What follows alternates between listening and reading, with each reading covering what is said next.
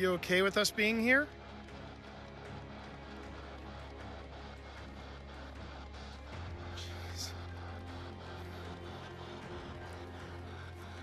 Lady. Lady, yes. Lady, yes, yes. Ashley. Is it a lady Ashley is talking to? Or are you referring to Ashley? It just said Ashley, I'm not kidding. Whoa! Ashley just got your name. She has now ascended. I don't know if you heard that, Pip, but your sister from another mister here, Piper, just said we should put Pip on FaceTime.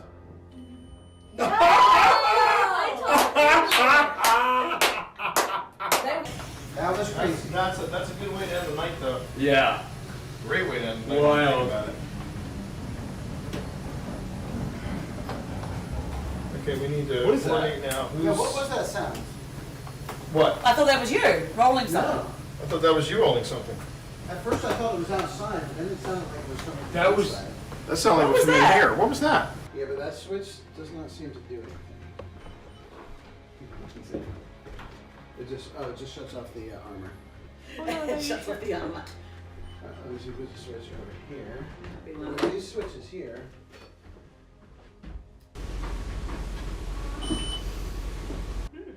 That was not us. Again. Alright. I think I heard Sabrina say mom. Huh? What? She didn't I thought say you were in anything. another room. No, she didn't say anything. Did you not? I heard that. That was, I thought that was. I thought that was Serena. I heard mom. Me too. I heard it too. It wasn't. That was not a real person.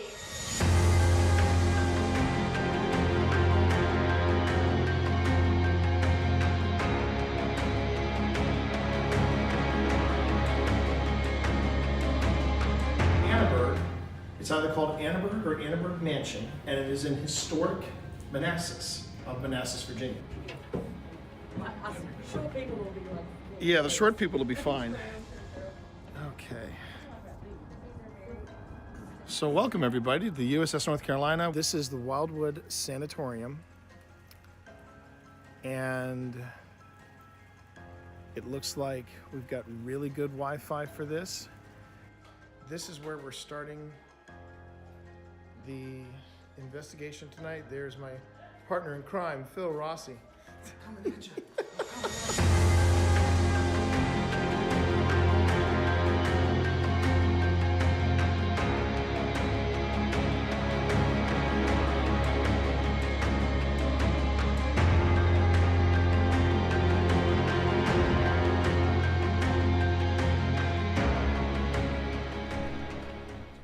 I would like the cat balls. Someone needs some cat balls.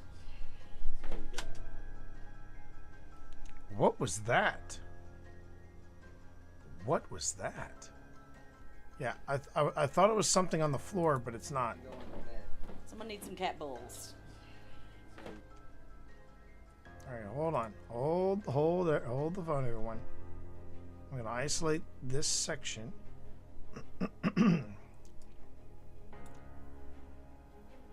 Isolate this section.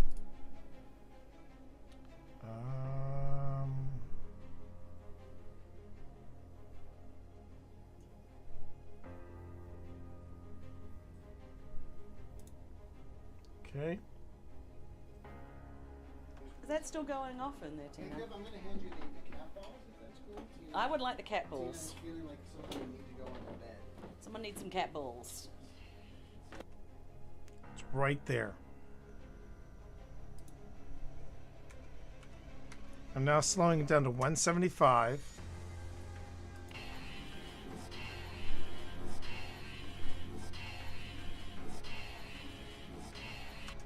I'm hearing turn around. Does anyone else hear that? Turn around? Is that still going off in there, Hey, Tina? Deb, I'm going to hand you the cat balls, if that's cool. I would like the cat balls. Feeling like something need to go on the bed. Someone needs some cat balls. You have 3 cat balls. You mean the bed in there?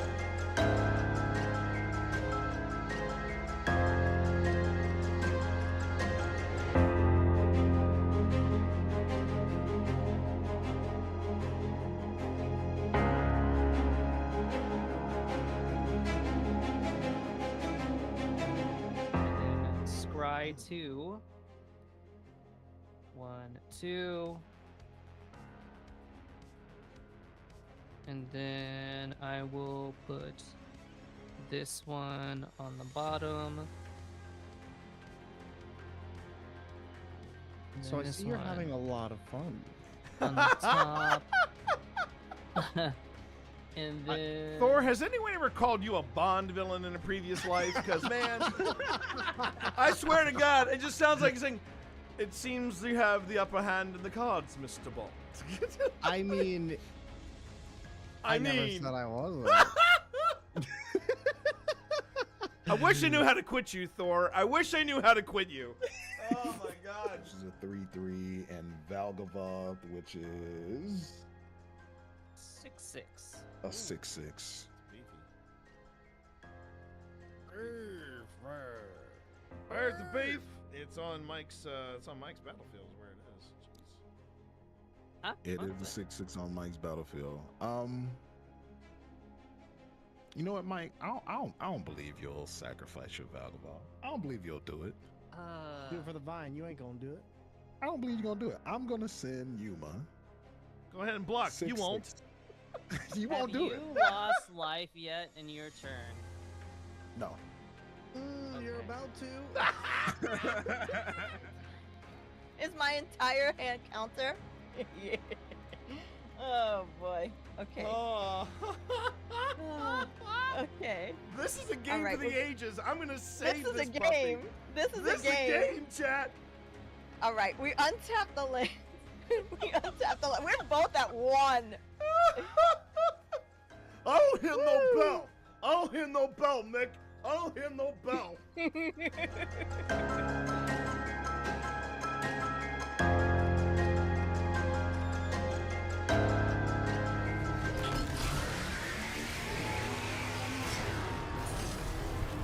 All right, this is it. Yep.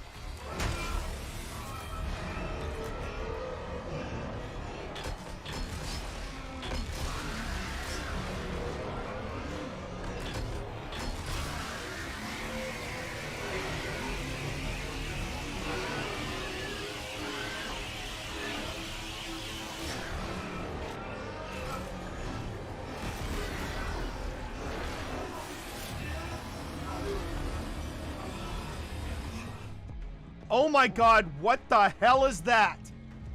What the hell is that?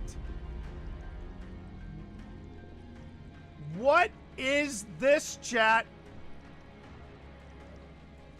No. Just no. I want to go back to the feel goods. I want to go back to the feel goods with this game. Just no. No. Oh, we already got the candle blowout. And you'll know when it's speaking to you through the parabolic microphone. Yeah. I also put a microphone in the kitchen. Oh! Got it! Got him. Got it! Got it! Like I said, got it! You'll know. Got it! Yep. Got it!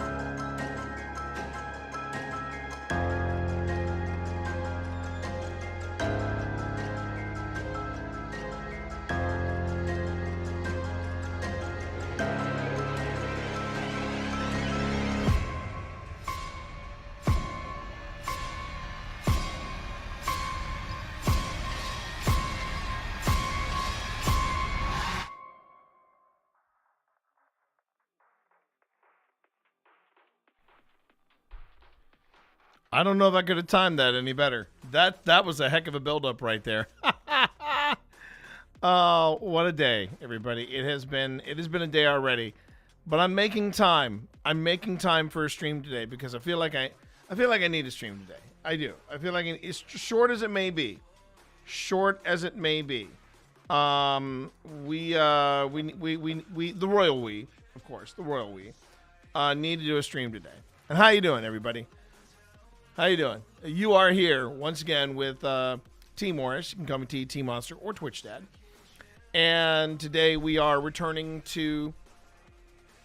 We're actually leaving. I don't know why this chair is doing this. We are currently returning to the historic village of Clover Hill, located in beautiful Appomattox, Virginia, the site of where the American Civil War came to a close, and haunted AF. But it's been a road getting here. It has been a road getting here today. I almost did not stream. Had something of a splitting headache, and I want to make sure it's clear that splitting headache had nothing to do with my main man from Mythic Hall, Sean Porter. I was a little exhausted after today because I didn't sleep last night. I didn't sleep well, I should say.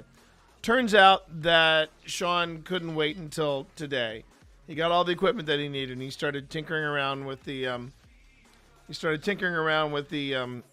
on one second. I got to forward something to my wife. It's usually what she does. There you go. And forwarded, because that's what I do. And and it turned out that he is missing a crucial component, an adapter that they need to make these lavalier mics work. And I went in a desperate Hail Mary pass. I went on ahead and I tried out something on my computer. Thought I had a possible solution. Was mentally planning to road trip all day today. Turns out that didn't work on that mixer. Great. I mean, and then Sean wound up calling the video, the video and audio vendor that is Sweetwater. Great folks. Shout out to Sweetwater. I love what they do. And he's got the adapters on the way, but he had to rush them. So it will be tomorrow when I find out whether or not I'm going to find out tomorrow whether or not I'm going to do a full stream or a half-day stream, drop everything, and then go over to Mythic Hall and try to get this audio to work. We're determined. It's this thing. Look, the bottom line is this. We love what we do at Mythic Hall. I am very proud of the stream that I do at Mythic Hall. The only problem that I have with said stream is the audio is just borkified. It's frustrating. It is maddening. Absolutely maddening how much the audio has just been working against us. And it's the only complaint we receive about the stream. Everybody loves the way it looks. Everybody's excited about Mythic Hall. And then outside of the Dungeon Master, whom you can hear, you can hear the players. But could it be better? Yes, of course. And the whole idea was that we were going to wait until the Kickstarter was done, and then we were going to decide whether or not we made enough money to do an upgrade of equipment for the stream. And it's just been one hurdle after the next. And I've reached a point now where I'm like, I just want to get this done. I just want to get this fixed. And I feel weird about. I feel weird that I'm asking too much of Sean, because right now Mythic Hall is doing well. but it could be doing better. He can't hire me. He would like to hire me as some type of, I don't know, director of streaming and streaming initiatives. I don't know. But whatever the case, it has just been and it's like, you know, Cry Me a River. It's like that with any streamer. It's like that with any streamer. You talk to, I remember when I was writing both editions of Twitch for Dummies, that when I would ask streamers, what's your greatest challenge? They all answered with the same thing. And that same thing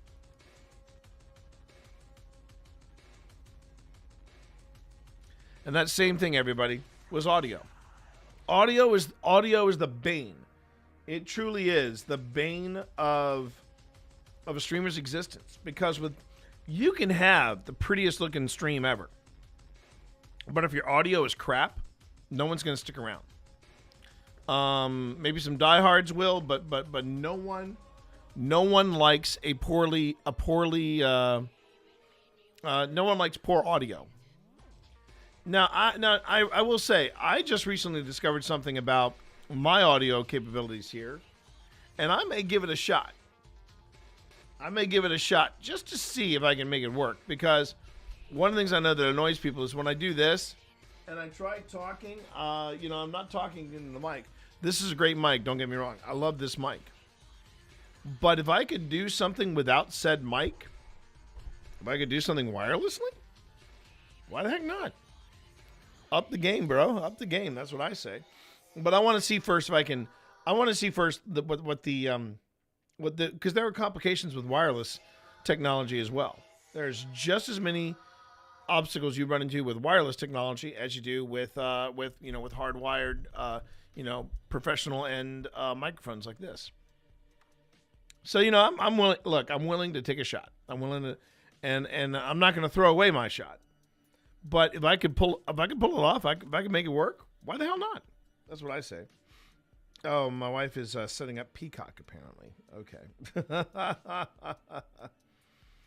Yeah. Oh, and it looks like Braden and a few of his buddies are trying out something new called fiber maxing. This is where I wish I had a toilet sound effect, but this will have to do. Fiber maxing. Let me tell you something. As a kid, I accidentally fiber maxed. I don't mind saying. I at one time as a kid, I saw an advertisement for this super healthy cereal called Grape Nuts, and I thought, oh, that sounds good. Maybe I should try that. And my mom said, "Are you sure?" My mom knowing exactly what Grape Nuts are, and I said, "Yeah, I want to try this." And my mom looked at me side-eye and went, "Okay, but you got to finish it." And that was the thing about my mom. And I always loved this about my mom. She would say, "Are you sure?" And if I was like, "Yes," she'd be like, "You're going to be committed." And man, that first week, my body was like, what in God's name have you put me in here? And I got to get it all out. So, young T learned a very valuable lesson about the power of grape nuts. We don't have to continue this conversation. We can move on. Anyway, we're going to jump in. We're going to do some footage review. Look at some stuff from the historic village. Remember, we were in the school, and we were checking out what was going on in there. And this is our second visit. And we've got we've got things set up so now everything is in a nice smooth groove with just switching from camera to camera. We will not be doing, unfortunately, a Grim Gazette, but I will be trying to get to the Grim Gazette next week, barring any more trip ups or hiccups from Mythic Hall, who, by the way, are sitting at I believe it was just over $8,000. After day one. After day frickin' one. And considering that it's a location, Lynchburg, Virginia, considering that it is what it is and what they're doing, That is all very, very promising. In fact, it's the halfway goal. And once they get funded, that's when you're going to start to see people going, "Oh, we're going to do this. We're going to help fund this." And if you take a look at the Kickstarter, you'll see all the different goals set up. Did I? Well, actually, I'll just do this.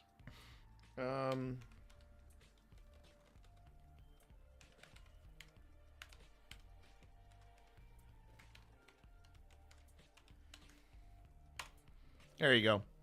That link should take you all to the Mythic Hall. Don't worry. Don't you worry. YouTube, I will get that link to you. Toot sweet. But Mythic Hall, they are off and running, and I could not be happier for them. I could not be happier for this group. They're good people, and they're doing great things with this place. I love going there. I'll be there Friday night. After a day of Fallout. I'll be going there Friday night, and I'm going to be getting my monk on in Heckna. So I'm excited. I always get jacked whenever it's D&D week. And things are going so well for them in Mythic Hall and this is the cool bit. They literally have to they had to take our once weekly. It was once a weekly thing that we would do, and they had to make it every other week because they were missing out on people wanting to do stuff on Fridays. The one shots have been a lot of fun. So all is good. All is good there. The cats also too. We found out cats had their checkup this morning. Another reason why I was going to have a later than usual stream, but cats had their checkup. Everybody's looks good. Everybody sounds good. Everybody feels good. And it turns out that Hicks has in fact caught up with Dorito, and they weigh the same. 16.1, 16.2, I believe, 16.2 pounds. Hudson coming in at 16.8. Hudson is still the big man. Look at the size of him. Must be a boxer. But that's the Hudson. Nearly 17 pounds of absolute neurotic awesome. Because he is a little messed up. He's on Prozac. He's wound up. But he's still the big man. And I love him for it. I love all three of them. So why don't we just jump on in, shall we? Let's jump on in. Again, sorry about the lack of Grim Gazette. I am really behind the times with that, and I want to get back into it. But I also want to I want Mythic Hall to rock and roll. I want them to crush it. I want people to see what it is that they're capable of, and I'm thrilled to also be producing this. I'm thrilled to be the producer. Being behind the scenes is very different for me, obviously, but I'm loving it, and I invite everyone here to come by and see what it is that we're getting up to at Mythic Hall. It's a really amazing place. So first off, I'm gonna go on ahead and kick this off.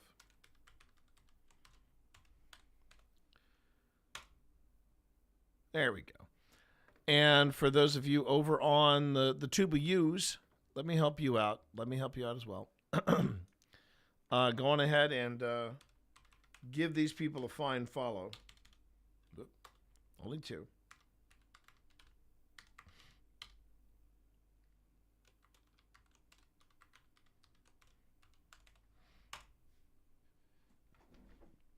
And you can go on ahead, click on that, and give those folks a follow. And make sure everybody, as you hear on YouTube, that notifications are enabled so that you know whenever the good folks at Mythic Hall go live. Now, onward to the footage. Now, if you remember from yesterday, we were in the schoolhouse. This is the Hardy Schoolhouse. This is not a recreation. This is the actual school that stood in the early 1900s, and we've been getting a lot of action from both Boo Buddy and the Dead Bell. And hey, how you doing there, Spence? Good to see you. Hope you're good. Thank you again for a great lesson yesterday. I'm thinking about something about ways we can close out the podcast in the works, but it's good to see you. Always happy to have you in stream, and thank you for the lurk.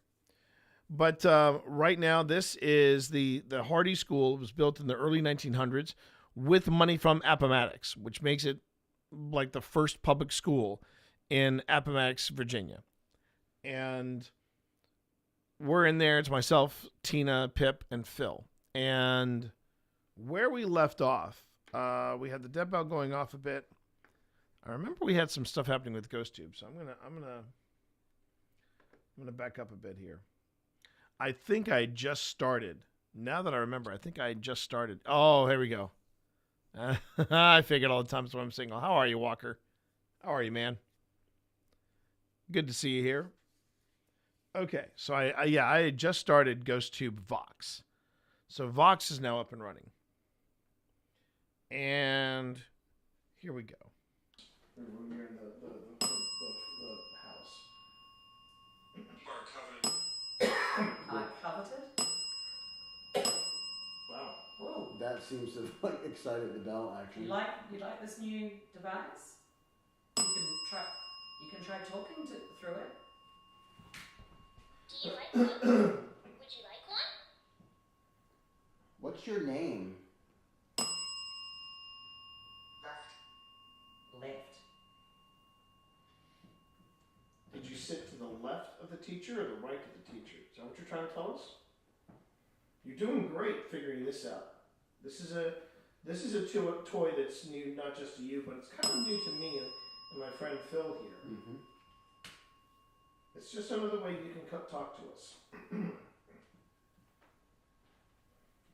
Might even be easier. You can give us your name. Yeah, whatever's there. I'd love the dead bell. I remember you guys loved the dead bell. The bell last time. As Past T just But said. here's something new. Feel free to give it a try if you want.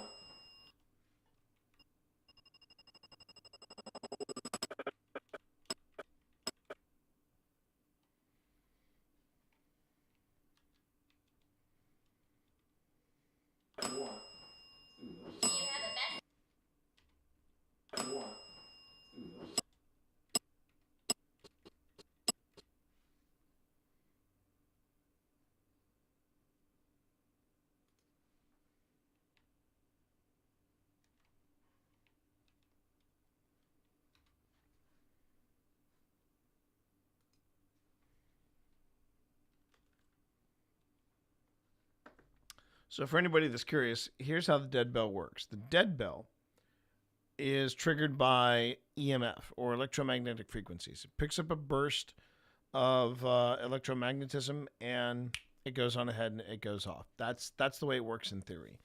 And there's a control setting on the front of the dead bell. You can either make it super sensitive or hard to ring.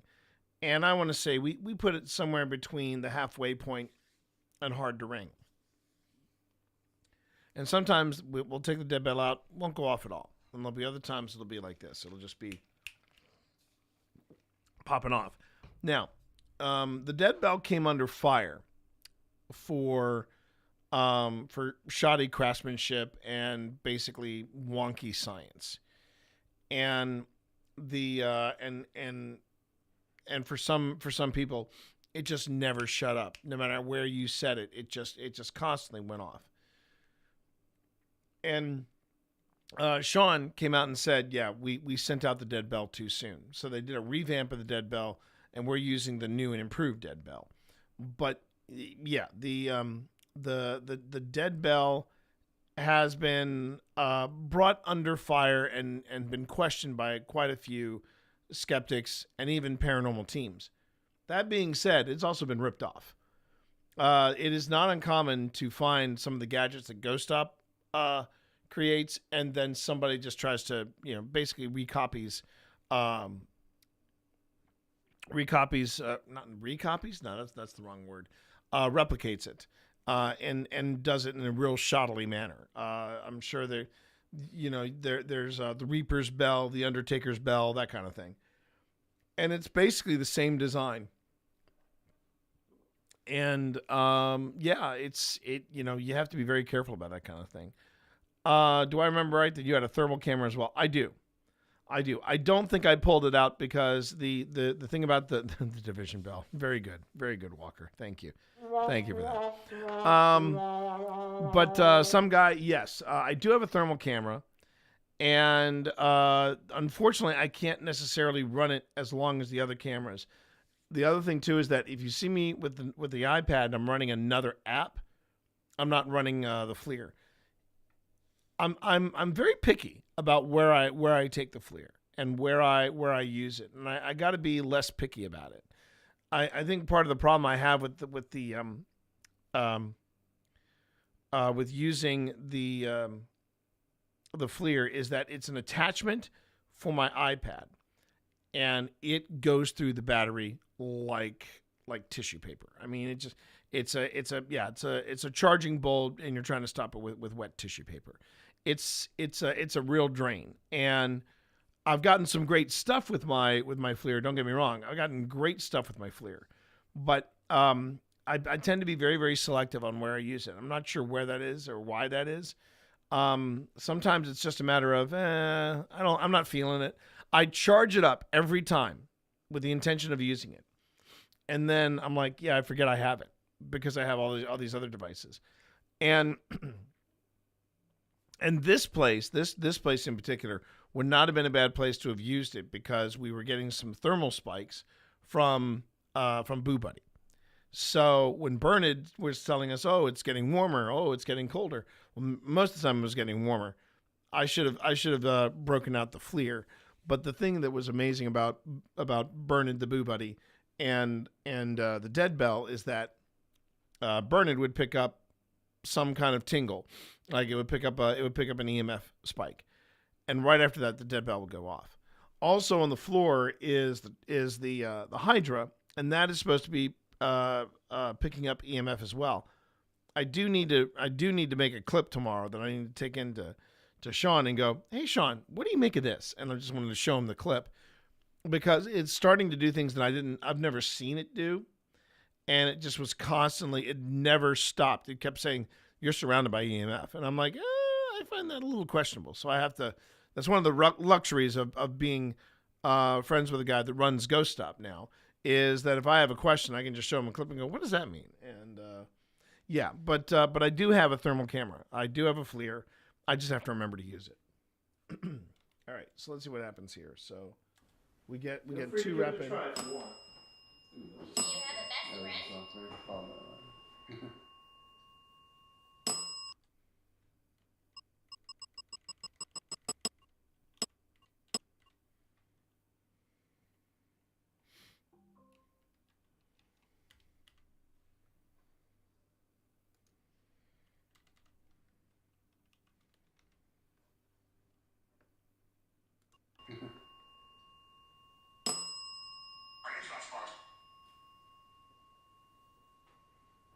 Okay, calm down. What is it, rain something? But More against. more.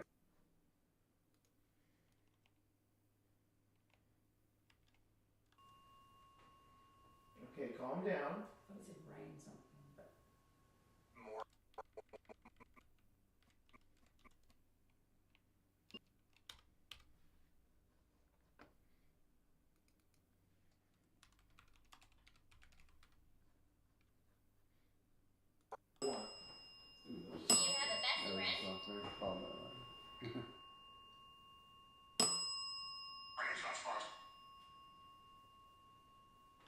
Now, the device that I'm currently running here, the app that I'm currently running is called GhostTube Vox.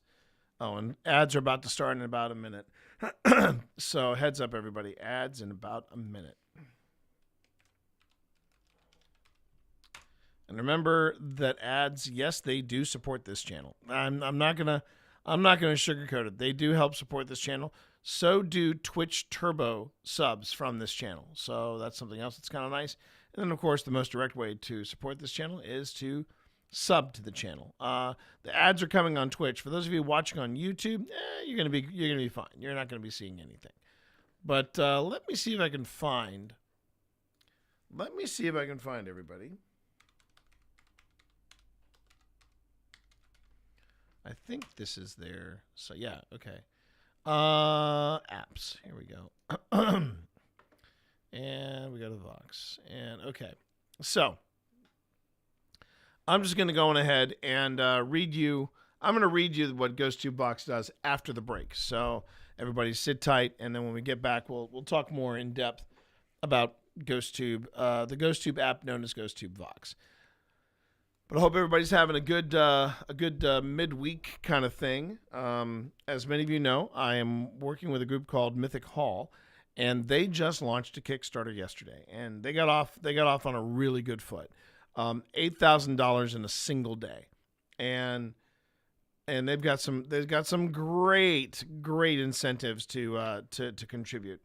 The one that has made our heads turn over here is the incentive where, for $2,000, and I'm going to say that again, tidy sum, Mr. Bigglesworth, but for $2,000,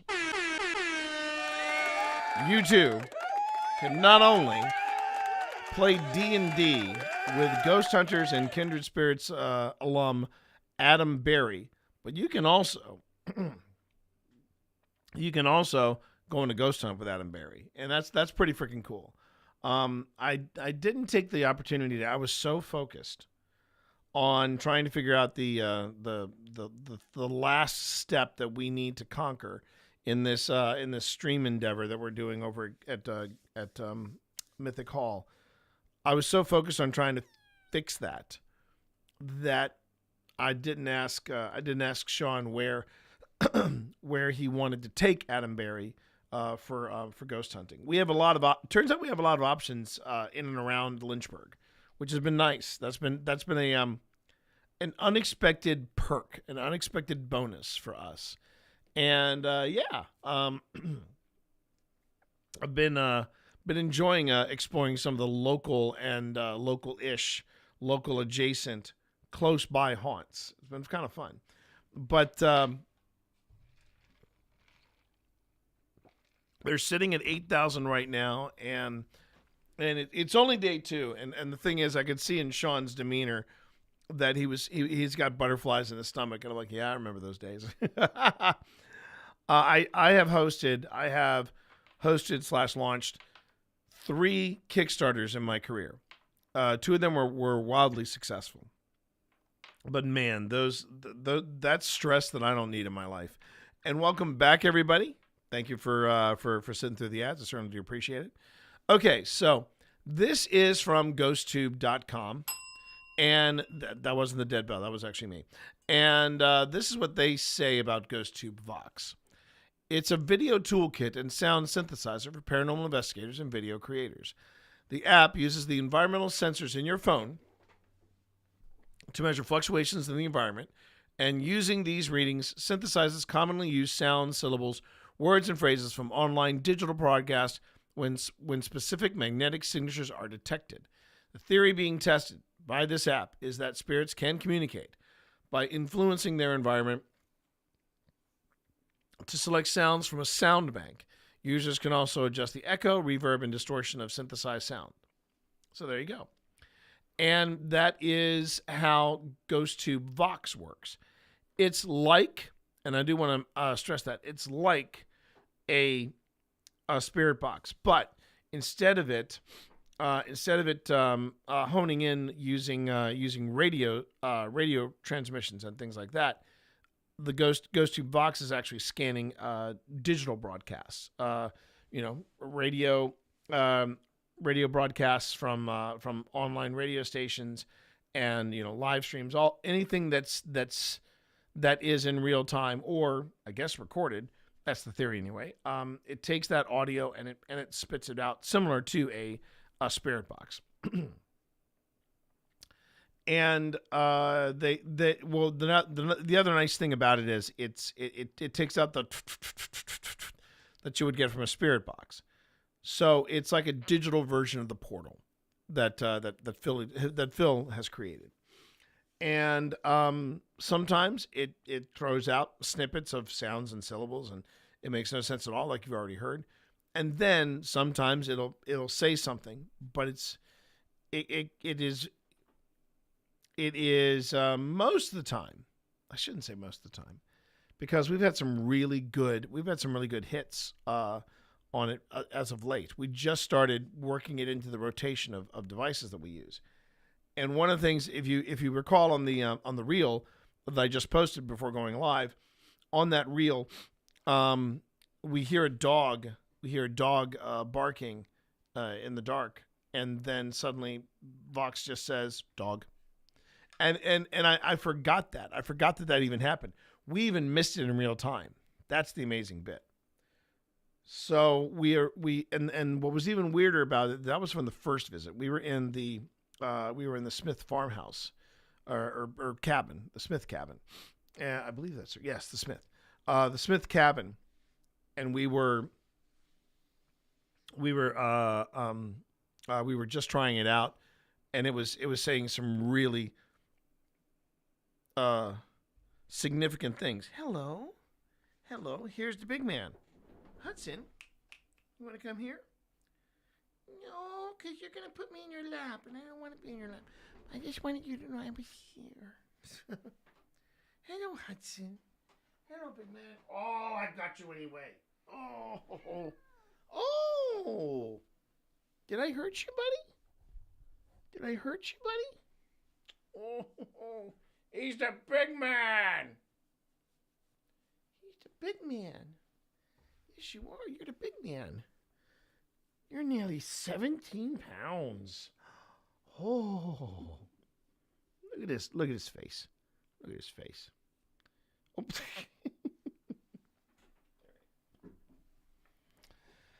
That's Hudson, everybody. Okay. But that's how Ghost Tube Vox works. And you're going to hear it say this rather odd phrase. I don't know what the significance of it is.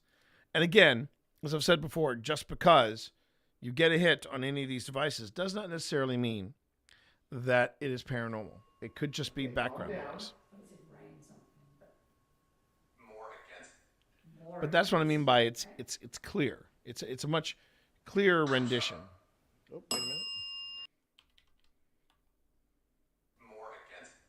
More against, right?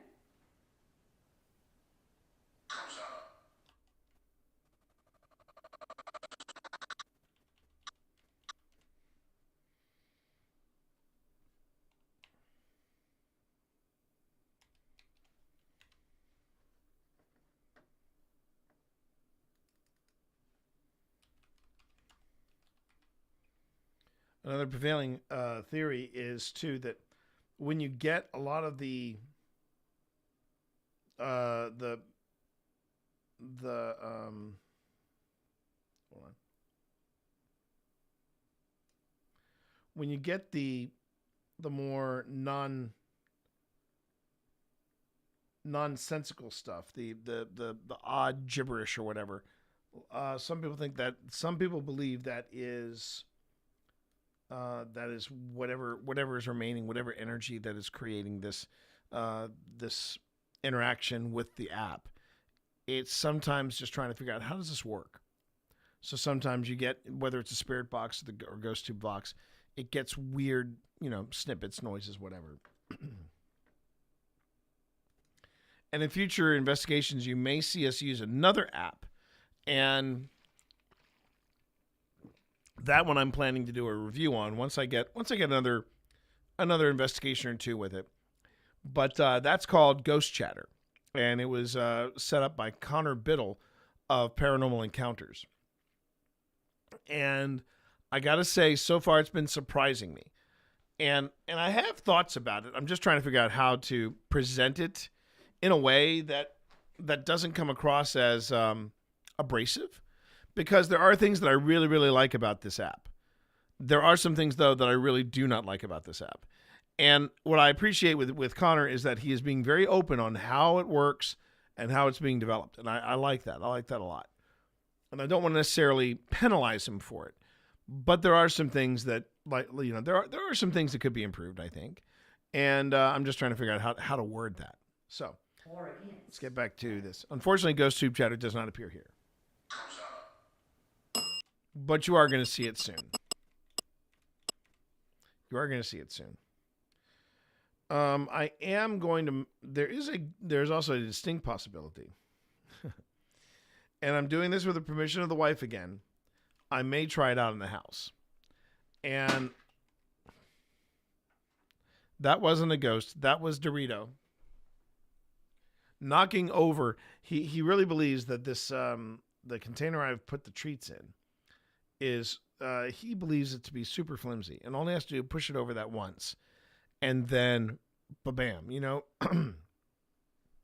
he will hear it. You know, he will open it up, and then they can all enjoy the bounties of that feast. And I don't know how to tell him. Check. Okay, good. I don't know what is up with that. Anyway, sorry. Where am I? Being distracted today, and I know it's because I didn't get a good night's sleep last night, and I'm feeling a little distracted. But I'm still with you, everybody. I'm still with you. All right, here we go. See, now it's starting to warm up. Yeah. It was on. It was on like that. Can't tell if it's movement or if it's on.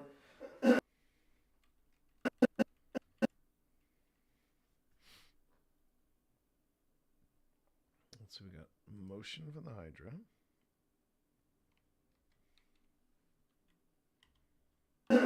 It was on like that.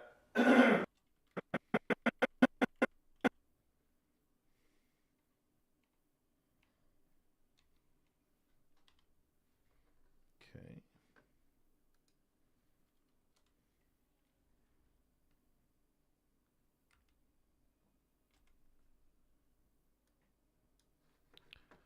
All right. Almost forgot.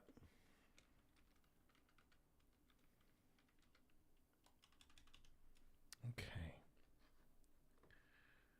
And then. Okay.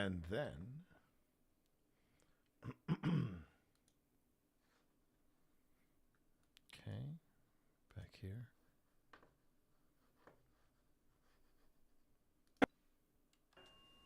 It was on. It was on like that. Can't tell if it's movement or if that's. I don't think it's. Yeah. I don't think if you can. Now, what's really interesting about the Vox is that when we had it in the school first time, or I'm trying to remember if we even ran it in the school the first time, but we ran it in the Smith house, and it didn't go off once. I had it running the entire session, and it did not go off once. We bring it over here, and the only thing that's changed is locations, and now Vox is just popping off. I don't think if you can.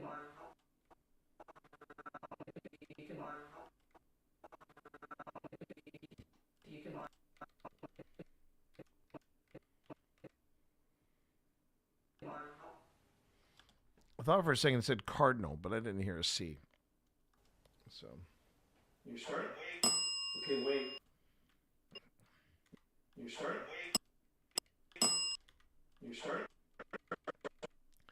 Now that time I heard that. I heard pardon me.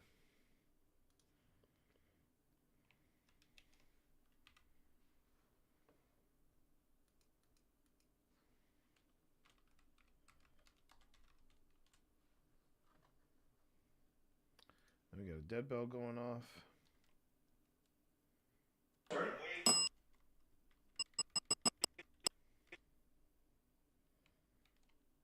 Now, while I was saying earlier about just because a device goes off doesn't necessarily mean something paranormal is occurring. When multiple devices are starting to go off at the same time, that might be worth your attention. That might be worth the okay. Let's stop and look at this for a second. Let's see what we're coming up against here. It was on like that. That's allergies.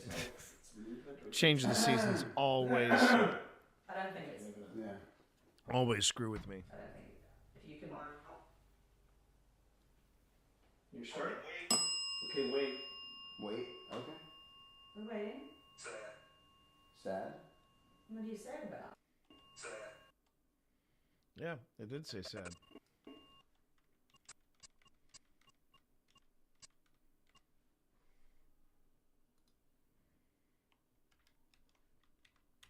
They're probably sad because I think I have tuberculosis or worse, influenza. That was something I wanted to try to figure out. I wanted to look up.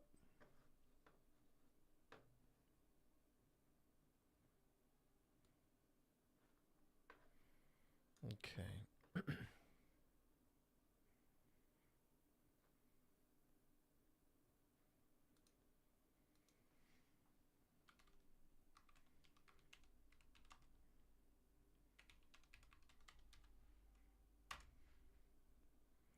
Here we go. Influenza pandemic. And it happened in 1918, which would put it around the time of this school. Yeah. Multiple countries worldwide infect a large proportion of the population. 5 major influenza pandemics in the last 140 years, with the 1918 flu pandemic being the most severe, for the deaths of 50 to 100 million people. Okay, that's all right. That's interesting. So it's 1918, and this was built around the turn of the century. So, very interesting. Now, whether or not the pandemic, the influenza pandemic, the flu pandemic spread to this part of Virginia, that is uncertain. Okay, wait. Wait. Okay. We're waiting. Sad. What do you say about? Can you tell me a joke? It's like, Oh.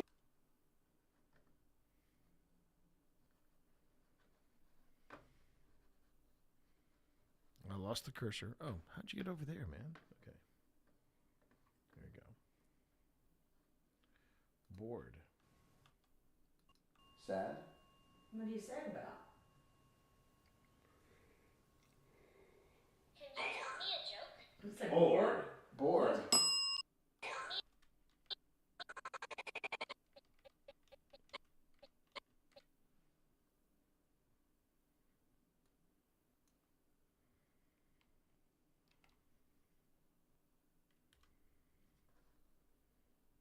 Yeah, we're still. Vox is a new tool that we're introducing into our rotation. Quite honestly, I'm really enjoying it. I think it's neat. I think it's a neat. It's a neat alternative to the spirit box. Well, it doesn't sound like you're all bored. I might have to pull out one of the rapid fire ones. Let's see. Go back here.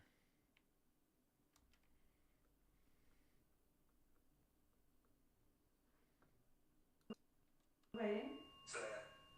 Sad. What do you say about? Can you tell me a joke? It's like, Bored. Bored.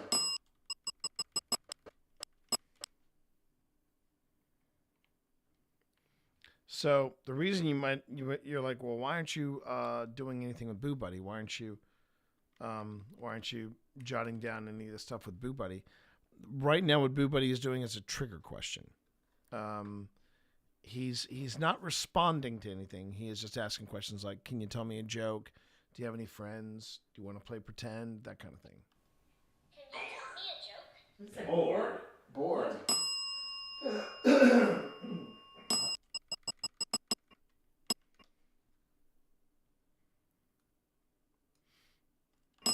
What? It doesn't sound like you're all.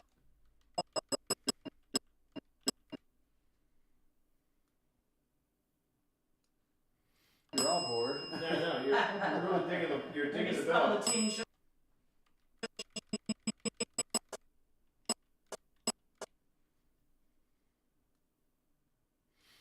Okay. Team should. There's movement all over the place down there. Are we taking turns with the bell? Memory in the middle.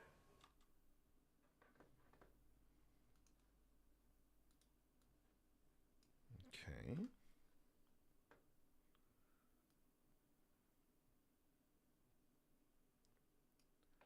So 4 rapid fire shots there, and then we get from Vox. What is this again? What did he say? Memory in the middle. Memory. Are we taking turns with the bell? Memory in the middle. Memory. Memory in the middle. Memory in the bill. Memory in the middle. Memory in the middle. Memory in the middle. Memory in the middle.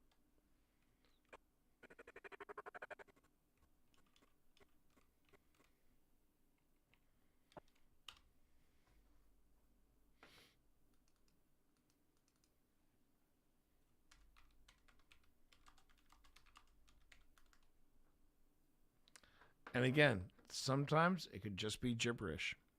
It could just be noise. Memory in the middle. Memory in the middle.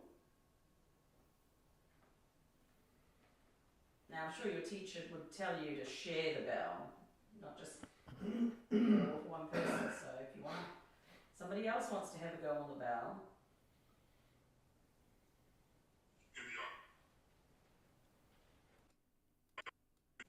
And that sounds like idiot.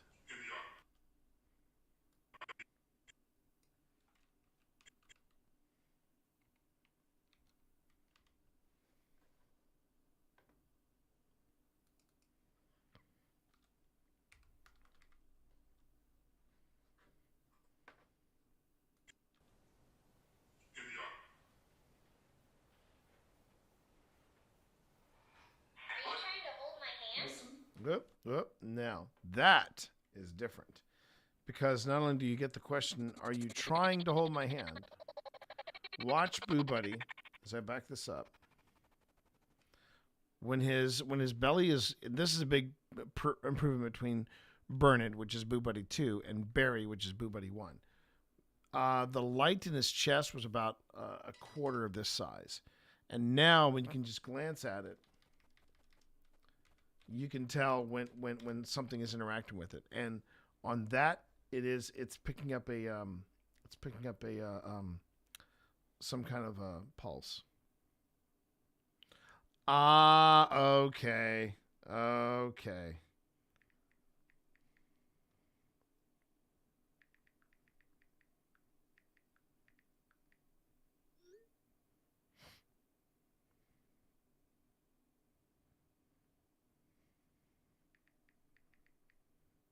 Hang on.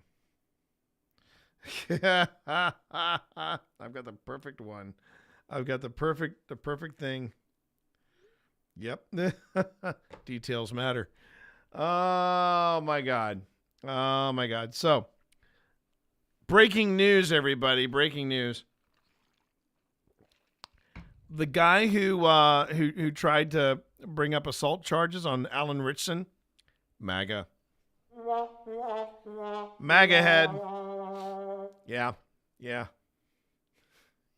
That explains so effing much. Okay, so looking for Boo Buddy. And there's your political corner of the day. Thank you. Boo Buddy. There you go. When his belly turns red like that, when that red light goes off, and then he says, "You're trying to hold my hand." The red light basically means that it's picking up EMF. So yeah.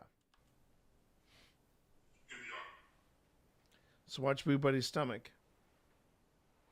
Are you trying to hold my hand? Yeah. Somebody trying to Hold my Now. hand? And here's where you sit up and you go, oh, okay. Now whatever is here, you have my attention. Because the red tummy, I'm going to confirm that too. I just want to make a confirm that.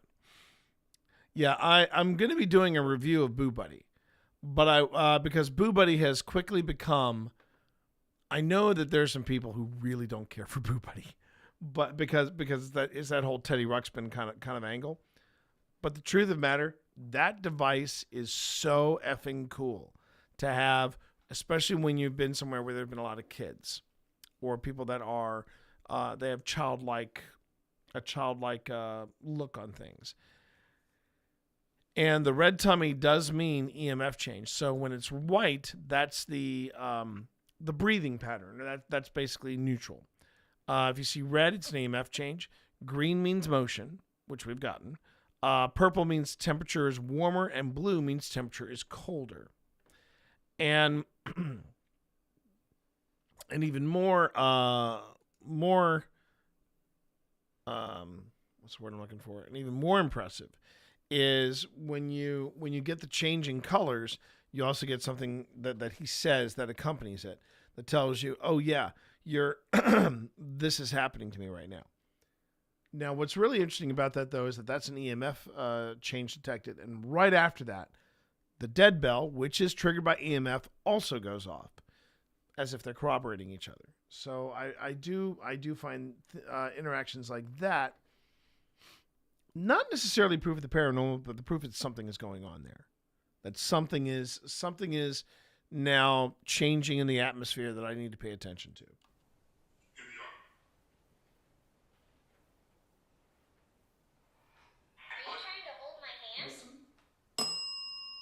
Somebody trying to grab Mr. Yeah. That was an EMF hit, yeah. Somebody trying to grab Mr. Yeah.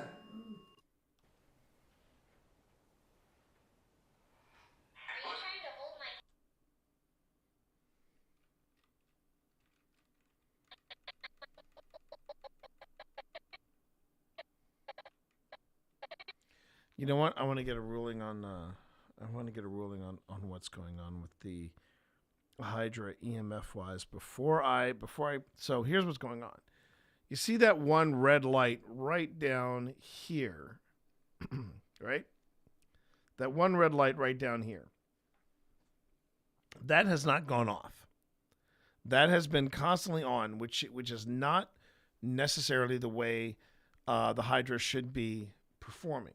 However, when I see this, it's been like vacillating between the one light and two lights, but then this happens. Are you trying to hold my hand? You see it spike up to 3 lights. That's the first time it's done that. So I'm not sure if I'm getting false positives and then I'm actually getting something, which is why I need to talk to Sean. Somebody trying to grab Mr. Yeah. That was an EMF hit, yeah. Grab Mr. Yeah. Somebody trying to grab Mr. Yeah. That was an EMF hit, yeah.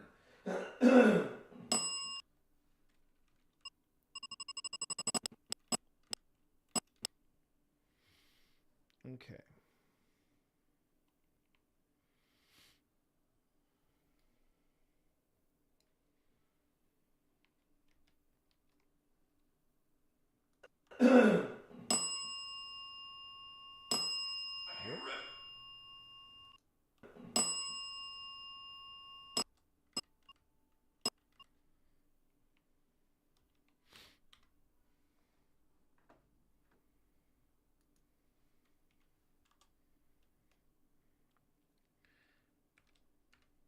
Actually, one more thing about the ads are starting in about 30 seconds. Just so everybody know, ads in about 35 seconds. 35 seconds.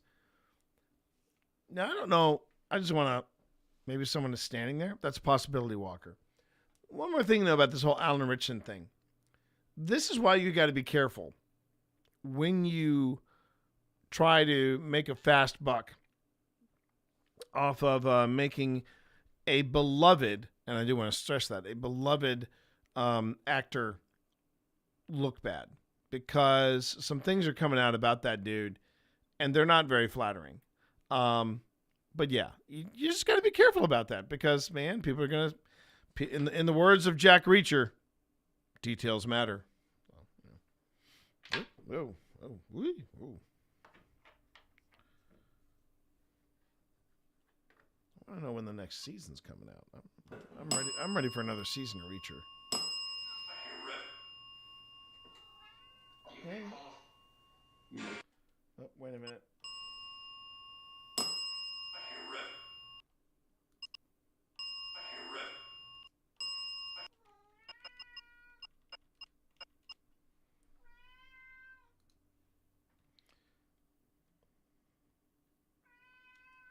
Yes, Vi, what's going on?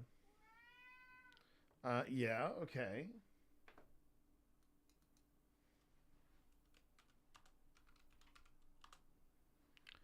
Okay, I hear, and then there's that third word. I hear it. Yeah, I hear it.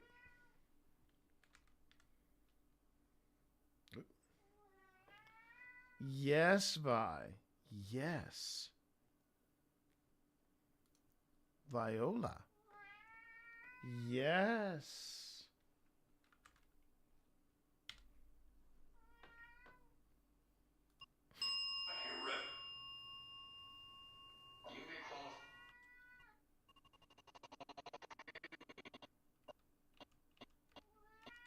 And that sounds like a radio snippet.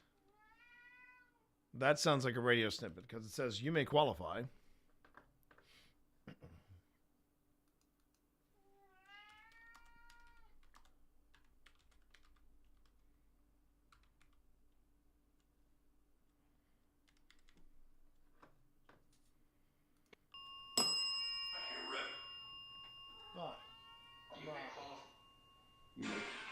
You may qualify. What, to come to school? Vi, you're being very distracting. You're being very distracting, Vi.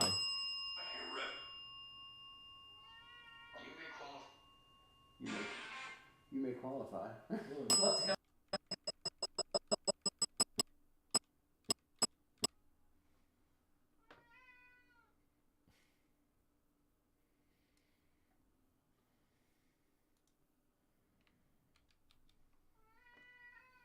And welcome back, everybody. Welcome back. Now this is interesting, because now we're getting Vox replies to what's going on with the dead bell, and again more increased dead bell. All right, hold on.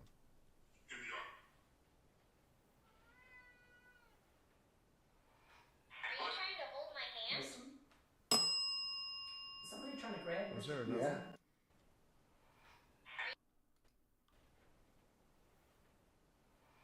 Are you trying to hold my hand? Listen.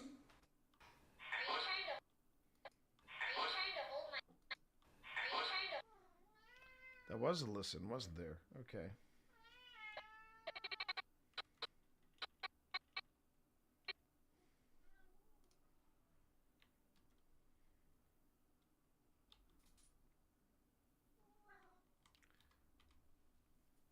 I hear you, Vi.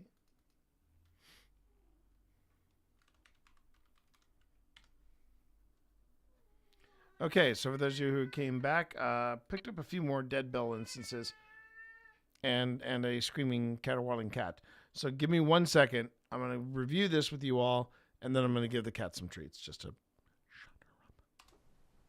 her up.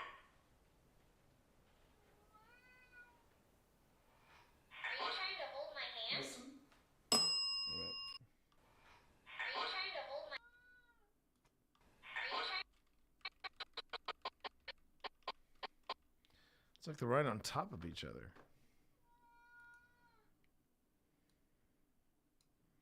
It is. I find it interesting that it says listen. Are you trying to hold my hand? And then the dead bell. Somebody trying to grab Mr. Yeah. That was an EMF hit, yeah.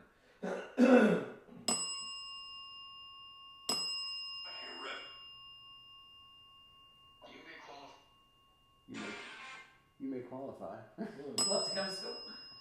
So do me a favor, just to make sure you have a pretty decent understanding of what this device does. You hear that? Does. Vi. Oh, Vi. Okay. Viola, let me serve the cat. Let me serve the yes, serve me, woman. Serve me. Yes. It's a good girl. I see you making a play.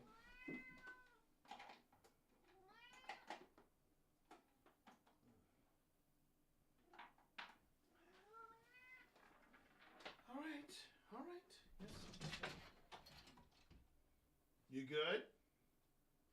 You good? Oh. Hey.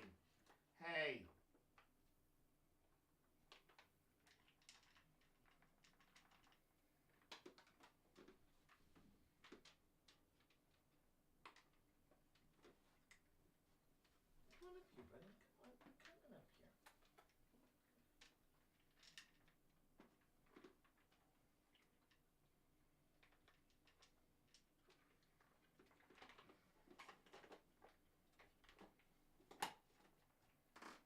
Who's your big man? Who's your big man? Who's your big man? Ready? There you go.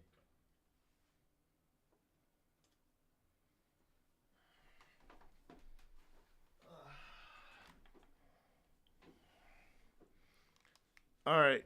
Let's see. See another dead bell going off here. You hear that? What is that called?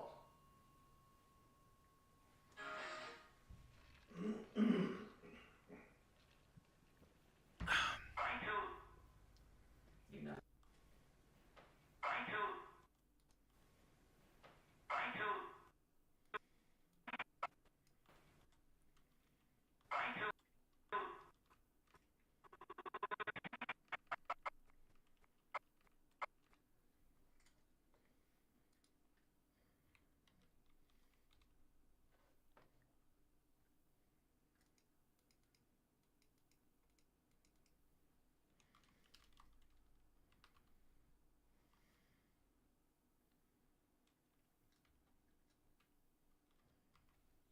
Find you.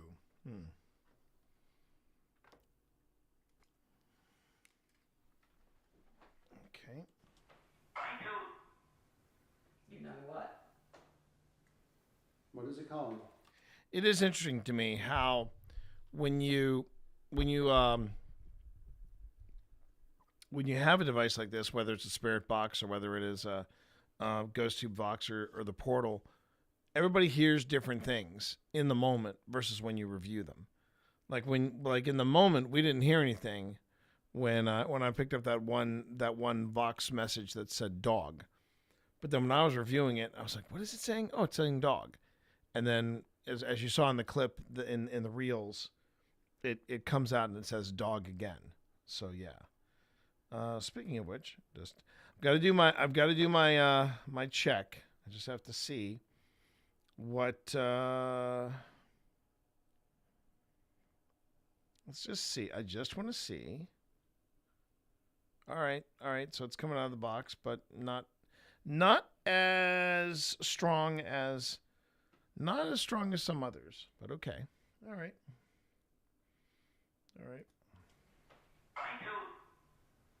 You know what? is it calling?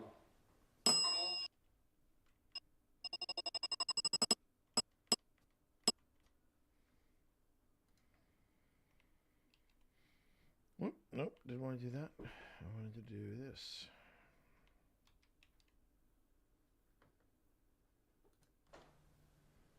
What is it calling?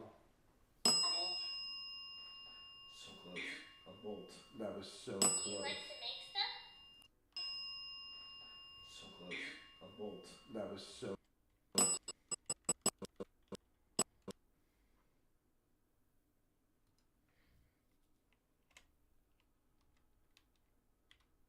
Do you like to make stuff? I like.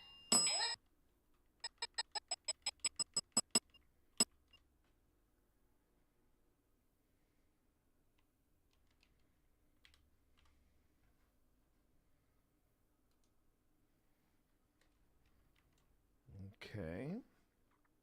Stuff? I like to draw. Hold that down. Stuff? I like to draw. Hold that down.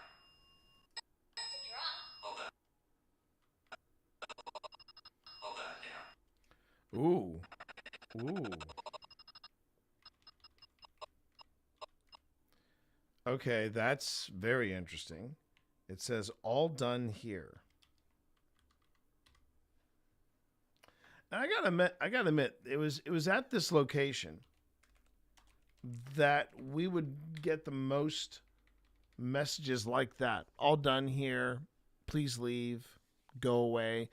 It was like there is something there at the Clover Hill Historic Village, but it did not want to have anything to do with paranormal investigators. They were just like, no, we don't need you here. We do not need you here. And maybe they've had a bad experience with previous teams. I don't know. But I found that interesting. Hold that down. That was close. A bolt. Try again. What is that making the noise on the teacher's desk? Can you tell? They're the Bilbo Baggins of the paranormal world. I get that reference, my man. I get that reference. All right. So now I need to. Okay, this may seem a little odd, but this isn't a paranormal thing. This is a Premiere thing. I now have to close the project and then start it up again, because if I don't, the multicam feature doesn't work. The multicam feature is fine for me making the rough cut, but then when I add in design elements like what you just saw here, yeah, it doesn't care for that. And so I have to do this weird process of turning things off and turning them back on again. Okay. Now the multicam feature will work.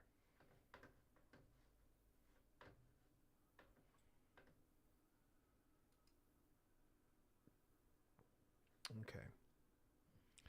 And thank you everybody for being here. Thank you for hanging out with me today. And it's a shorter stream than usual, but I'm still getting a stream in, and we will still be taking breaks and doing what we need to do, take care of ourselves, because this past Monday when I did my It's a Kind of Magic Monday, T should have been taking breaks, and I didn't. And since then I've been feeling a mighty sore, particularly in my feet. And that is the joys of being a streamer of a certain age. Speaking of, I got to get this off my chest. Apparently Twitch is announcing today. I'm not sure what to make of this, but Twitch is apparently announcing today that they are going to be limiting areas where people can stream. I'm going to say that again for the kids in the class.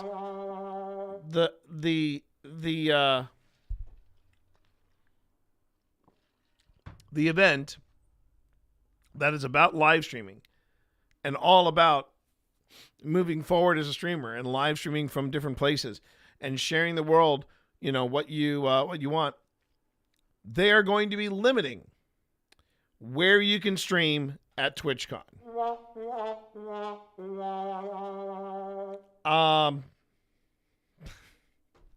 Of all the changes that they make, that's not the one that people really want. They want better security.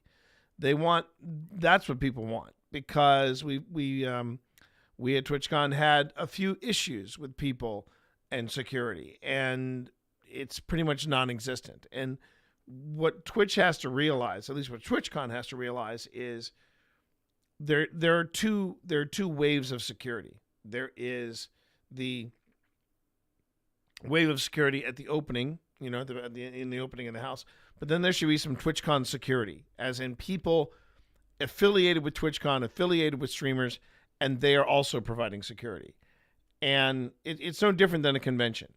A lot of conventions, they have their own security team, and some take that more seriously than others. I've been to some events where the con security are retired or up and coming first responders, and they take their job very seriously. There's even a training program they go through. I've seen that at some volunteer cons. Okay, TwitchCon doesn't have that. They've got the opening where you come through, and then you're in the con. And this is why certain streamers of certain status levels don't come to TwitchCon, because the security is crap. And if they don't have their own security, they're on their own. And I get it. TwitchCon doesn't want to be held liable for anything that could go amiss. But you are a public event. And you are a public event that is supposed to be celebrating live streaming. And the fact that they're going to have non-streaming areas is ridiculous. I find that absolutely ludicrous. I'd love to know what they're using to justify this new ruling, if this is a thing. But man, I'm kind of surprised that they're doing that. That makes it's one of those, really, that's what you're going to go for? That's the position you're going to take? It's one of those things that sometimes it happens with Twitch that makes no sense to me whatsoever. So, Twitch, do better. Okay, I wanted to get that off my chest. Right.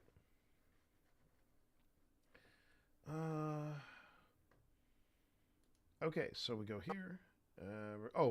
Right. I'm here. That's right.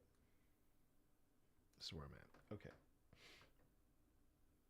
And now on to the... Yes. Now on to Can the you tell me? I know what it is, but I want you to tell me what you think it is.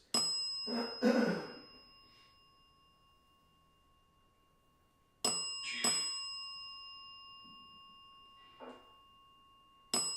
Wow. me. Wow.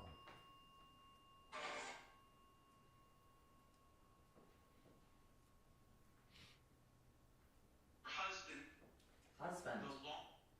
I'm hearing a lot of noise out there. Yeah. There's somebody's husband sitting behind the desk. I will say that. Can you tell me a joke? Castle? GhostTube has gone absolutely silent. It's like it's over there doing that. It's concentrating. And you're doing a great job coming up with some words with this device, but I still want you to try to use this device to tell me what's making all that noise on the teacher's desk. What is it? It's right by the apple. Oh, what are you trying? Try again. This would sound like. Sorry, I mean, it's in the middle of the desk. What's making that ringing sound? What's it called?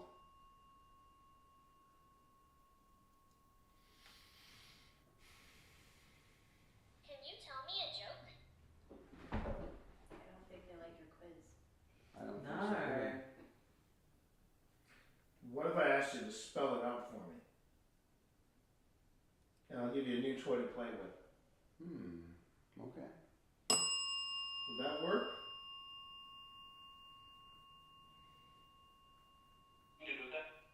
Can you do that?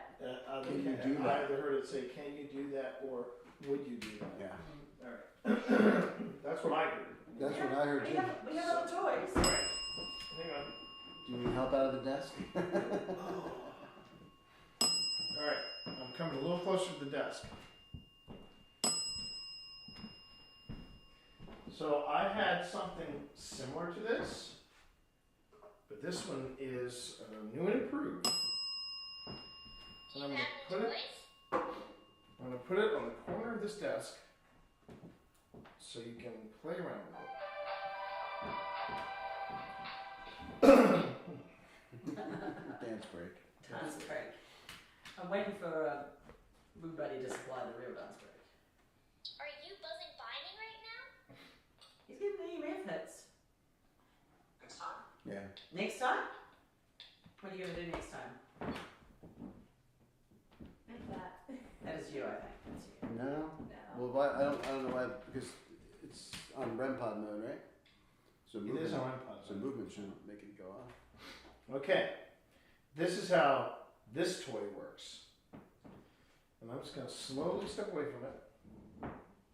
I'm going to Wait. turn off Ghost Tube Vanilla now because Okay. it's not doing anything. That's interesting. It's all interested in that, I think. I'll turn on But Sia. you notice the I was about to say, you notice the bell got very quiet. No, All right, The bell is. it just did A automatically. And it was done using EMF. Oh, okay. Okay. You All right. said to make stuff? The device that I put on this desk, what it does is that it senses vibration, it senses electricity, and it also senses temperature. So you don't even have to touch it. And none of these devices can hurt you. None of them. These devices, it's true, these devices are here to help you communicate with us. So what I'd like to see you do They drill a long time like a corridor. is I'd like to see you make the word appear that's making the noise on the desk. I'm sure you are all very clever and know your ABCs and can spell out the very short word that you need to spell out for that. That's pretty neat though. You just You put know out, any good jokes? you selected A and you selected C. You're very, very close. Close. It's a 4-letter word that's making the noise on the desk. Can you tell me what it is?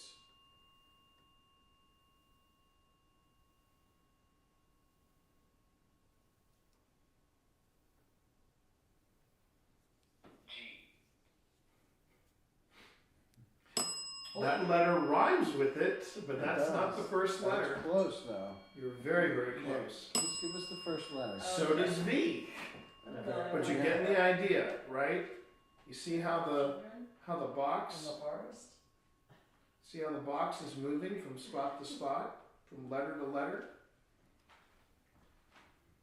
I know you can do this. What letter does your name start with? Oh. My name starts with a B. I don't know, that was a weird voice. Well, there's your hint. The device that was making the noise. You got A again. You're so close.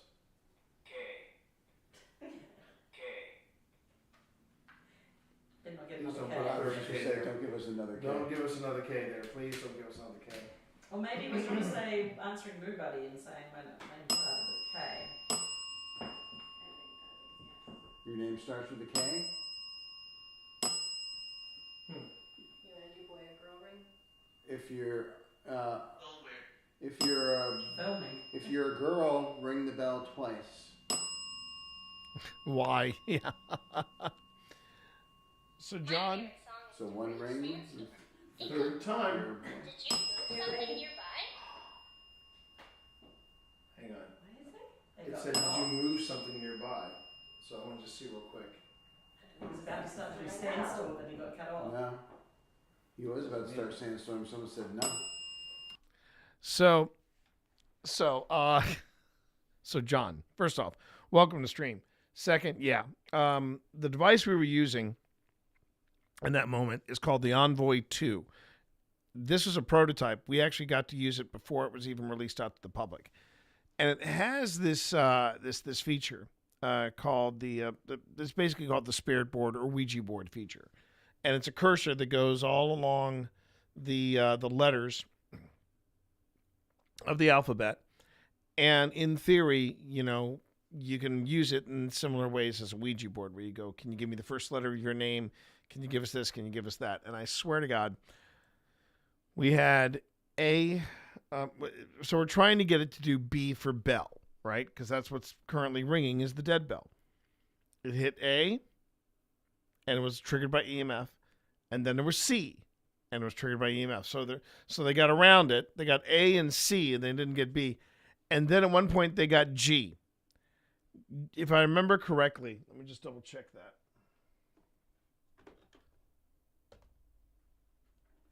All right, I just want to see this. Let's see, turn it on. I do like the tune that it plays. All right, and then we go to alphabet. Yeah. Oh, I should have had that going. Like the song so much, it'll play it a second time. So when you look at the the letters, G is diagonal of B. So it was hitting everything except the one freaking letter that we wanted. I'm going to be reviewing this too as part of a 5-minute paranormal. I love this device. This is a very, very cool device because it stores all the hits that you get with it. You also have an emoji mode where you can say, what are you feeling? It has a direction mode that tells you where it's picking up movement or EMF from. And it has a word bank in there, and you can add to the word bank. I have never gotten, whether it has been Envoy 1 or Envoy 2, I have never gotten the Spirit Board mode to work properly. And it has always failed me, and I'm just going to say, I don't know if that is a problem at Ghost Stop or if that is just a problem with Ghost, period. But there it is, and that's how I feel about the Ouija board mode. I will probably try it again. I will probably try the alphabet mode again. And good afternoon, Cobalt. But I swear, sometimes when you're trying to get that, you're trying desperately to get that letter, and it's just hitting around it, B, right? And then of course, Boo Buddy goes off with a trigger question, and it says, my name begins with B. It's like, oh, stop it. Hey, OB, how are you, man? Hope you're doing well. Hope everything is good down south. So now what was interesting, though, right there, Boo Buddy was about to do Sandstorm again. But then his stomach turned green, which means something vibrated around him. Something touched him. So now I've got to go back. I hit the 5-minute mark anyway. So now I got to go back and I got to see if any of us moved when Boo Buddy, or if any of us were moving in or near Boo Buddy, because this being a historic school building, the floors have a lot of give, and anything that's reading vibrations, we have to take with a grain of salt, because that you could literally take a step in one direction and set off 3 different devices. So yeah. Now Tina has been very good in that she has been stepping lightly and she has been stepping gently. We all were trying to step gently, but man, it was tough in that. It was tough in that school. Very tough. And actually, this might be a good place for me to reintroduce myself, because we've been going since 1:30ish today. So hi, how are you? How are you, everyone?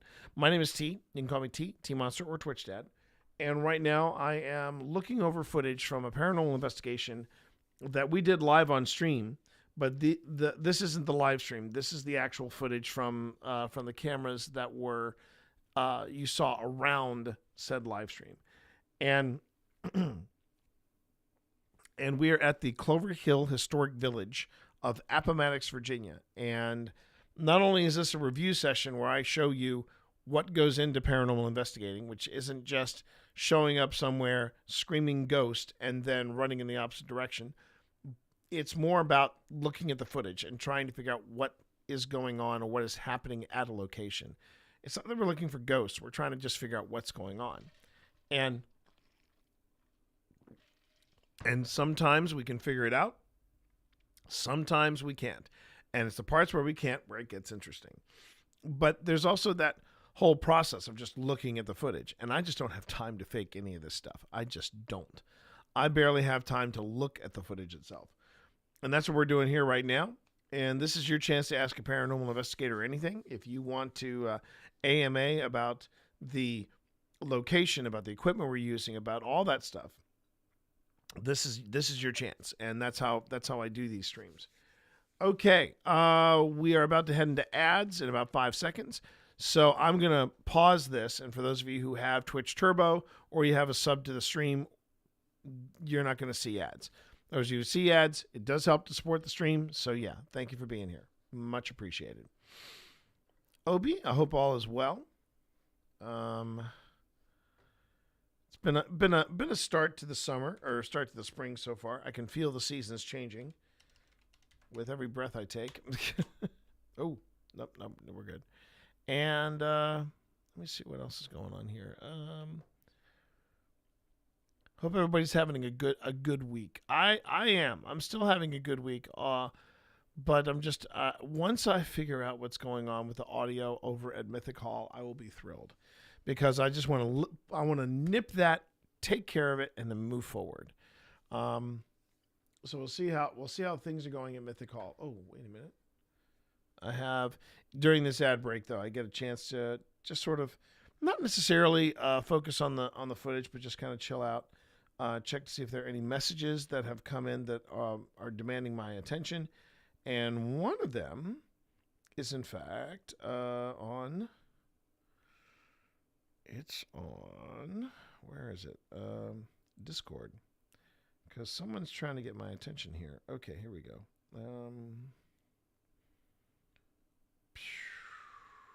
Where are you?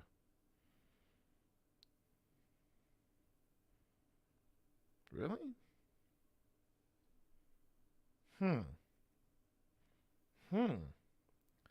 That's bizarre. Okay, I'm going to do this. I'm going to quit Discord and launch it again. Okay.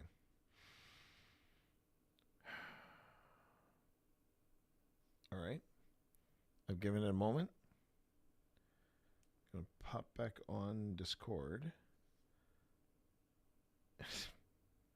Still not popping up. That's bizarre. Oh, wait. That could be a different message, though. Okay.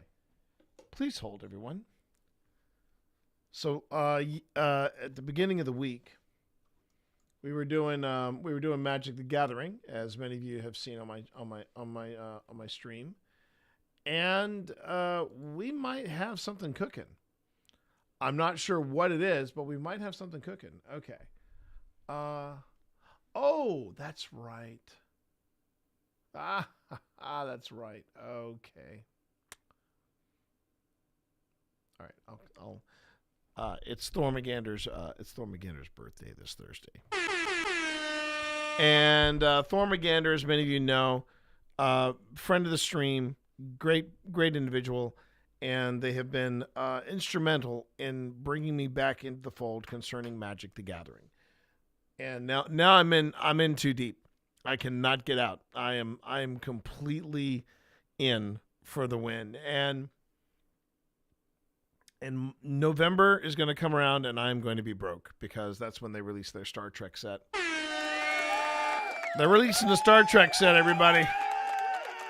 I am here for it. All right, so we are welcome back, everybody. We have not moved it. We have not moved forward at all. In fact, we're back at the point where we last left off, where we started making new cuts, new edits. And let's see what I need to add in here, production-wise. Teacher's desk. Can you tell me? All right, so that's what's going on. I've basically said there's something making noise on the teacher's desk. Can you tell me what it is? And I'm trying to see if Ghost Tube Box will respond. You know what?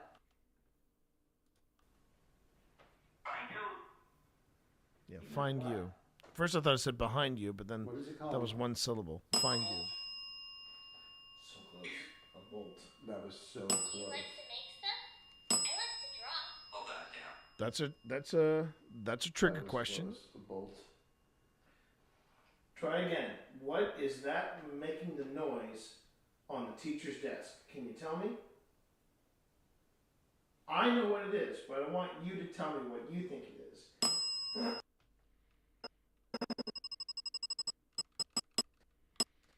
Stupid allergies.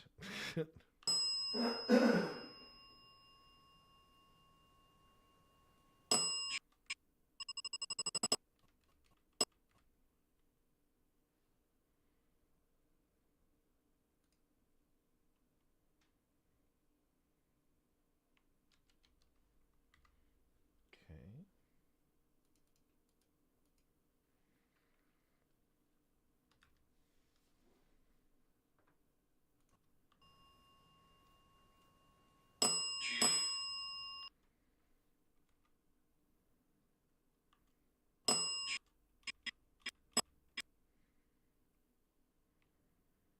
Rapid fire there too.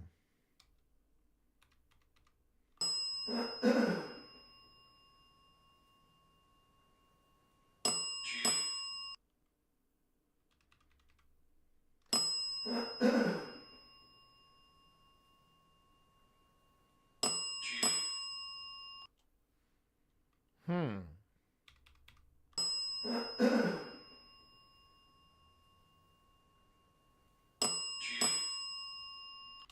Sounds like it's saying my name.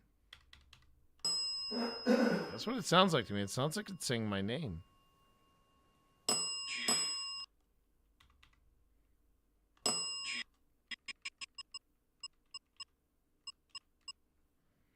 Okay, I'll put it down there.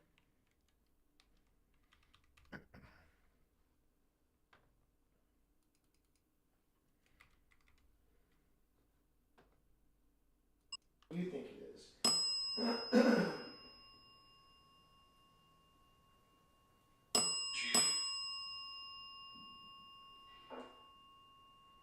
Excuse you.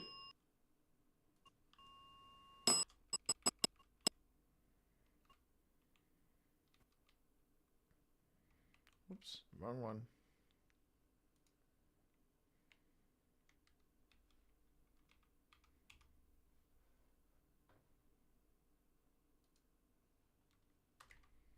Okay, so rapid fire with the bell.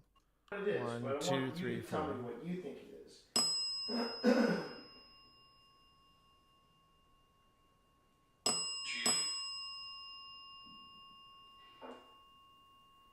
Excuse you.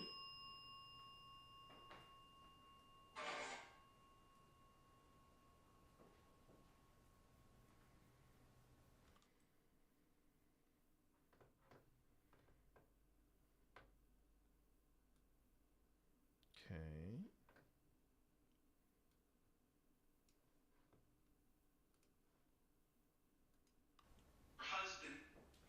Husband, that's right. That was the big one that came through.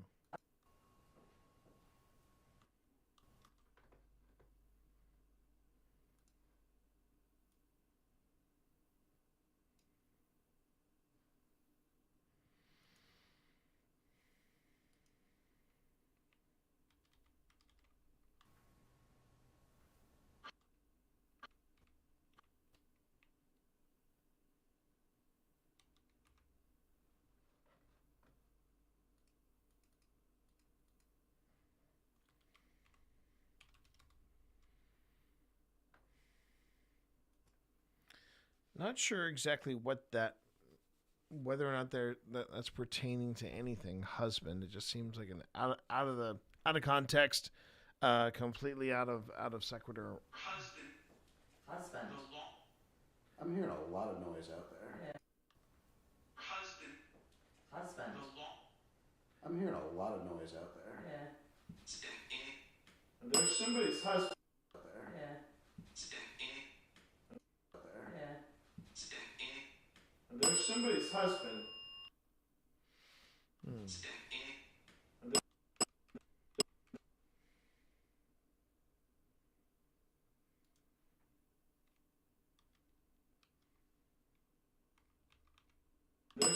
husband sitting behind the desk.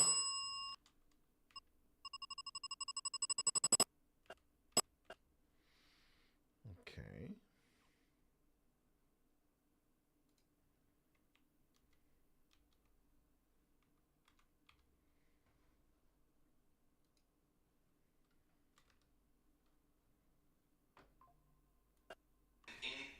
And there's somebody's husband sitting behind the desk. I will say that. Can you tell me a joke?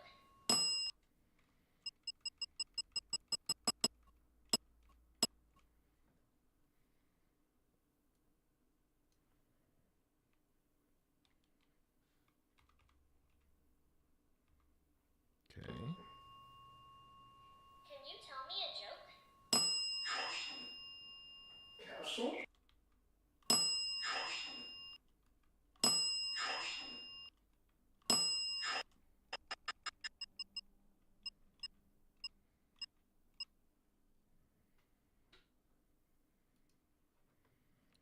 So from where I'm sitting now, it doesn't sound like capsule, but it sounds like castle.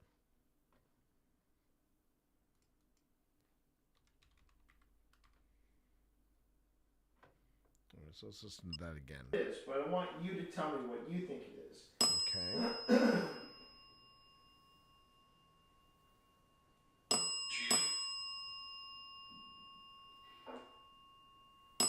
Excuse you.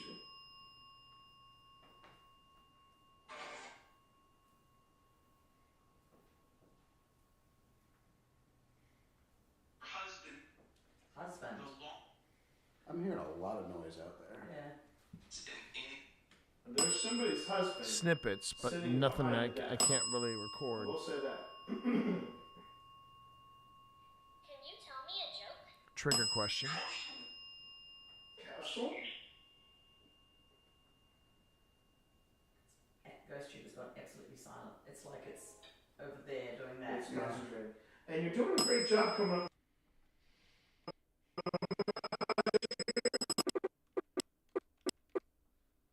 Okay.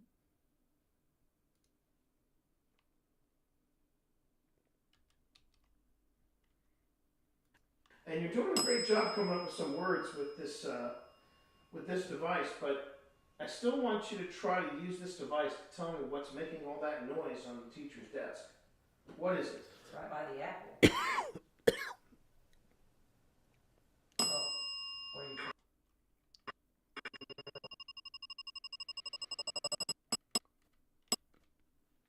Okay.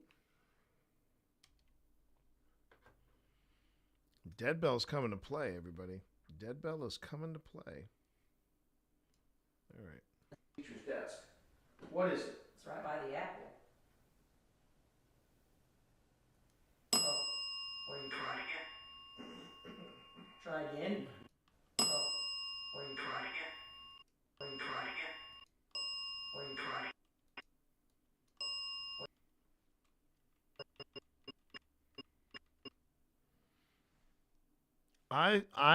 I feel like it's saying you're right again. Let's see. Let's see if that fits.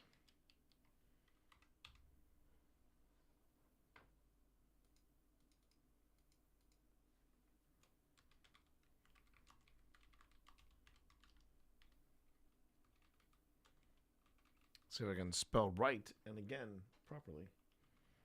Okay, you're right again. Let's see if that's what we're hearing.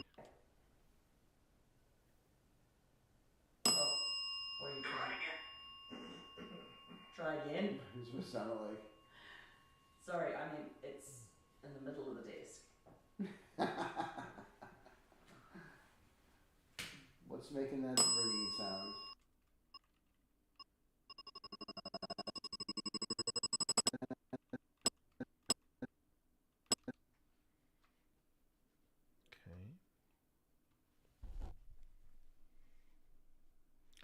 I'm probably going to take a break.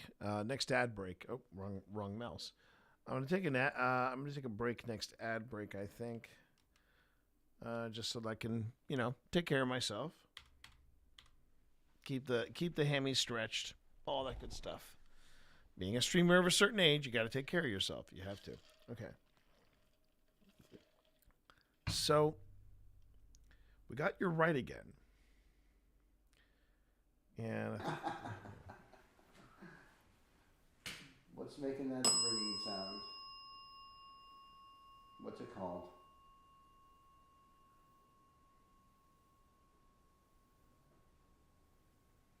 Can you tell me a joke? I don't think they like your quiz. I don't think so. either. What if I asked you to spell it out for me? And I'll give you a new toy to play with. Okay.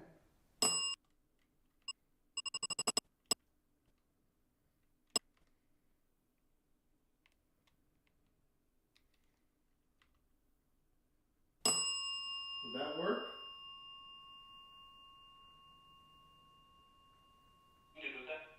Can you Would that work?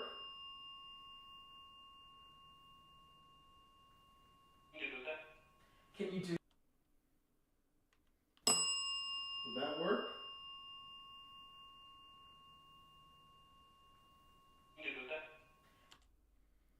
man, it's so fast, but I think Pip was right. I think Pip is right. I think it is, can you do that? Which, if it is, that's pretty fascinating. All right. Can you do that?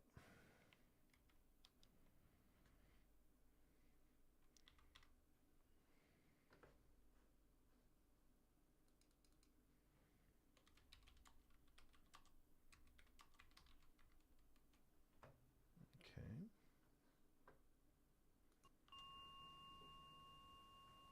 Can you do that? Can you do that? I either heard it say, can you do that, or would you do that? Yeah.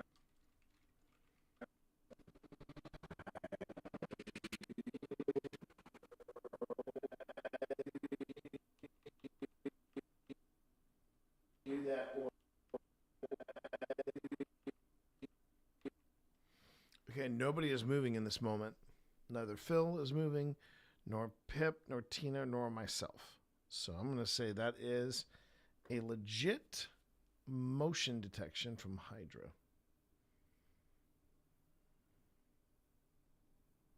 All right.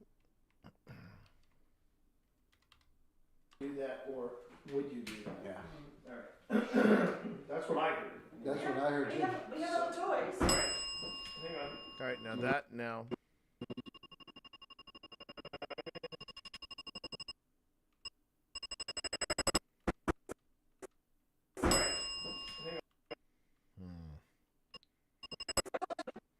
I may not count these because I'm moving in my chair. So, We have other toys. yeah, I can't really move that. I mean, I can't really count those two movements because that's me. That's me. Hang on. Do you need help out of the desk? All right. I was actually coming. I felt like I was coming to a wall, like a brick wall. It wasn't that late, but I was coming towards a brick wall. That's what I heard too. We have other toys. Okay.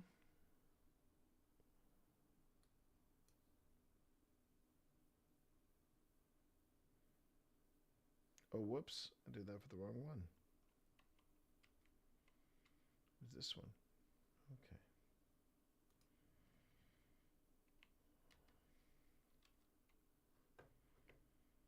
That's what I heard.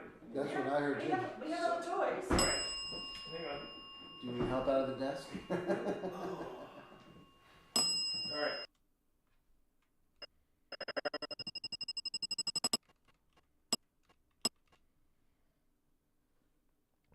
Just watch myself move. I'm going, T, do you need a nappy poo? Is that what I'm seeing here? Do you need a nappy poo, T? Okay.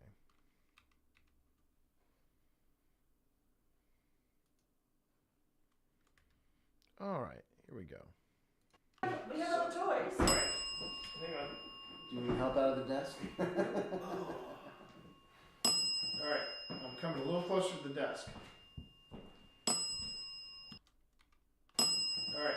coming a little closer to the desk.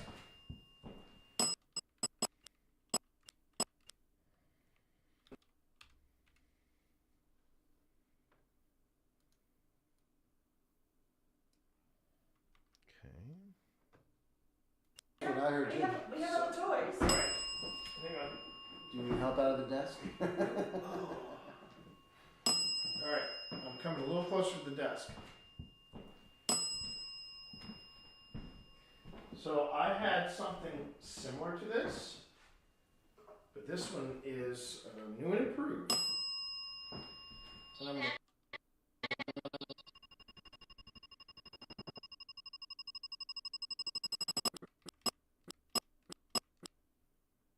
Okay.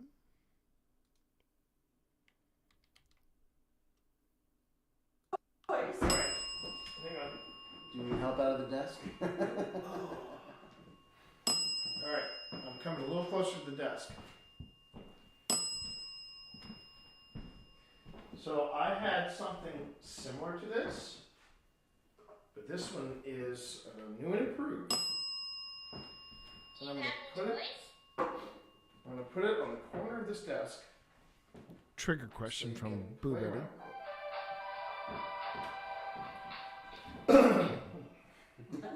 Dance break. Dance break. I'm waiting for Boo Buddy to supply the real dance break. And right there.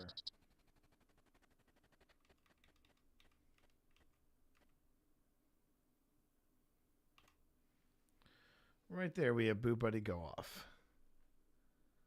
So Bernard has something to tell us.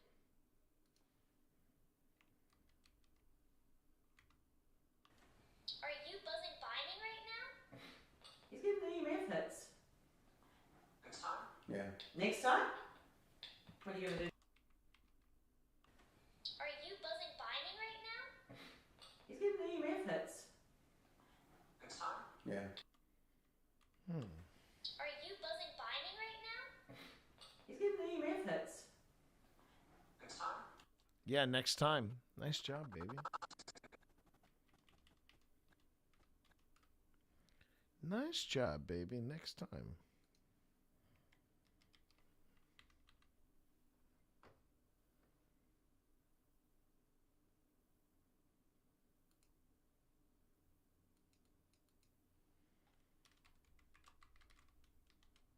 Okay. He just supply the real dance break. Are you buzzing binding right now? He's giving the methods. Next time? Yeah. Next time? Hmm. What are you gonna do next time? I wonder what that's. Oh. That is you, I think. I want to see if I can pick that up. Did I pick that up on video?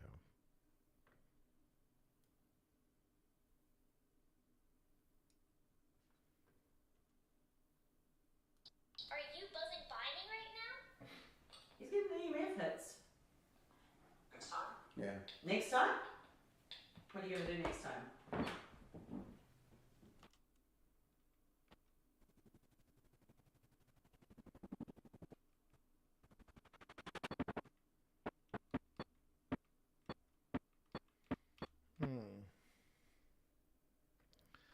That's a tough call, but I'm pretty sure that was the REM pod going off before I moved. So, yeah. Let's see.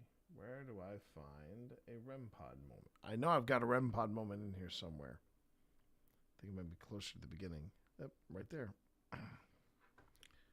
Right there.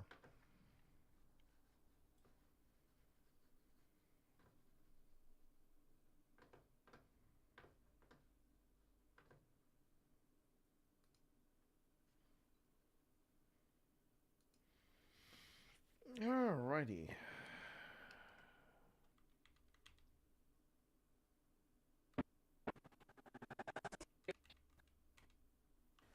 Are you buzzing binding right now? He's giving the methods. Next time? Yeah. Next time? What are you gonna do next time?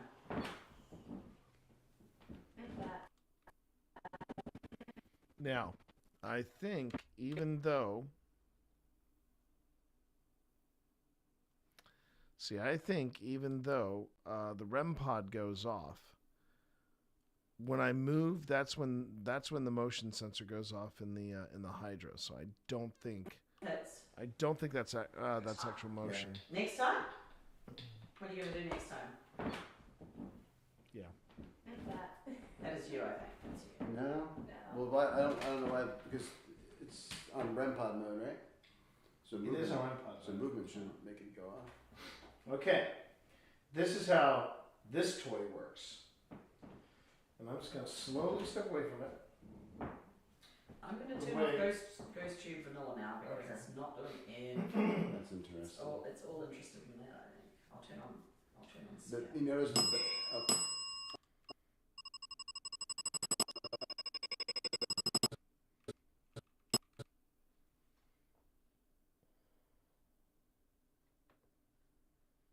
Okay.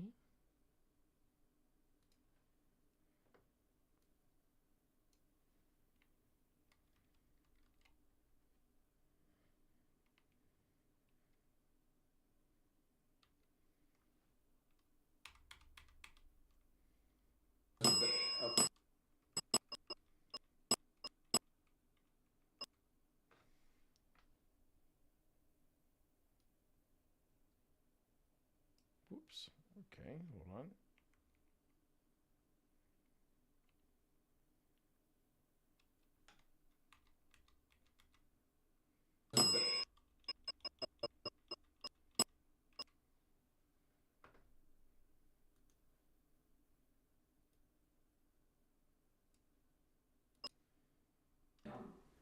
But you notice the I was about to say you notice the bell got very quiet. All right.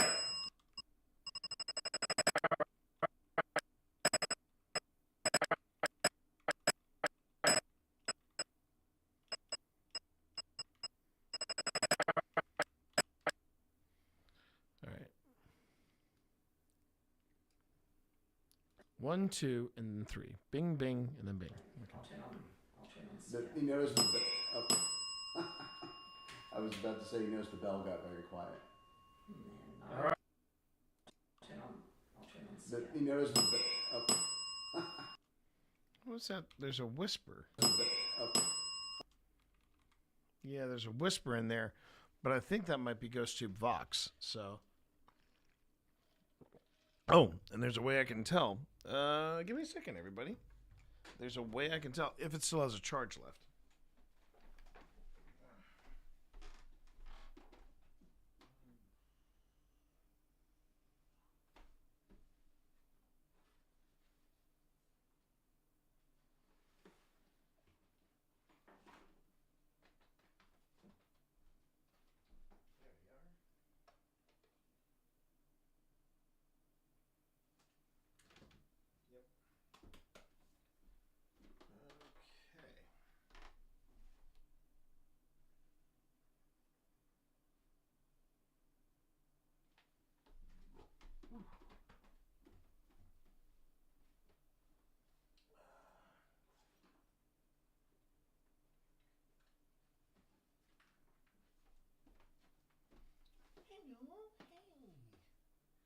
Hey, buddy.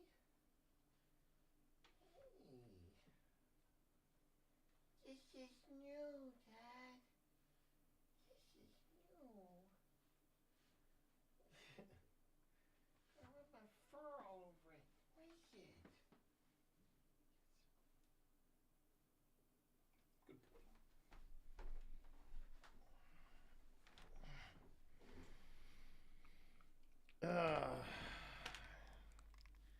Yeah.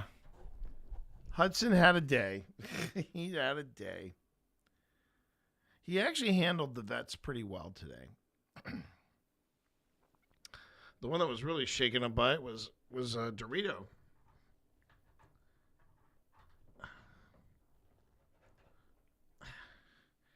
Not his normal bubbly self, you know what I mean? All right, so ads are starting in about a minute. And so, yeah, I wanted to make sure everybody knew that, yes, ads do, in fact. Oh, that's on, I should say, that's on Twitch. Over on YouTube, you'll be fine. You'll be ad free until YouTube says you're not.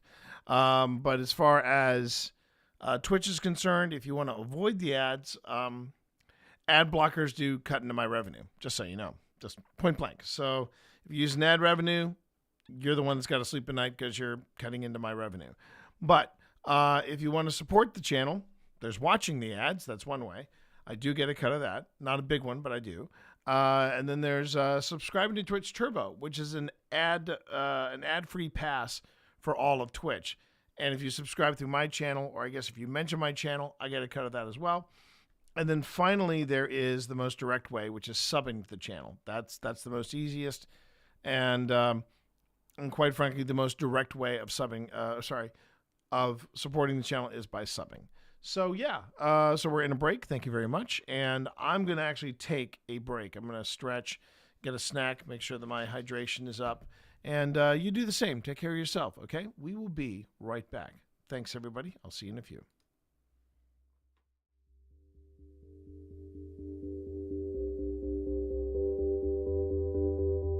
So, Jack, you are upset that Wesley fought for Virginia, fought against his own people from Gettysburg. That must have been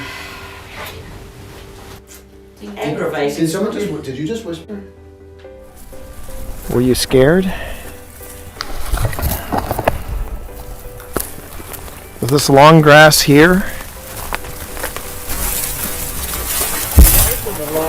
When you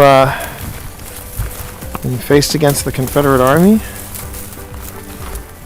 Or when you faced against the Union Army?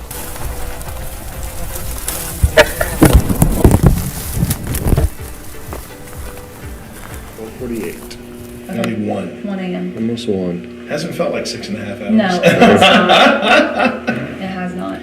Now I know. Heard that too, babe. Yeah. Hello? We're just going to introduce ourselves, and then we are going to sit in silence to give you a chance to introduce yourself. My name is T. My name is Pip. My name is Val. Hi, I'm John Walker to my friends, and hopefully we can count you as those. Well, you just got a yes from here, or at least you got the candle lit here. Oh, well, So nice to meet you. I think that's a good sign. Yes. Yep. Did you all hear that? I did hear that. That was, yeah. It sounded like a, Sounded like, well, I thought it sounded like movement over there. No, I heard a voice. I heard a voice like a, is that you, Mary? Okay, did you all just hear that? Yeah. Yes. Did you all hear that? Yes. We're not any type of organization. You're okay. You're gonna be okay. You can talk to us. We're here friendly and respectful. We're not an organization in any way. Yeah. Exactly. We're very friendly and we come with full respect. Are you scared? Nervous maybe? A lot of people, huh? Yeah. So I tell you what. Yeah? If you're good with us going back to the mess hall and having somebody else try to talk to you. Okay. All right. Cool. Okay, well then, all right, calm down. In the words of Ted, calm down. But let us grab our gear, and then we're gonna go and we're gonna go. No, we're not going. We're just moving to a different spot to talk to you. Is that good? Is that okay? If you want me to back off, you gotta go up to the blue light. The REM pod is Phil's. The REM pod's Phil thing. The blue light is my thing. No? No. What if I ask please? Because you're right, I'm in the South. I should know my manners. If you want me to back off, you gotta go up to the blue light. The REM pod is Phil's. The REM pod's Phil thing. The blue light is my thing. No. No? No. It sounded like no. What if I asked please? Because you're right, I'm in the South. I should know my manners. If you want me to back off, you gotta go up to the blue light. The REM pod is Phil's thing. The blue light is my thing. No. No? No. It sounded like no. What if I asked please? Because you're right, I'm in the South. I should know my manners. If you want me to back off, you gotta go up to the blue light. The REM pod is Phil's thing. The blue light is my thing. No. No? No. It sounded like no. What if I asked please? Because you're right, I'm in the South. I should know my manners. If you want me to back off, you gotta go up to the blue light. The REM pod is Phil's thing. The blue light is my thing. No. No? It sounded like no. What if I asked please? Because you're right, I'm in the South. I should know my manners.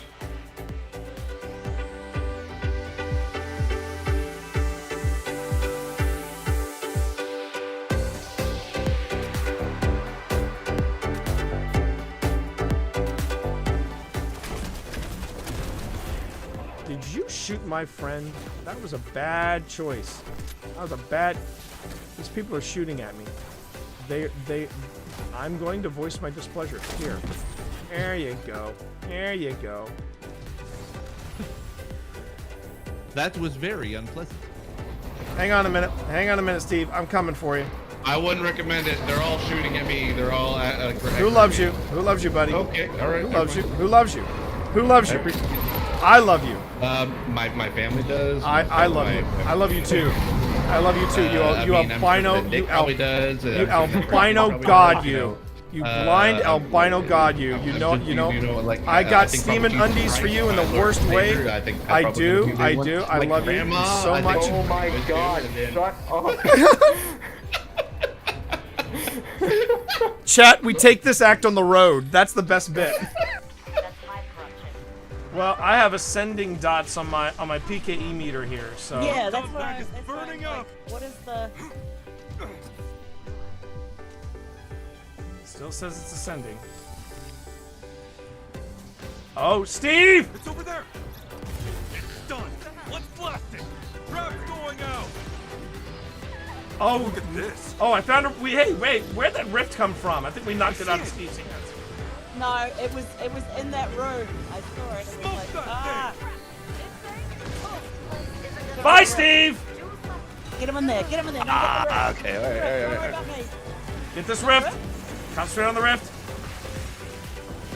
Pack's about to overheat. That's fine. That's fine. Take the rift. I don't like the way he says that. I don't like the way he says that. Is he sneaking up behind us? I'm just excited that I found it. What is my name? Yeah. My name is Sabotage Your Backpack is what my name is. Uh-huh. My name is Sabotage Your Backpack. Uh-huh. Right.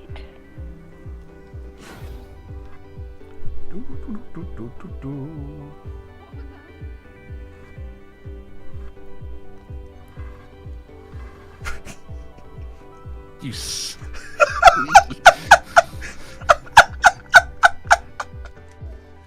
All right. All right, my friend. Okay.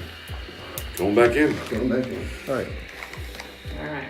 I'm gonna play a little harmonica. Oh wait, before you go back in, Steve, there was somebody who had a question for you. How are you handling the dark? Oh, fine. I mean, because I'm not having to move around and I don't need to see where I'm going. I'm fine. There you go. All right, say goodbye, Steve. Okay. Say goodbye, Steve. Goodbye, Steve. Oh, can I get your light? Thank you. Okay. Let's see if we can talk to Jack again, because last time we were here. How about a little harmonica? Yeah, give a little harmonica for Jack.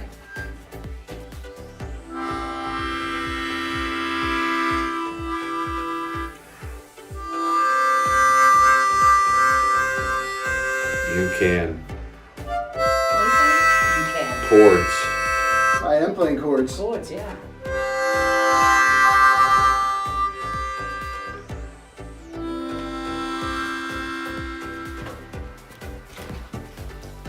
keep playing.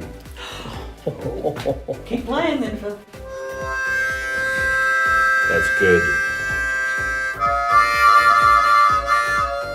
You don't have to know anything about the movies or the books to be able to get into the show, because it is set thousands of years before any of the books or movies anyway. So it's been really great to just obviously be able to kind of just sit down and watch it and just enjoy it for the lore for what it is.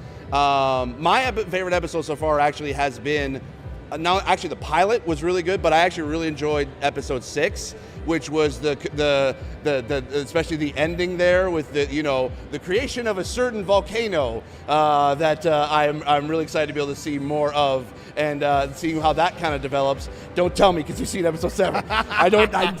Anyway. But T, what's been your favorite episode? Oh, that's easy. That's easy. The one in Casa Doom where Durin says to... Oh, you haven't seen that one yet? You haven't? Dude, why are you here? No, stop it! I get it. No, hang on. Safe space. F that, dude, why are you here? You should be back in your room watching Lord of the Rings Rings of Power right now. So the thing I liked about, first off, when it comes to on-screen bromances, we thought we had the ultimate in the original trilogy, but let's be honest, there's never been a better bromance on television than Elrod and Durin. I mean, when Durin says, what was that? They were behind us. So yeah, I mean, when he said, and not just that, what makes them.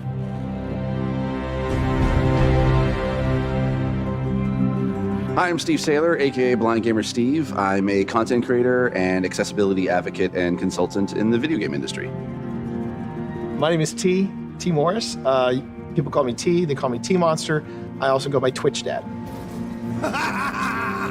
When I started looking into wanting to stream, I had known this dude here for about 10 years at that point. 10 years. And so I reached out to him. I was like, hey, you know what? I know you play Destiny. Would you be cool at kind of helping me and guiding me through the game? I've never played it before. This is when I gave you a little bit of honesty. I said, are you sure you want me? Because you see me play, so you know how bad my aim is. It'll be the blind leading the blind. And he went, that's what we'll call it. All right, there's the Traveler. There's the Traveler in front of us. Let's go. Walk forward. Walk forward. I want you to enjoy this. As someone who has a disability where it affects my vision, and it is hard for me to be able to play games in general, having someone take the time and guide me through being able to play a game and not try to rush me through things, that meant the world to me. Where's that? All right. Oh, there he is. Yes! Yes!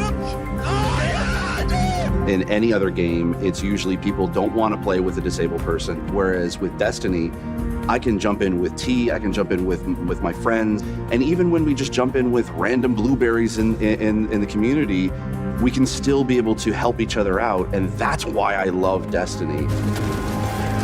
Did you shoot my friend? That was a bad choice. It's all about being able to reach out and pick someone up and being like, we can do this together. And that is being a hero. It's being able to lift everyone else up. It's not about you. It's about the fire team. That's what makes a good guardian, is when it's about reaching the end goal and reaching it together.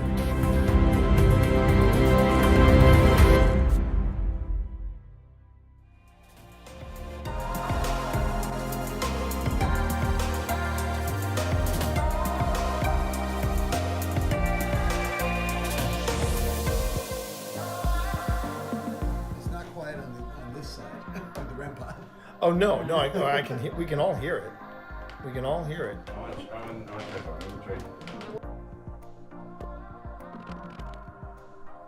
Okay, so Steve says I'm gonna try something. I'll hear it. We can all hear it.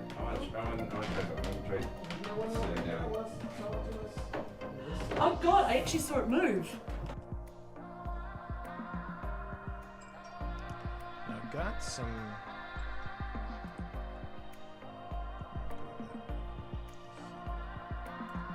Then I'm going to drop that in and go shadow. Please make my shadows black so it pops a little harder. Some intensity.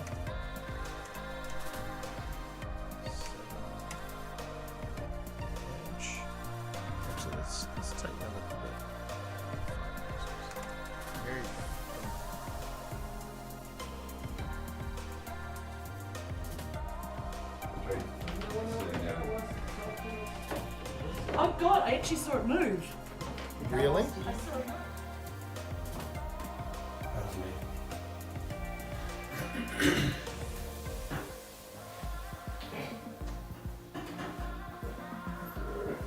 My favorite song is the Rude Sandstorm. It goes like this.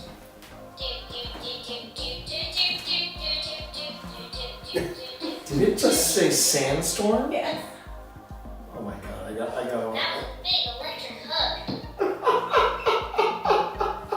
What was it doing? It was humming EDM. Oh wow. I gotta tell Sean that. I'm like, okay, whose idea was that? It does feel good. Strange.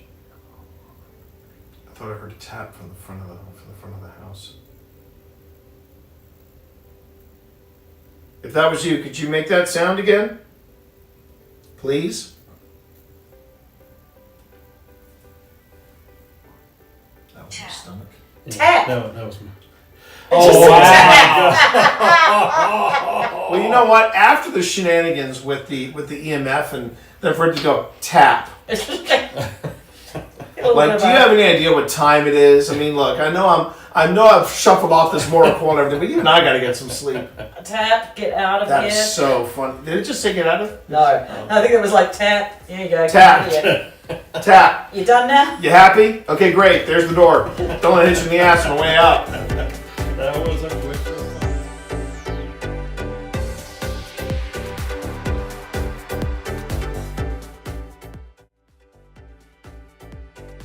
So there we go. Good times at. So actually, just pointing this out, FYI kind of thing. That last clip that you saw was actually recorded at the historic jail of Appomattox, and it just dawned on me that yeah, we did an investigation. Me and Pip, we did an investigation, but Phil and Tina unfortunately couldn't make it. That was before they moved up in this area, and I'm partially toying around with the idea of us going back there, the four of us, and then we're gonna go on ahead and we'll do our thing.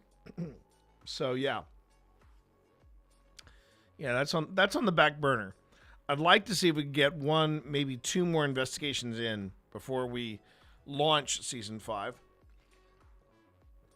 And it's hard to believe that we have been at this for 5 seasons, for 5 years. We're actually going to hit our 5th anniversary as a group. We're going to hit that on in July. And the funny thing is, I think around the time, let humor me, chat. I need to check something here. So it was 2021 when we went on our first ever ghost hunt. So 2021 July, and it was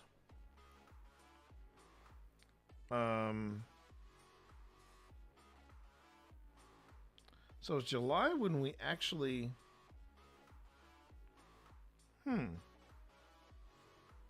So it was 2021, and then I did Don't Turn Around with Phil. No. It wasn't June.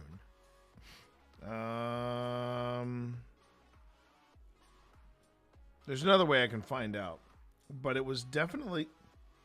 Wait.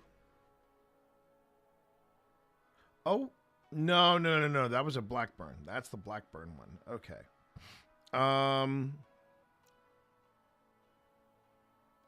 Let me just look. Okay, it wasn't August. It was July. I'm pretty sure it was July. I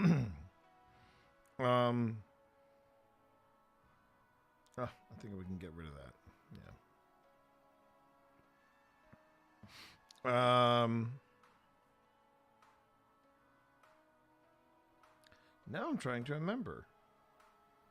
Jeez, Virginia Department of Motor Vehicle Test. I had to take a vehicle. Oh wait, that might have been that. Oh, there it is. Okay, so July 2021. There it is. Paranormal Investigation with Phil Rossi. So it was July 20th. That was our very first paranormal investigation together. And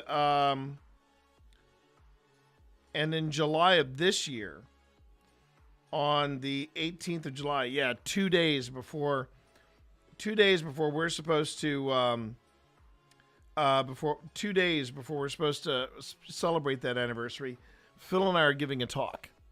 So we'll probably be framing it as, this is our, this will be our 5th anniversary as a paranormal team. We've been at this since, no, cancel.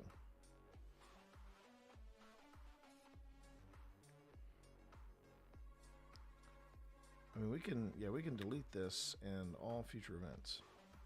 Okay, because they're living up here now, so it doesn't really matter. Okay, so I find that interesting. I find that really interesting that we're going to give a talk at a library about ghost hunting 2 days before our 5th anniversary of heading out. It's pretty amazing, and yeah, it's a pretty cool thing to celebrate. You know, what we're doing at the library, by the way, on July 18th, is we're going to be doing a talk called the top 5 scariest places of Virginia and beyond.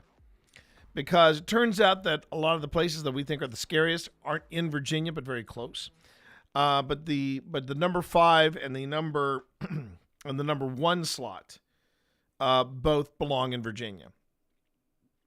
Now, I think you would see more Virginia slots in the top 10, and there's still some places we haven't taken, Phil and Tina. Like there was we have to find the perfect time to go. But one of the places I know we need to go is there was a so Pip and I have been there twice, and it's not, we've had some weird stuff happen while we've been there, but I don't know if I could say for sure if I think it's haunted or not. But there's some interesting stuff that we picked up there. Interesting conversations. We picked up a really banger EVP of a woman singing, and that was wild. But apart from that, it's a neat experience. It's a really neat experience. It is it's in Middletown, Virginia, and it's the Wayside Inn, and it's the oldest operating inn in the United States. It has been nothing but an inn and a tavern since the 1700s, and it's got a lot of history. You can tell where they built extensions for more rooms. It's almost like you go into a rabbit's warren, and it's a little crazy, but it's also kind of cool. And I'm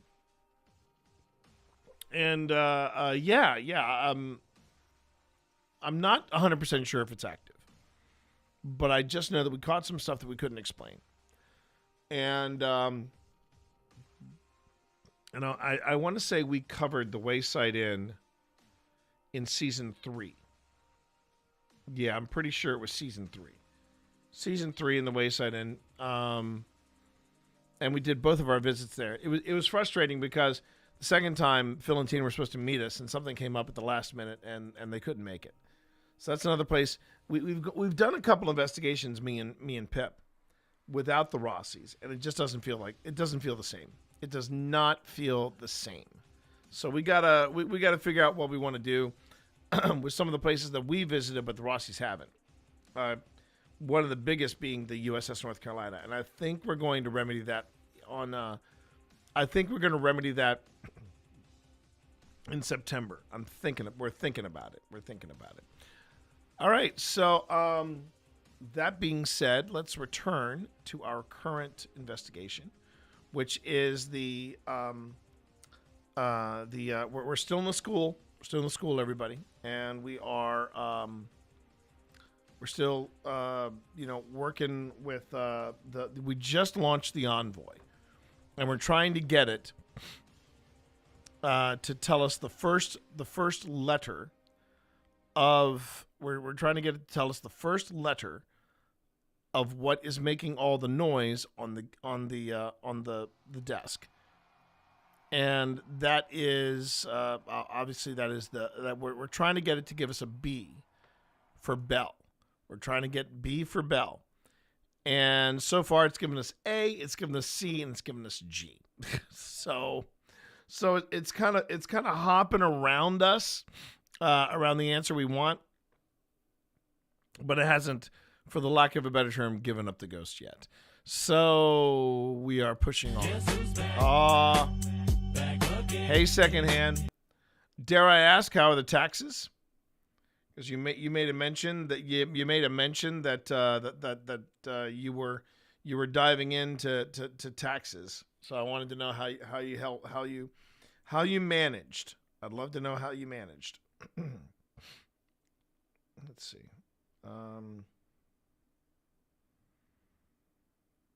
Yes. Okay. So we are collaborating. That's good. We are collaborating. Just want to make sure we're doing that. Okay. Nice little jump there. 218. All right. Good. Okay. No idea. I dropped off papers. They are to call me when I need to file, but I know I will. Oh, got it. All right. Good on you. Well, as far as my stuff goes, it looks like it's going to be tomorrow that I'll be on call for Mythic Hall, because at the very last minute, we got word from Mythic Hall that there was a problem, and so I'm trying to fix said problem, and it has been difficult to say the least. Yeah, that goes without saying. Okay, so let me see here. So I pulled out my iPad because I think we got something that we couldn't quite identify. Was that what I was trying to figure out? Let me just see here. Let's go back a bit. Okay, so I got the REM pod. Well, I don't know why, because it's on REM pod mode, right? So It is on REM pod. So movement shouldn't make it go off. Okay, this is how this toy works.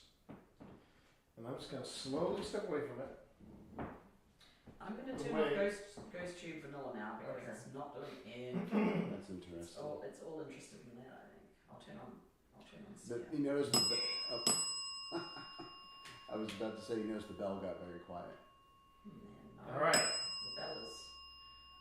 It just did A automatically. And it was done using EMF. Oh, okay. All right. The device that I put on this desk, what it does is that it senses vibration, it senses electricity, and it also senses temperature. So you don't even have to touch it. And none of these devices can hurt you. None of them. These devices, it's true, these devices are here to help you communicate with us. All right, hold on. Sorry, I'm just checking where I can access my down here. Okay. Here's where I can access with GhostTube my recordings. There we go.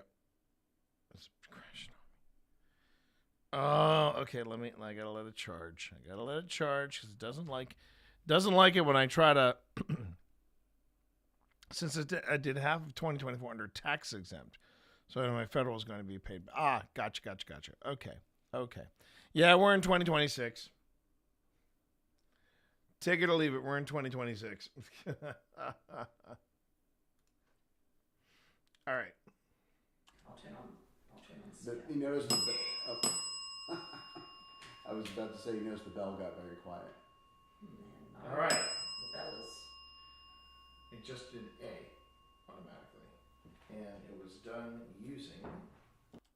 So yeah, we're trying to get it to do B.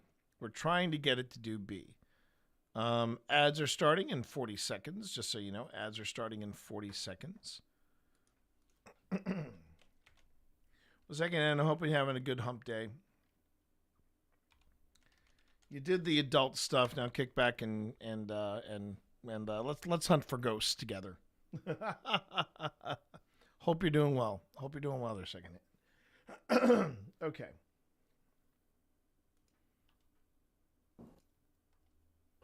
And it was done using.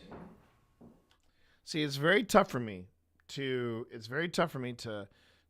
say, oh, that step I made was not triggering the Hydra, because the Hydra can be that sensitive. The Hydra can be that sensitive, and it can also the floor is so wonky that one step could trigger that. So that's why I'm not necessarily counting that. EMF. Oh, okay. All right. The device that I put on this desk, what it does is that it senses vibration, it senses electricity, and it also senses temperature. So you don't even have to touch it. And none of these devices can hurt you. None of them.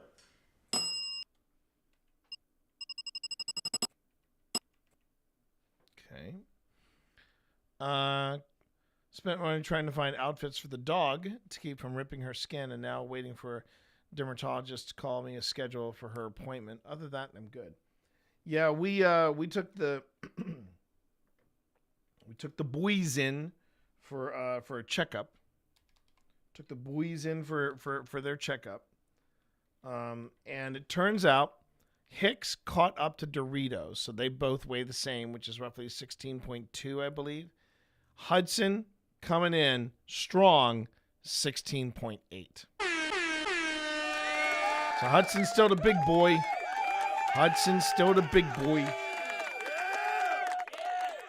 And Hicks is, it was funny. Hudson, the minute they were done with Hudson, he was like, okay. And he went right back into the carrier and was like, I'm ready to go home now. Dorito was terrified. Dorito was utterly terrified. And of course, Hicks was like, I'm watching the perimeter. And he was watching the door and his tail was lashing. I'm like, wow, Hicks. This isn't even your home and you're trying to protect it. Love you. None of them. These devices, it's true, these devices are here to help you communicate with us. So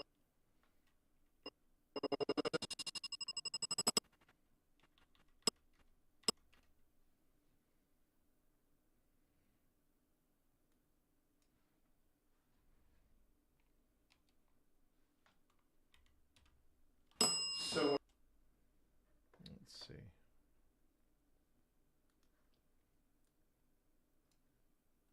I'd like to see you do.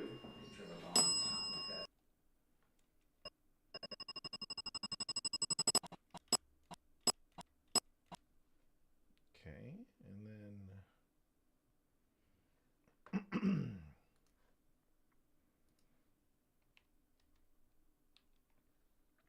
I'm gonna have to add in the images from Sear later because yeah, exactly. I'd like to see you do.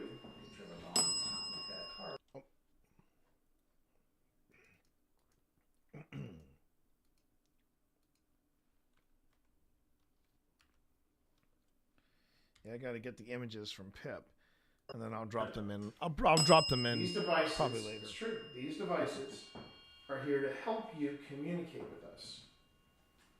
So what I'd like to see you do is I'd like to see you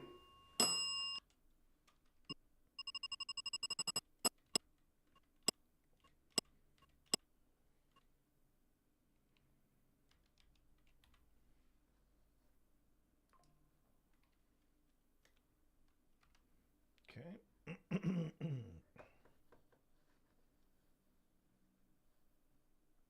I'd like to see you make the word appear that's making the noise on the desk. I'm sure you are all very clever and know your ABCs and can spell out. You forgot to share. We have a FIV kitty that I think should get adopted today. They're breaking the 2-week quarantine early so the lady can take him if she wants him. Oh, that's great. Well, remember, secondhand, if you have, I'm sure you know everything that needs to know about FIV cats. But if the lady has any questions, you can say point blank, you know someone from that's talked openly about their cat having FIV, and there's really very little to no management.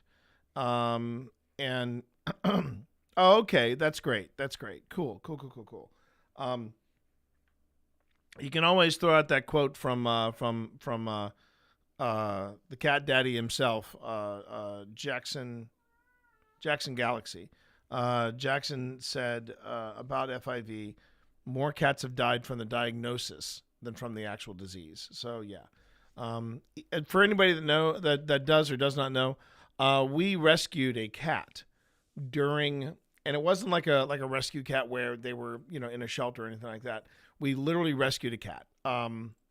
Pip and I and Phil were at the old hospital on College Hill, and there was this delightful, very friendly tortie cat that was on our deck. She couldn't have been more than a year old. We were guessing she's maybe a year old, and she never left our deck.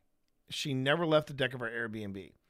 So we started making phone calls trying to find out if this cat was the owner's cat or something else, and nobody was claiming this cat.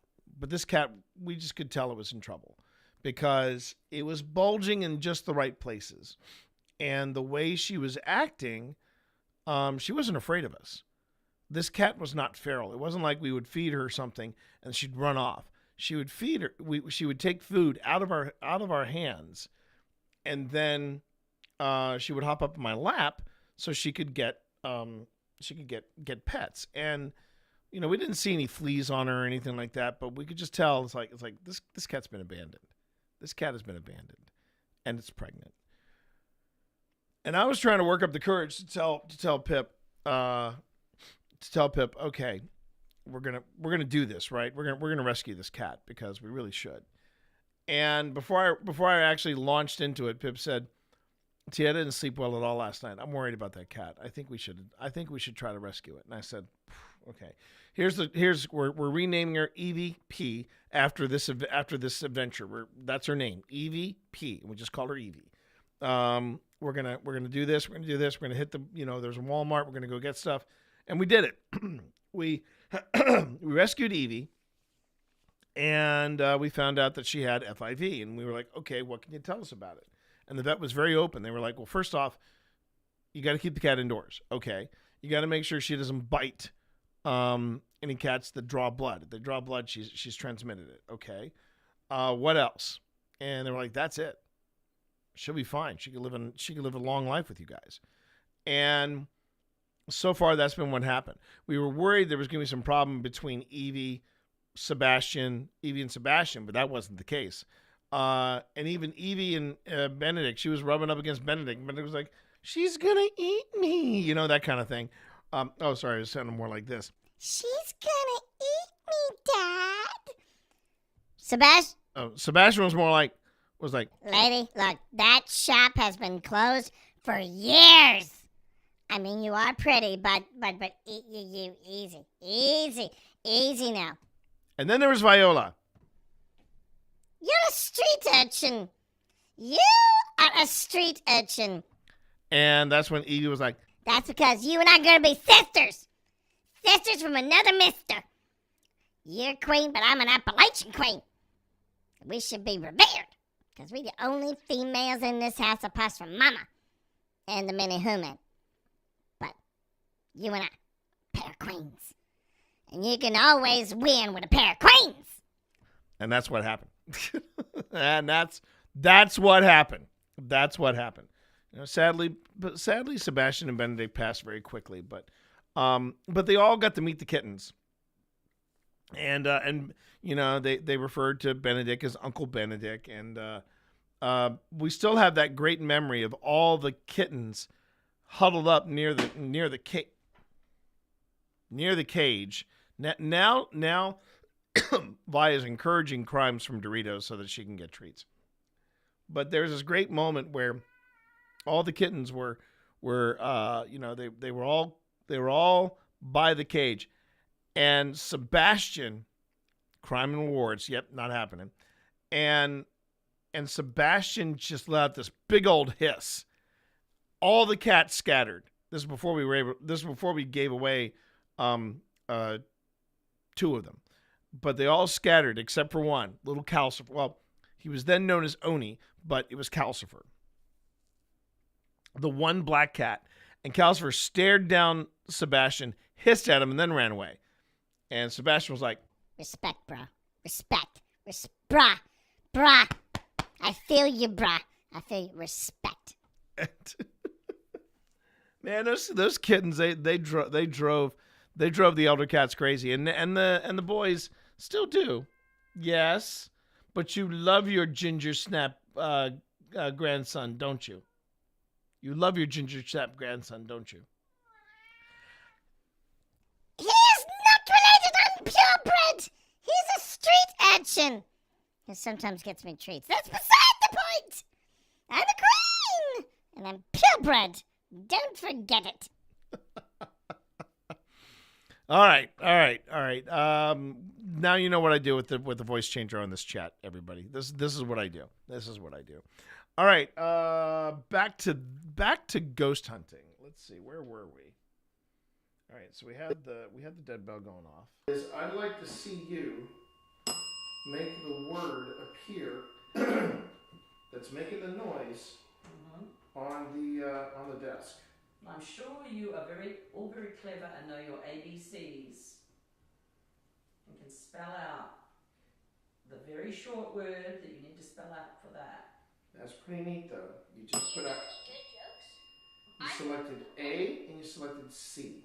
You're very, very close. It was like it was just messing with us. It really was. It probably was too. Probably was messing with us. You guys have already gotten treats. Dorito, I can see you. Don't test me, little man. I will use it. Jackson Galaxy does not. Vi, do not encourage him. Vi. It's funny when Vi goes, "Ah!" and then after you hear Drew go, it's like he's putting the period on the sentence. Duchess rules. Yes, I know, secondhand. And in your eyes, they can all do no wrong. I know. Yeah, and it turns out that with Evie, we're gonna probably have to burrito that cat and try to cut her nails. She's getting caught on stuff now. But that's been the real mystery of Evie. The rest of the cats, we know about their backgrounds. We've handled their paws so that they don't mind it when we cut their nails. They're fine. They're chill about it. We know nothing about Evie, and anytime we mess with the paws, Evie's like, I don't think so. I don't think so. Yeah. You do dog grinder for Sarah's. Oh my god. Okay. Oh, you use the dog grinder. Oh, yeah. It's just when we mess with her paws. When we met, I was thinking of a different grinder. I didn't see the E. There we go. But no, it's the process. It is the actual process of grabbing her paws and doing stuff. Evie just doesn't like it. I mean, at some point, I know what you thought. Yeah, exactly. Like sometimes at night, I'll reach out and I'll hold on to her paw, and she'll do this thing where she'll kangaroo me, but she never uses her claws. She just pushes against me like that, and then I'll feel this push, and then she goes, "Oh, fine, Daddy.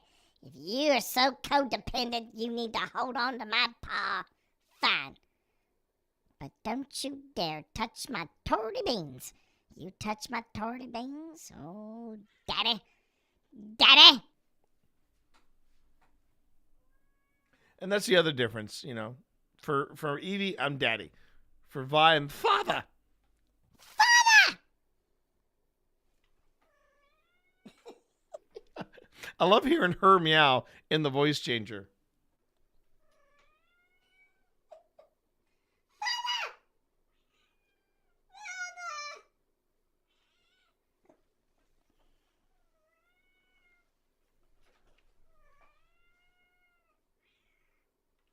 And then there's Dorito. Hello!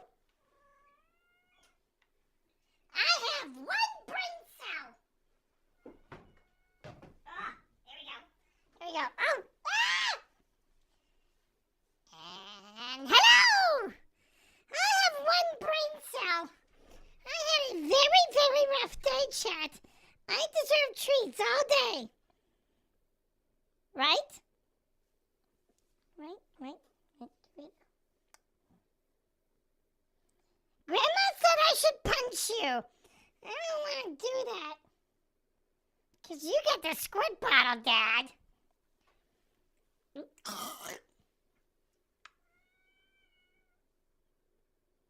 One brain cell only, Vasily. I would have liked to have seen Montana. All right. What was that? I wanted to try teaching her to like scratch on sandpaper. Sandpaper, a cat scratcher with a. Oh, interesting. Yeah, doubtful. Doubtful. Is it a regular father or Matt Berry from the IT crowd? Father. Yeah, exactly. It's Father. Yes, it is. It's Matt Berry from the IT crowd. Man, I haven't watched the IT crowd in a long time, man. I'm overdue. I'm overdue. That's making the noise on the desk. We're gonna try the kitty burrito and see how it goes. If you see me and I'm covered in scratches and scars all over my arms, you'll know how it went. I'm sure you are all very clever and know your ABCs and can spell out the very short word that you need to spell out for that. That's pretty neat, though. You just put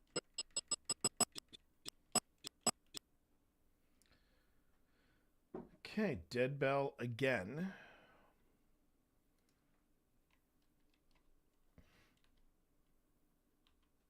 put out. You selected A. Trigger question. You selected C. You're very, very close. It's a 4-letter word that's making the noise on the desk. It's a 4-letter word that's making.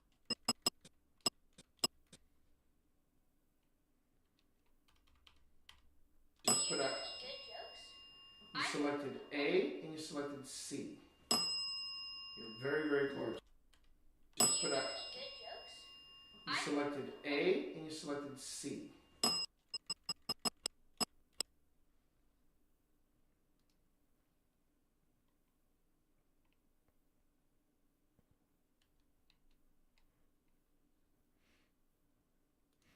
Okay. Boo. Didn't mean to do that, but okay.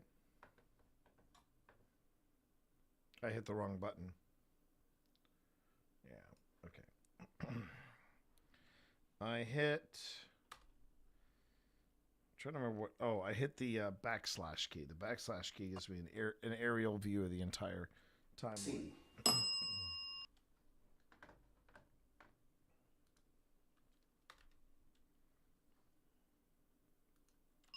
I did tell you, John, we're leaning more towards the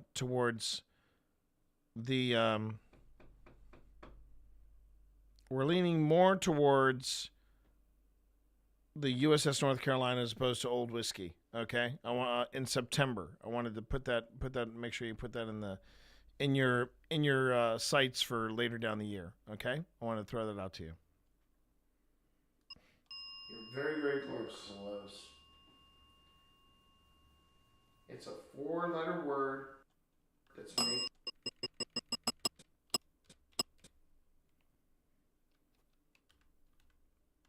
the noise on the desk. Can you tell me what it is?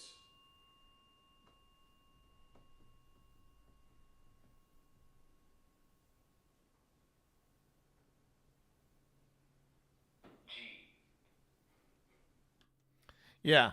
So it picks A and C, and then it picks G, which is diagonal from B on the pad, and of course it rhymes with B. I'm telling you, I either they were messing with me or the envoy is just like, no, we're not gonna make it do what you want it to do, T. We're just not. And that is the way we are wired, and that is the way you're gonna have to deal with it. So yeah. I still like the envoy though. It's a neat device. It is a very, very cool device. It's got a lot of cool features about it. And I think the one that I find the most intriguing is probably the school is where we're at. Yes, we're at a school right now, and this is our second visit because Pip is with us in the school. Originally, it was just me, Phil, Tina. It was me, Phil, Tina, and Daryl. But this is the Appomattox historical village of Clover Hill, and it's been pretty cool. It's been a pretty active site to say the least. But I swear, I'm sorry, I'm backtracking here. One of the things I really enjoyed though is the way things were interacting with the envoy, because you'll see it later. We slip it into a word bank mode, and it's kind of cool. Is it messing with a bunch of old people? Something kids would do? Probably. Especially if the teacher isn't around. So that's very probable.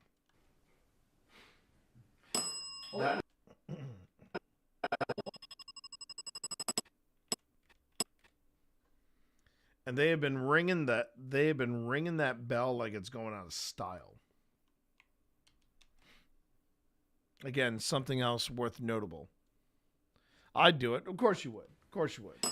That letter rhymes with it, but that's not the first letter. That's close, though. You're very, very close. Just give us the first letter. Close, though. You're very, very close.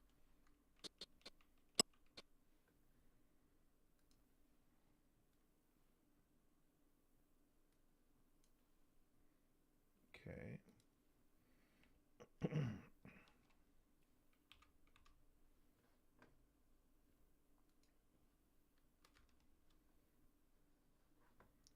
So you want the first letter of the thing that's making a sound on the desk.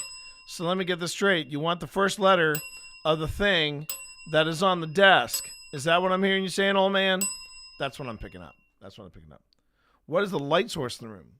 Good question, Obi. So right now, here's a funny story about that. When we first started doing this 5 years ago, Phil wanted complete darkness. And there was a terrific, I thought, well, maybe it wasn't the best of our investigations. It was only our second one. But what was really funny about it was there was a real vibe about the place. We were capturing some pretty cool stuff, but the downside was Phil insisted that we did not have lights of any kind, that he wanted to be total darkness.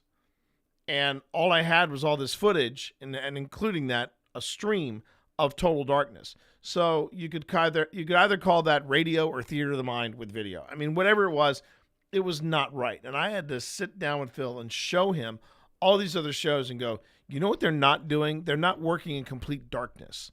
They are either using infrared cameras, which we don't have, or they have some kind of light source. And Phil's like, you're right. So we came to a compromise, and we have these light sticks from Ulvani. That's the name. Yeah, Ulvani. Photographers use them. Cosplayers use them. A lot of people that are in filmmaking use them, and they're basically small, either light boxes or light sticks. And we compromised, and instead of working in total darkness, we sometimes have total dark sessions, which does not make for good streaming content or good YouTube content. But we will light our scenes with this green hue, and it sort of became our official color. And they last a long time. They're USB powered. They're terrific. They're terrific devices. And we also use them for when we film the couch commentary and things like that. So yeah, that's what we're using because we came to the conclusion that total darkness does not necessarily make for great content. And yeah, that's what the light sources are. So anyway, yeah. And Phil finally came around to that. He was like, "Yeah," because then people started paying attention to the YouTube content, and Phil was like, "Yeah, maybe we shouldn't work in total darkness. Maybe that's a bad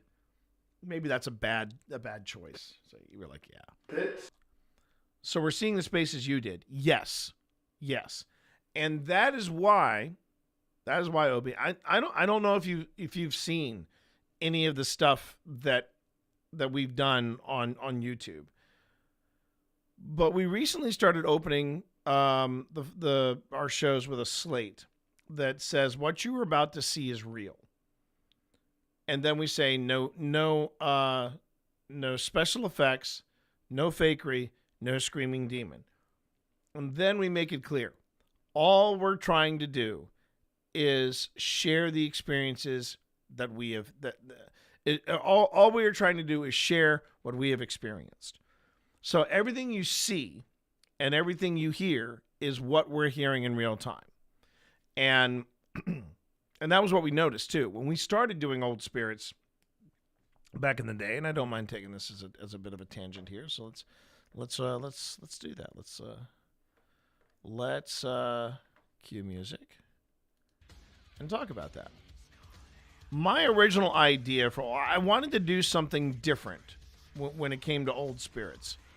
I wanted to do something where it wasn't like all the other ghost shows, because we already had that, Jason Hawes is now on YouTube, and he's doing the stuff that he did, back in the day with the Ghost Hunters. You've got don't have Kindred Spirits. You do have Paranormal Quest. You got Amy's Crypt. You've got Paranormal Encounters, and they're all doing the stuff that you've seen Jason do, and sadly, Sam and Colby, because they're taking a page from Zach Baggins, and Twin Paranormal takes a page from both of them, and so on and so on and so on. But I wanted to do something different, and I pitched it to Phil originally. I was like, yeah, we should do something like Cinema Therapy, which is one of my favorite YouTube shows.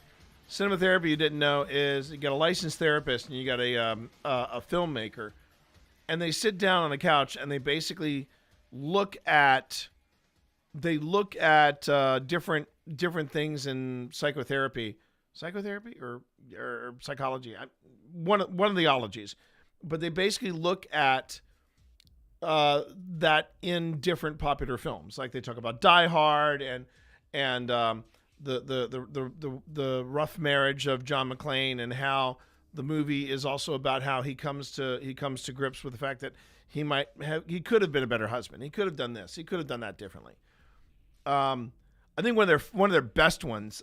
They did Cinema Therapy did a show about R&R, which is that over the top Indian action flick that just went garbanzo here in the States, and they talked about healthy male relationships, and it was a really good good breakdown. But it was basically the two of them, and they were looking at clips and they would talk about them, and I said, let's do that. And the first season and a half, or the first season, the beginning of season 2, that's what we did. We basically did what I understand now is clip shows or clip reviews, but it was our stuff, and we were breaking down the setting, we were breaking down the scene, and we just shot it that way, right? And that was okay. And we even had some people go, "Oh, this is refreshing. This is nice. This is a change of pace." But then I was like, the sad thing was nobody was really watching. We were getting some numbers, but they were very slow incoming, and I was just like, "What are we doing wrong here? What are we doing wrong?" Ads are starting in about a minute, by the way, everybody. So I'm gonna try to wrap this up before the ads. And then I started looking at other shows, and I started realizing, Amy's Crypt, Paranormal Quest, even Adelaide Haunted Horizons, and I realized this isn't what people want. Part of the reason why these people were doing so well was, one, they've been doing it for years, but also, two, they're taking you into the investigation. That's what people. It's not necessarily people want to see ghosts. They want to experience what it's like doing a paranormal investigation. So I said, okay, well then we'll tinker with that. The moment we changed the formats from the clip discussion show to straight up investigation, our numbers started going straight up, and they kept going up, and that's why, yeah. So long way to end to answer the question, Obi, but that's what you're seeing and what you're hearing. It's everything we've experienced, and it's just putting it out there. And right now there are ads going, so we will not be continuing on with the. We won't continue on with the investigation until everybody gets back. But remember that you can support the channel by subbing. That's always a great way to support the channel. And then you could also do Twitch Turbo, and Twitch Turbo is where you get a hall pass and you can skip all those ads. And if you join Twitch Turbo, and I guess you mention my stream or you join it from my stream, that's when I get a kickback from that too. And then of course there are the ads themselves. Okay, let me set it up for when everybody gets back from ads. So we got that. But that is you'll see that when you see the older shows. That's the evolution of Old Spirits. We started off as a clip review show, and then I realized after I looked at I looked at our numbers and I looked at what other people were doing, I was like, oh yeah, people don't want that. Now I will say, it has actually made it easier for me to make episodes now. It is much easier for me to make episodes. When I was doing the clip review show, that was pretty arduous because one, we had to find the clips, and then after we found the clips, then we had to watch the clips together, and then we had to film it. And we were cutting in and out, different camera angles, and it was we do different camera angles here, but then it was like we had to watch everything and then comment on it. Watch, comment, watch, comment, watch, comment. And it was fun. I have no regrets about how we started Old Spirits, but it is interesting to watch the evolution. And one thing that we said we would never get rid of was the couch commentary, because it's a very dad thing. It's a very dad thing. No, that is not a random question. In fact, I will answer it once we get back from the break. But that is a very good question to ask. And we are back from the break. And for those of you on YouTube, I don't know if you got ads, but you might have gotten ads. So, are we still doing Grim Gazette? Not today. And it's not because it's on hiatus again. It's because of the stuff that has been happening at Mythic Hall that has kind of thrown me off the groove. And unfortunately, the time that I would take to do a Grim Gazette, I really need to try to finish up this investigation. So, Grim Gazette, if everything goes smoothly tomorrow, Grim Gazette will return tomorrow. It will return next week. And if you don't know what the Grim Gazette is, that is my weekly dose of weird news, paranormal debunks, and then a deep dive discussion. And it could be on something I'm doing, could be something that's happening in the paranormal field, whatever. And that's the Grim Gazette. And I usually reserve the last 2 hours of this stream for that. However, I've been working over at Mythic Hall. And when I say working, I mean I've been volunteering my time. Okay, real talk. I'm actually treating what I'm doing at Mythic Hall the same way I would if I was with a startup, like I was with a tech startup. And I'm pretty excited about what we're doing over at Mythic Hall. And if you don't know what that is, and I think you might dig this too, Obi. You might dig this. It is an immersive adventure space. And what I mean by that is you go in and you look like you're about to enter a boardroom, like an old school boardroom. But when you walk in, it's a king's hall. You've got massive stone walls with different potions and trinkets on it. And there's an animated window, and it's related to whatever game is being played in this grand hall. And the dungeon master, usually it's D&D or some type of RPG, but the The Dungeon Master has control over lights, sound, and even some special effects that are in the sets that they're playing on. And they wanted me to help them with their streaming initiative. So I gave them a streaming strategy, talked to them about it at length. I've been helping them gradually get everything set up, and so far everything's been great, but the only problem is audio. Audio has been a continuing challenge.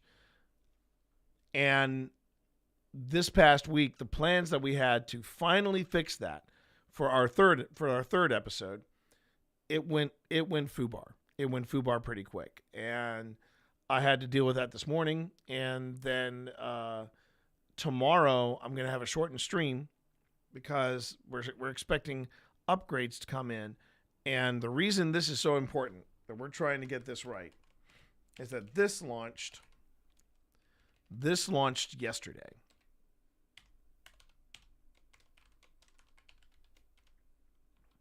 No, it's not. It's not it's just Mythic Hall. This is a link to their Kickstarter. And they had a really good start yesterday. And now we're trying to make sure that we can get the sound all set for Mythic Hall, and then once Mythic Hall is good to go, I should be returning back to doing Grim Gazettes. It's just been tricky. It's been tricky because of all the stuff that we've been managing over at Mythic Hall, and I've been trying to get them. The audio has just been hellacious, and it's not that it's not watchable. You can actually go to the Mythic Hall on Twitch and see the past two campaigns. And it's not that it's unlistenable, but it could be a lot better. And initially, that was part of the Kickstarter, was upgrades for audio. And then Sean Porter, the guy who started Mythic Hall and yes, also started Ghost Stop, Sean Porter was like, "Oh wow, people are watching and they're commenting. This has got to be better." And he just started dropping money, and I was like, "Ty ho, bro, Ty ho." And he's like, "No, we got to have this good." So that's currently what's happening at Mythic Hall, and I mean, it's been just go since March, because we had we did 2 dress rehearsals, and then we launched the stream, and everything's been great. I'm trying to convince Sean that we need to stream more than just one night a week. And hopefully with the Kickstarter now active, I can convince him, yeah, we're going to do more than one stream a week. And if that happens, of course, my schedule is going to change because nobody else knows how to do it but me. And the plan is, chat, I'm telling you all this because if things work out and Mythic Hall takes off, I might actually get a job out of this. So we'll see how it goes. Everyone. I am remaining optimistic because I love what they're doing in Mythic Hall. And I'm on my... I've done 2 campaigns, one completed. The other one is still ongoing, and I've done a one-shot there. And the one-shot was amazing. I had such a great time. So yeah, Mythic Hall is uber fun. They have a shop with hella cool dice and all kinds of stuff. And yeah, I love what they do. All right, back to it, everybody. Back to it. That letter rhymes with it, but that's not the first letter. That's close, though. You're very, very close. Just give us the first letter. So does V. But you're getting the idea, right? You see how the box... In the forest? See how the box is moving from spot to spot, from letter to letter? I know you can do this. What letter does your name start with? Oh. My name starts with a B. And that's a trigger question. Well, that's a trigger question right there. And I think that was just something garbled that came out through GhostTube Vox. Oh. My name starts with a B. Yeah,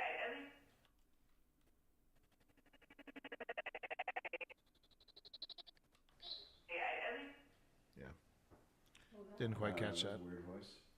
Well, there's your hint. The device that was making the noise. Oh, you got A again. You're so close.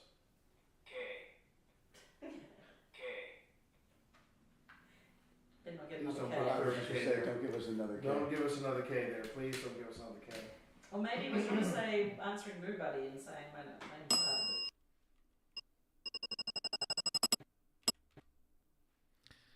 it. And you know what? That is sort of the. I don't want to say that's the risk, but that is part of what happens when you try to. And I think it's a legit thing to try for too. I mean, it's easy. It's easy to fake a bell, have it go off, and go, "Ooh, it's a ghost," that kind of thing. The bell is reacting to electromagnetic frequencies. That's what's setting it off. And as far as we know, the live stream and our electronic equipment should not be triggering that much EMF, right? But when you start having or start using tools that demand more information, whether it's a specific letter or a specific word or something like that, that's when it gets tricky. It gets tricky. It gets harder to say, oh, this is definitely something paranormal. All these devices could go off, and and it doesn't mean it's something paranormal. It just means that there are changes in the atmosphere. There's electricity. There's temperature, what have you. Now, it's when those elements, whether it is a random word generator, whether it is something like Ghost Tube Vox, whether it is something like Seer or something like the Dead Bell, and they start working together, when things start happening in clumps, then you need to take a step back and go, okay, how legit is this? And then, of course, when you get something that you can't explain, the sound of voices or something like that, and they're not coming from a neighboring farm or something, that's when you're like, okay,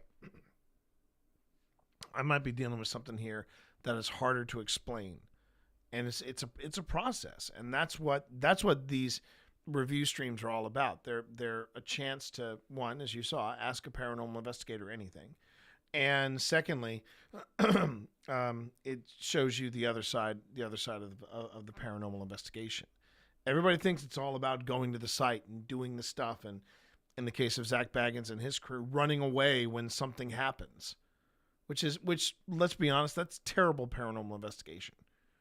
If something happens, you don't run away from it. You go towards it, and you want to find out what's making that sound. So. Okay. All right, so we got Rapid Fire Dead Bell.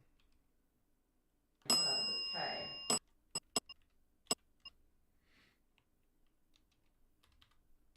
Okay. And that might have been me.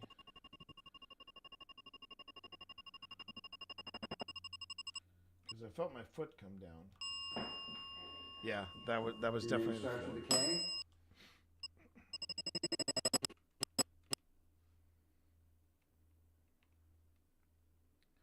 This was a particularly tricky spot to investigate with the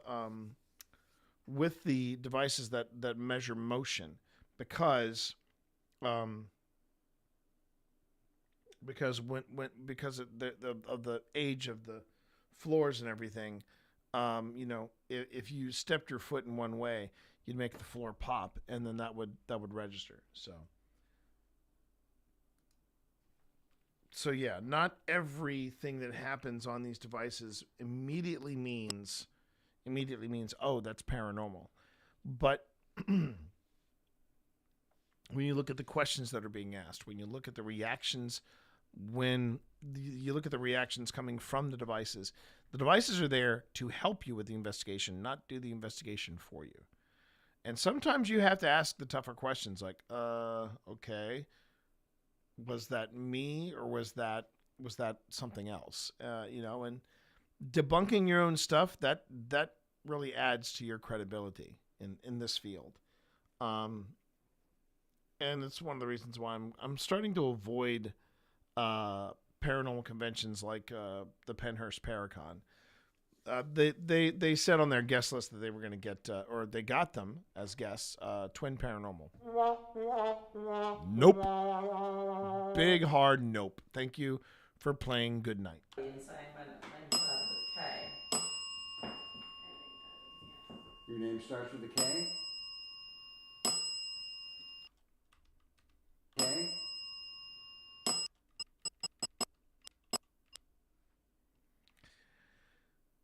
And what I mean by that is in a situation like this, for example, I'm sure that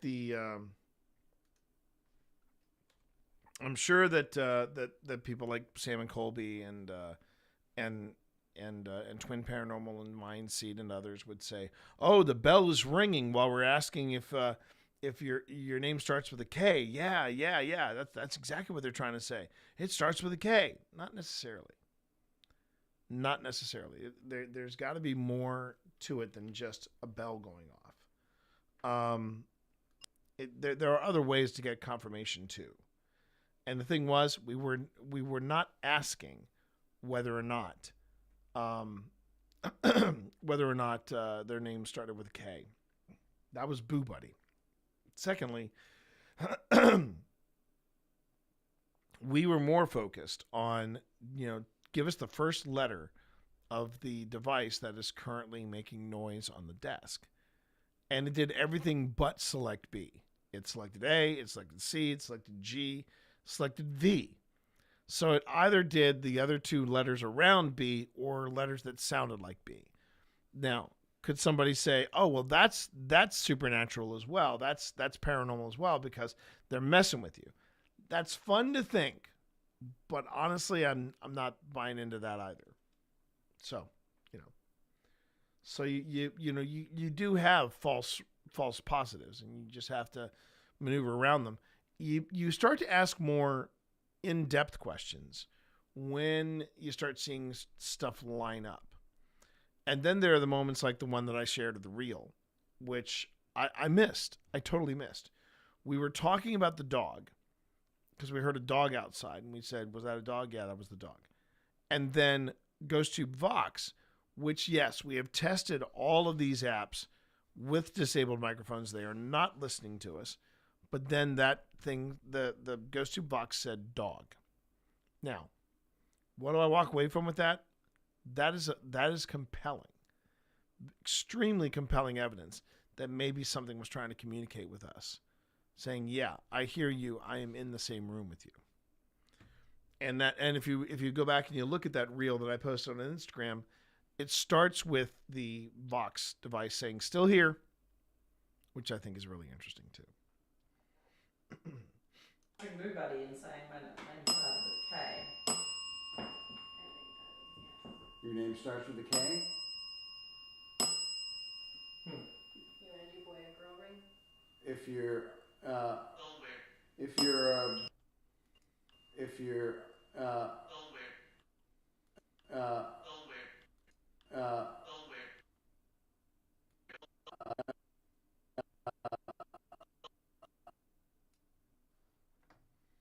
Sounds to me like GhostTube Vox is saying nowhere.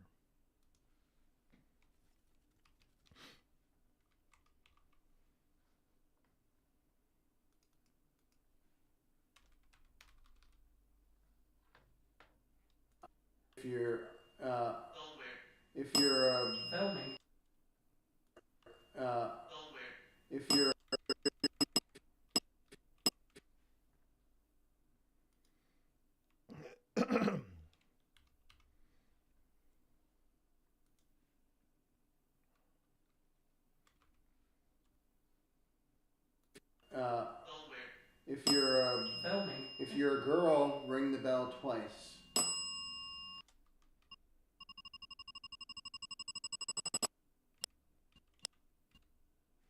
And that's another prevailing theory as well. Is that when you ask a question, an immediate response does not guarantee that that was the response to the question you're asking. This is coming from people that Phil has interviewed on Don't Turn Around. There are times where you'll ask a question and it happens automatically. But then there are times where you ask a question and the way you kind of approach the question and answer response is that what you're addressing is taking up a lot of energy just to try to interact with these devices. So treat their answers with respect in that you give them time to answer.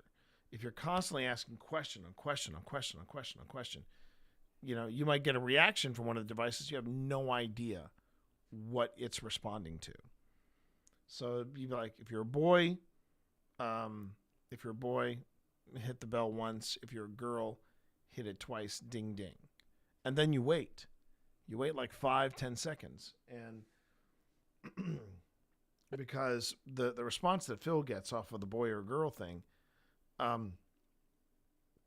it happens straight away. But watch what happens after. Answering Boo Buddy and saying my name started with K. Your name starts with a K?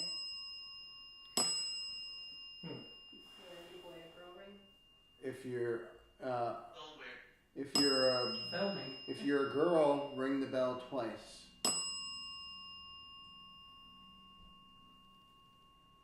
My favorite song is So one ring. Third time.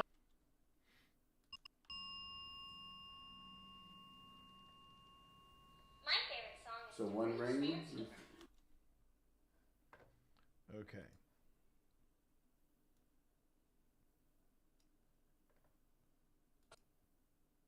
So you saw this in the Be Right Back reel.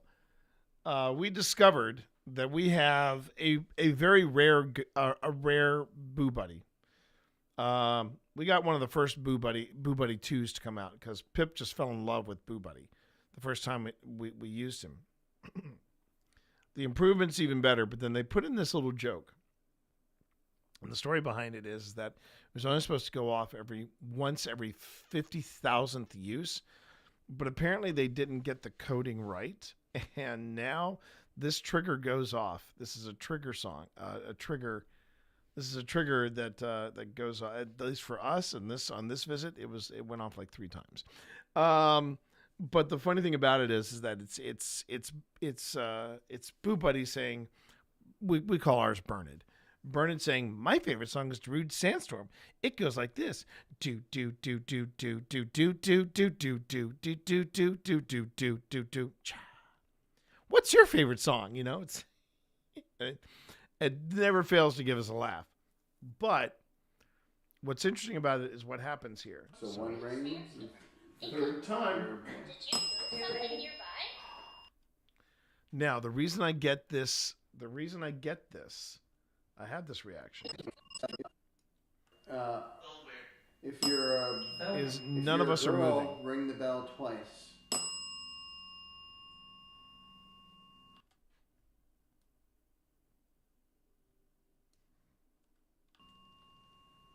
My favorite song is So one ring. Third time. Did you move something? Now, this is what's so interesting. Okay. It is currently white. The light is currently white. But here it turns green. It turns green. It's detecting motion. None of us are moving. I'm standing still.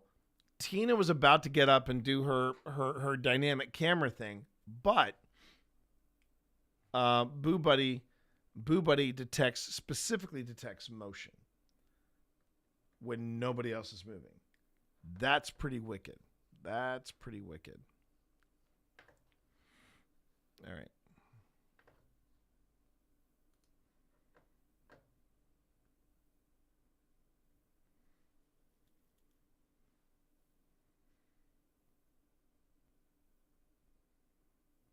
I know I've got a motion detected, Boo Buddy. All right, we'll just use this one.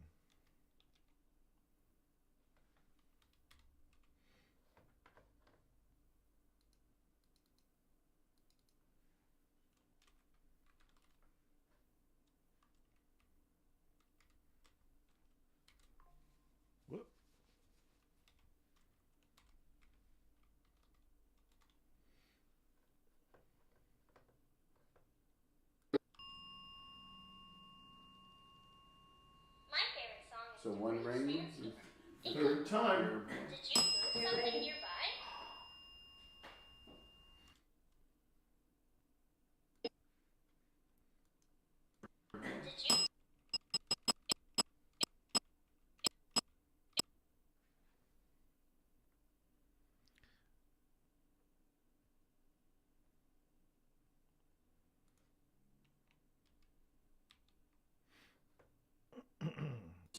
Third time. Did you move something nearby?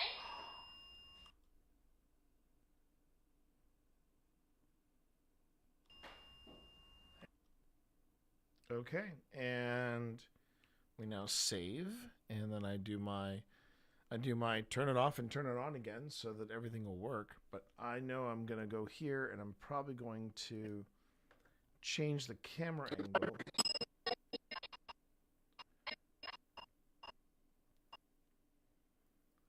Because we both realized that the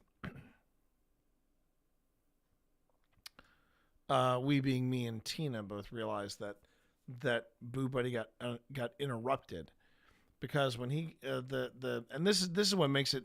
There are a lot of people that have rolled their eyes at Boo Buddy in the past, but what's cool is that yes, it has a lot of trigger commands, so that it can ask questions and try to provoke a response from whatever may be listening. But if it picks up something, if it picks up motion, if it picks up a temperature change or an EMF, it stops the trigger question immediately and then instantly comes back with the response of being interacted with. And I think that's the more fascinating bit we got here. Oh, good. Little knock up. Let's go. 8,100. Nice job, boys. 8,100. Not bad. Okay. We're going ahead and we'll open stuff up again.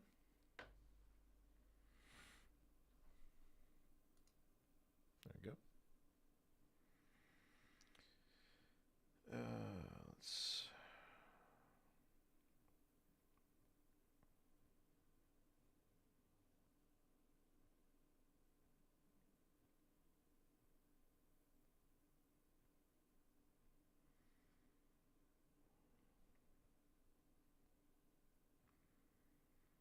Okay, so apparently Amazon's having a big sale tomorrow, but I, for one, do not look or do not like any of the things that they're offering for sale, at least in the first glance. Speaking of first impressions, and now let me just see real quick. Okay.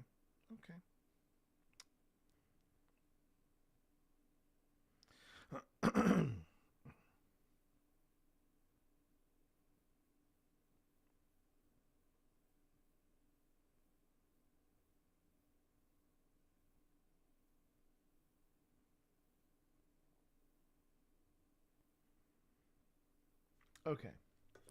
Sorry, didn't want to lose myself in a scroll session there.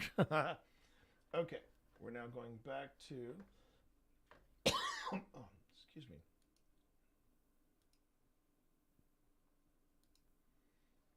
Okay, we're gonna switch over to what is called the multicam view, and this is where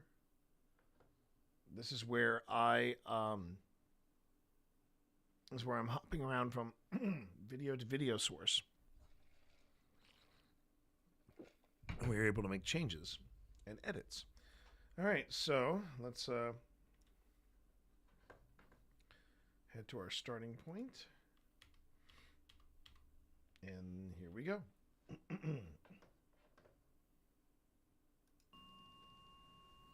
favorite song is So one ring. Third time. Did you move something nearby? Hang on. What is it? It said, did you move something nearby? So I want to just see real quick. He was about to start doing sandstorm and he got cut off. No.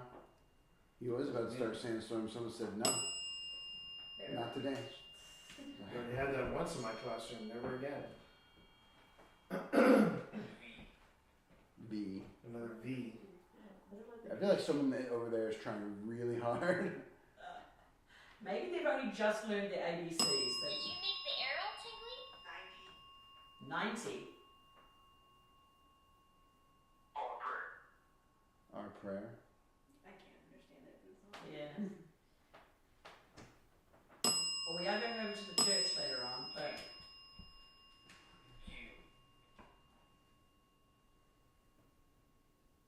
It's interesting when it does the same letter twice. I think it's just kids playing with it. Yeah. That's fine. Okay. At least it's not saying F. You. You. F you. You. Let's not say F you. Yeah. All right, let's try this then. Let's try this. Billy? Okay, we're gonna ask again what Boo Buddy asked earlier, which was Ooh, I felt a tingle. okay. Wait, the Vox just said B. No, it didn't. Are you sure? It said there was. It said that something. It said there was tripped it. Before that, it's I could have sworn before it said that it said B. Well, we're moving on to a different game. We're gonna try a different game. Why not play this game? Okay. First off, is there a student in here with us? Ring the bell once for yes, twice for no. If you're a teacher, feel free to make that ring twice.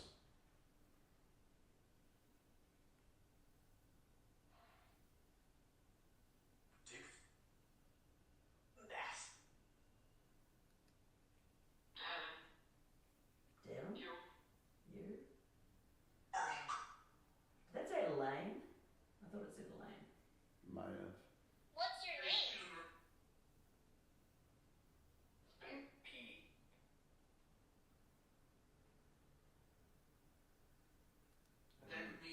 The bells are very, every time I go to say the bells have been very quiet. And then it dings. Yep.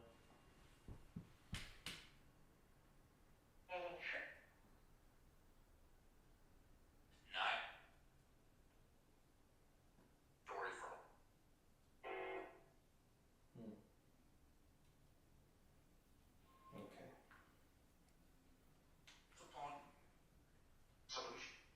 Solution?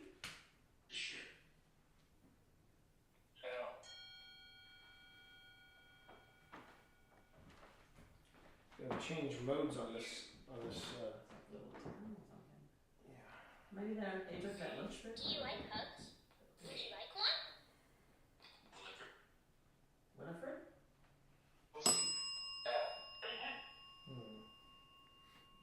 How that Thanks came for the up. ghosty high five. Oh, someone gave you a ghosty high Little five? ghosty high five. Okay, then with that, hang on. I'm going to try something a little different here. Oh. All right. Now what is this mode? That was me. That was you. Oh, and I just detached that tentacle. That sucks. All right.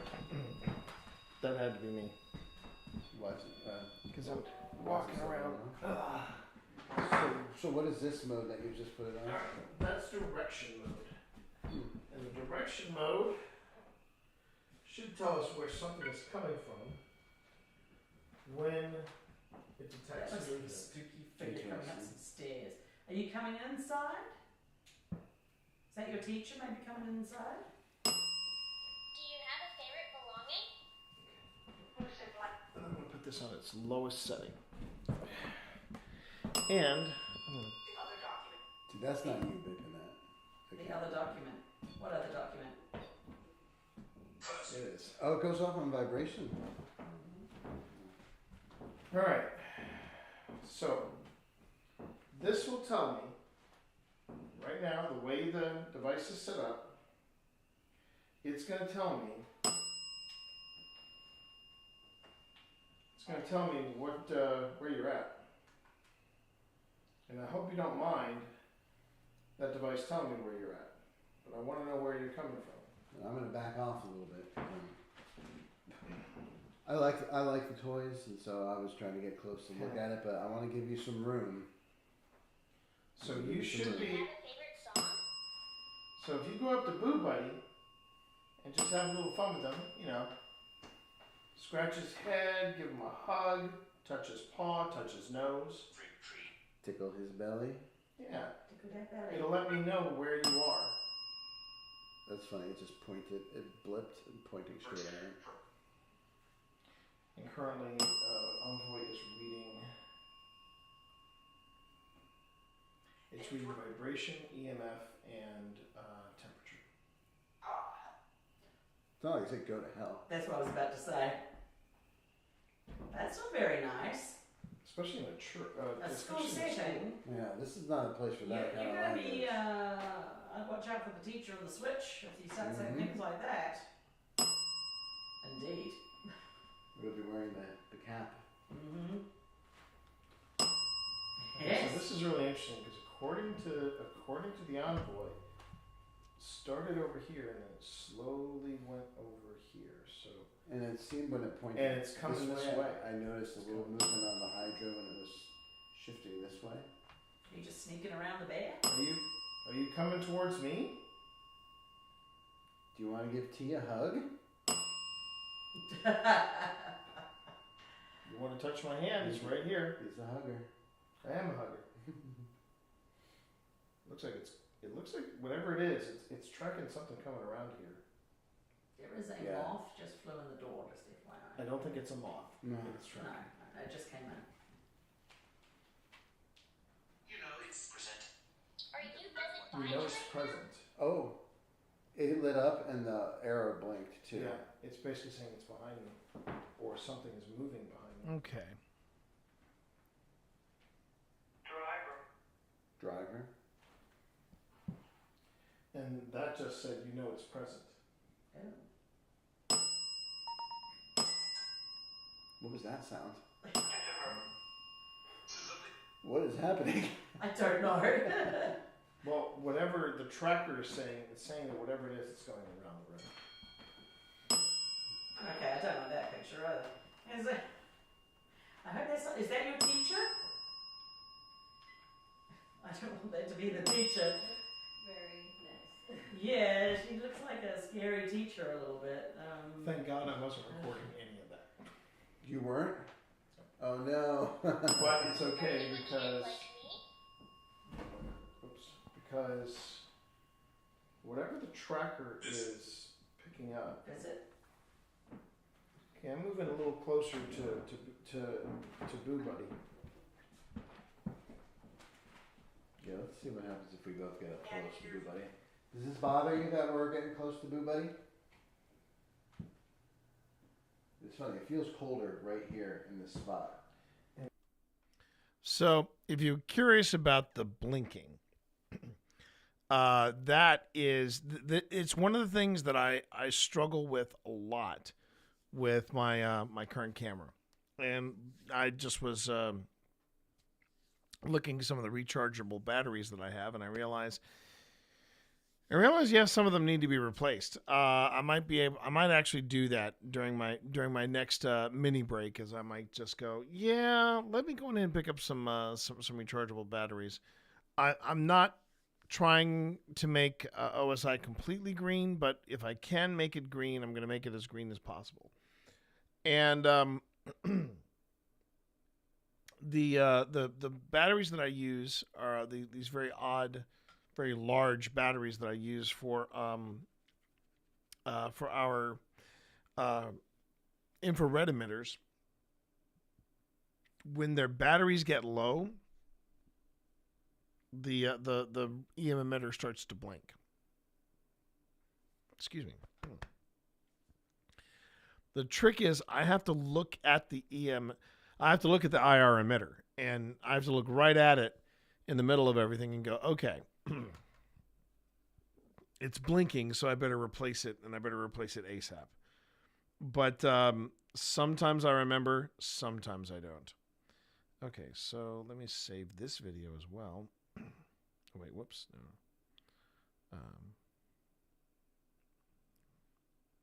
Let's airdrop it to Duskmorn.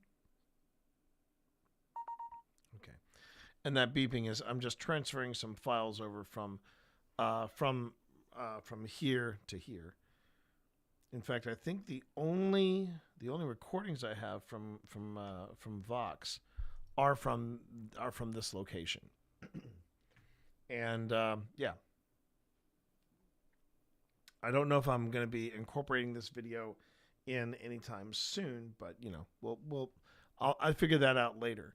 Now, I've gone from three sources to two, so I've got to figure out exactly which source I've lost. So I've got Tina's and I've got Taika, but I didn't have that for some reason. It didn't bring in the third chunk of video from 37, 15, 37. Okay. Maybe it'll come back later. I don't know. The good news is we are reaching near the end of what will be this segment. Because the idea that I think I'm going to go with, but it also depends very much on what I captured from. It's also going to depend on what I captured from the previous investigation and putting it all together, as well as what we captured at the church. But parts 1 and 2 of this particular investigation are going to be the Smith cabin from the November investigation, and then the most recent March investigation, and then we're going to look at the school also in that same way as well, just so you can see the difference between what an investigation looks like of a place that you've been to more than once. Sometimes you go and it's popping and locking, and other times you go and it's not doing anything at all. So I wanted to go ahead and offer that as an option. Now, if we catch something really stunning in the church, then I'm going to be like, yeah, let's run with that. The downside of that is we went into the church to wrap up the night, and this is where Daryl was saying this was the most active place on the campus of the historical village, and we were all really excited about getting in there. We got in there, and it was kind of quiet. It was very chill, very flat, and you know, when a situation like that happens, you know, yeah, you have the option of putting something out there, and sometimes that's good. I don't mind putting out stuff when it's quiet at a space, because you know, like we went to Antietam, which was one of the most bloodiest battles of the American Civil War, and where we were in Antietam, very quiet, very inactive, and we actually caught an EVP, but apart from that, it was pretty docile. So you never know. You never know going from one spot to the next. All right, so that's my 5-minute edit spree. Now I'm going to go on ahead and we're gonna mark everything up. So I get out of this mode. All right. Third time. Did you move something nearby? Hang on. What is it? It said, did you move something?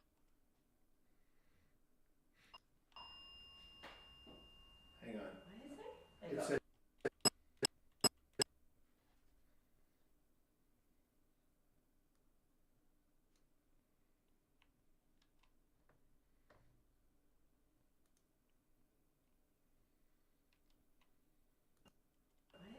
It said, did you move something nearby?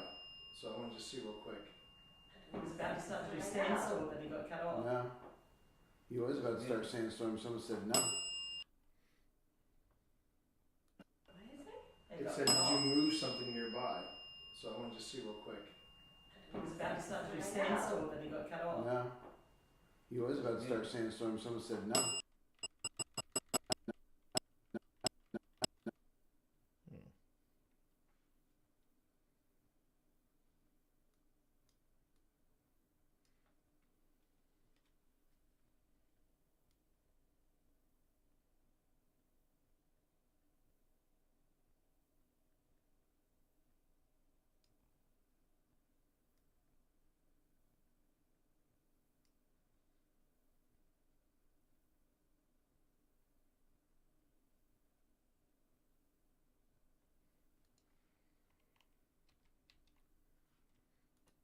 He was about to start sandstorm. Someone said no.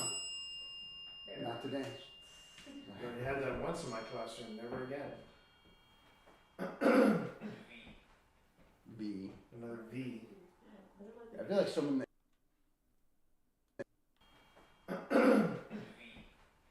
B. Another V. I feel like someone over there is trying really hard. Maybe they've only just learned the ABCs.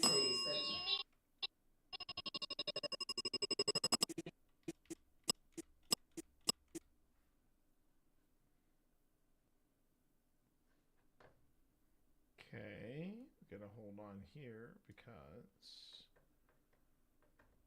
Okay, so we have another dead bell. Then we.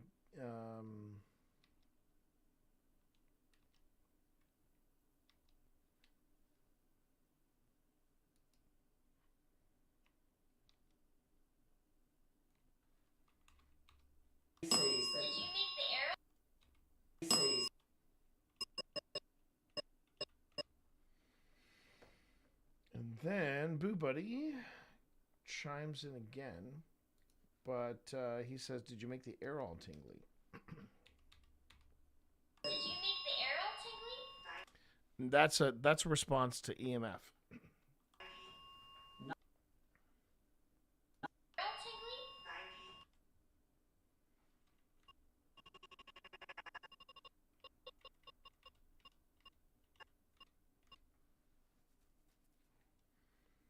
And then we got a 90 from Vox. Still going, by the way.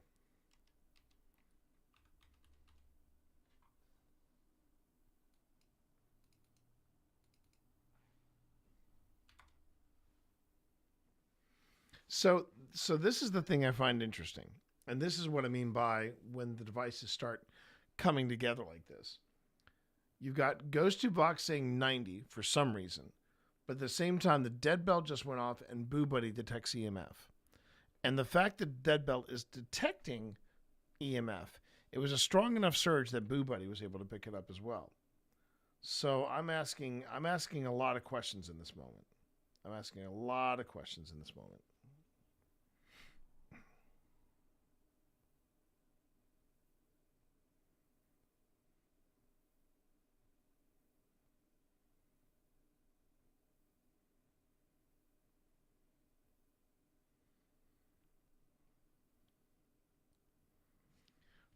What's that quote? What is that quote? Oh, sorry, I'm just thinking of a quote I want to share on somebody's Instagram. Give me a second. This is the joys of creating paranormal content while possibly suffering from ADHD. Something I've never been diagnosed with, but the longer I stream, the more I wonder if I just need to go and talk to somebody. Let me just see here. Yep. Okay. So.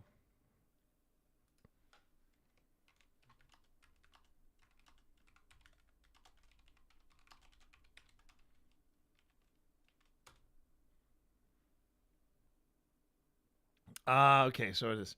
Why do we fall, Master? Why do we fall, sir? So that we learn to pick ourselves up. Yeah.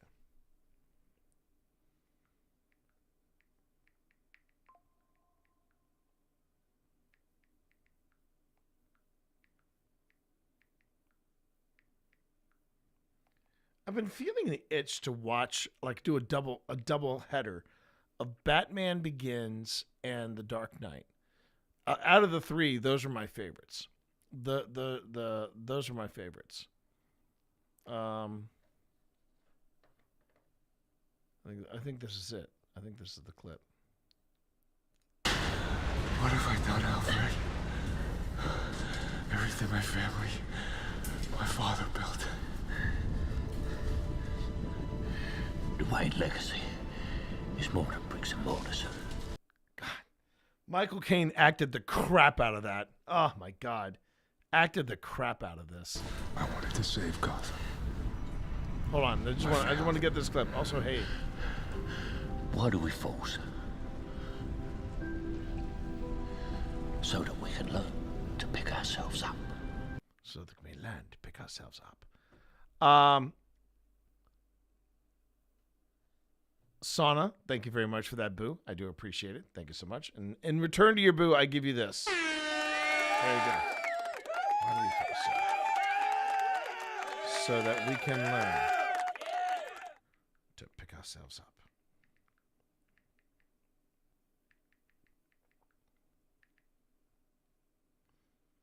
I mean, that was one of the themes from Captain Marvel, and I got no shade against Captain Marvel. I freaking loved Captain Marvel, but when it's Alfred Pennywise, man, I tell you what. And I do love the idea that Alfred Pennywise was like former SAS and just a straight up baller. I love that. I love that concept. And I tell you, I think while I love Michael Caine's Alfred, I think a close second has got to go to Sean Pertwee, because man, when Sean Pertwee played Alfred, I mean, that was the first Alfred I saw that I was truly scared of. Truly scared of. Let's see, I'll throw some bats in there.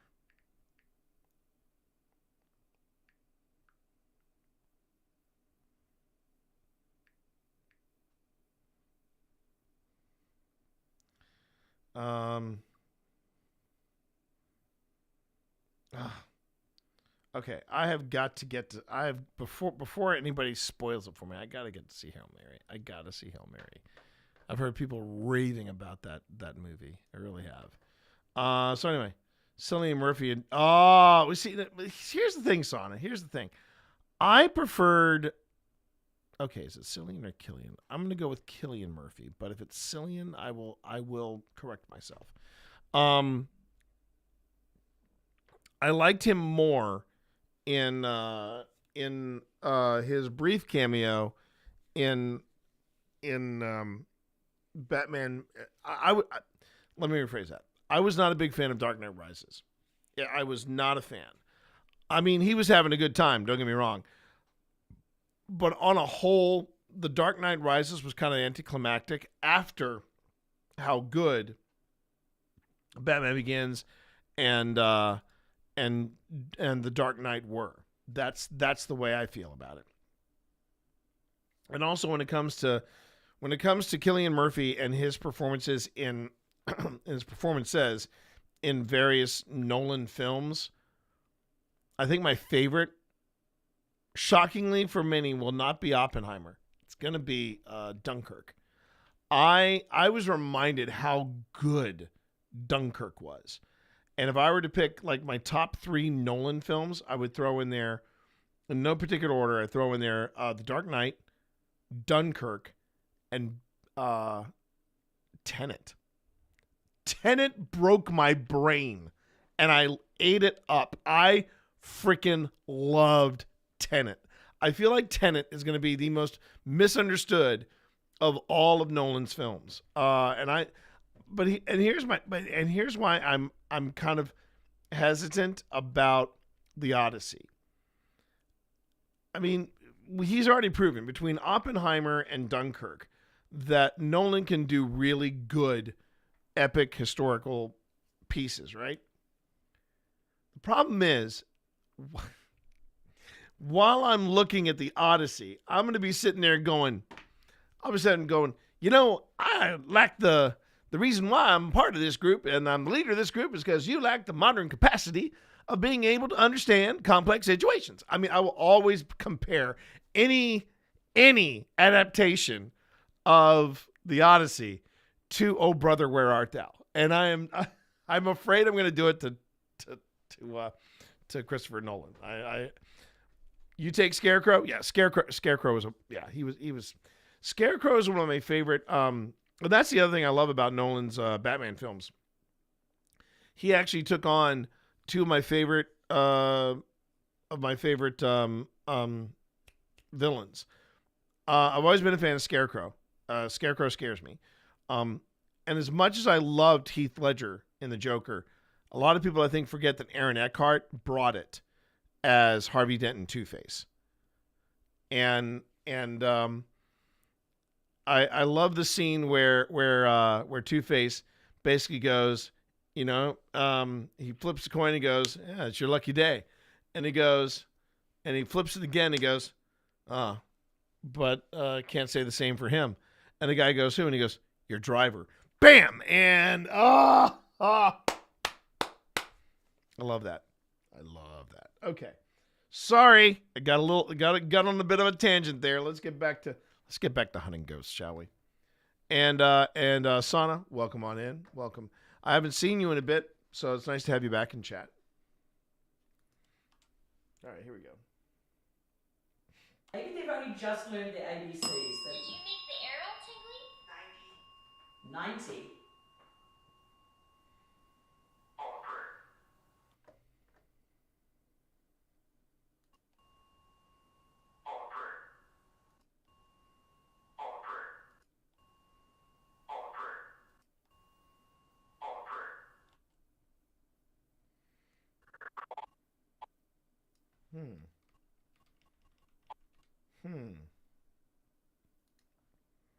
Okay, this is what I think it sounds like.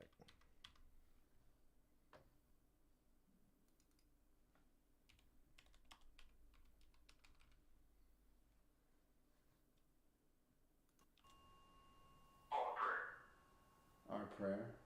I can't understand it. It's not. Yeah. Well, we are going over to the church.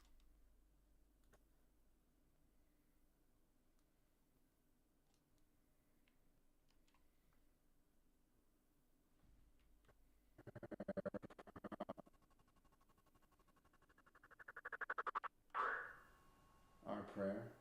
I can't understand it. It's not. Yeah.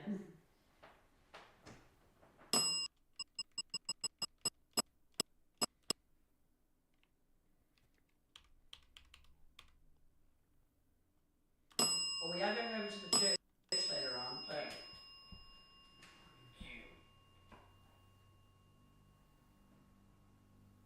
It's interesting when it does the same letter.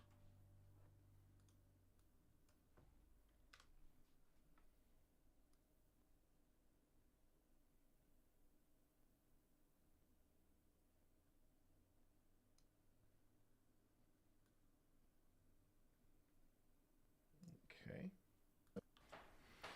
well, we are going over to the church later on, but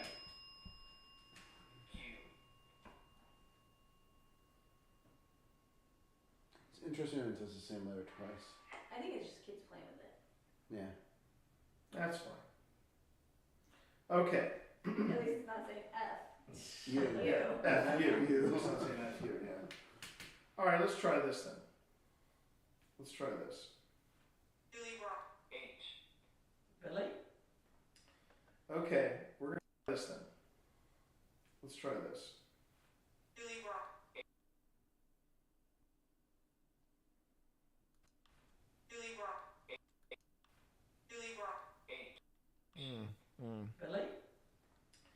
Okay, we're gonna ask again what Boo Buddy asked earlier,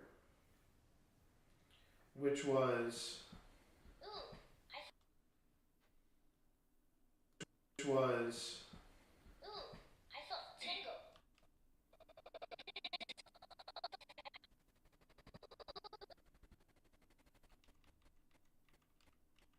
There you go. There's your EMF moment with Boo Buddy. Okay. which was I felt tingle. okay. Wait, the Vox just said B. Okay. Tingle. Tingle. Tingle. Tingle. Okay. So it wasn't ads are starting in about 10 seconds. And that'd be a good place for me to take a break. So let's go ahead and let's take a break. And after the ads and everything, when we get back, we're going to wrap up with more from the historic village. Be right back, everybody.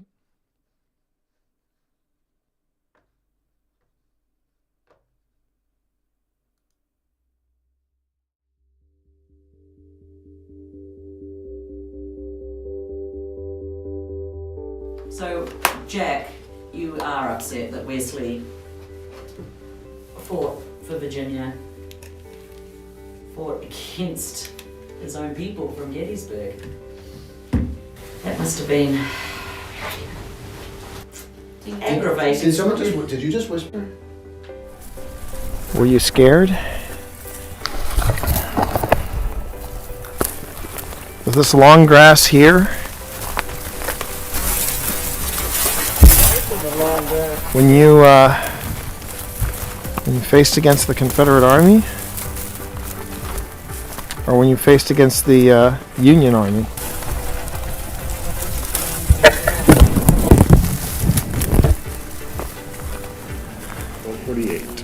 Only one. 1 a.m. Almost one. Hasn't felt like 6.5 hours. No, it has not. It has not. Now I know. Heard that too, babe. Yeah. Hello? We're just going to introduce ourselves, and then we are going to sit in silence to give you a chance to introduce yourself. My name is T. My name is Pip. My name is Val. Hi, I'm John Walker to my friends, and hopefully we can count you as those. Well, you just got a yes from here, or at least you got the candle lit here. Oh, well, So nice to meet you. I think that's a good sign. Yes. Yep. Did you all hear that? I did hear that. That was, yeah. It sounded like a, Sounded like, well, I thought it sounded like movement over there. No, I heard a voice. I heard a voice like a, is that you, Mary? Okay, did you all just hear that? Yeah. Yes. Did you all hear that? Yes. We're not any type of organization. You're okay. You're gonna be okay. You can talk to us. We're here friendly and respectful. We're not an organization in any way. Yeah. Exactly. We're very friendly and we come with full respect. Are you scared? Nervous maybe? A lot of people, huh? Yeah. So I tell you what. Yeah?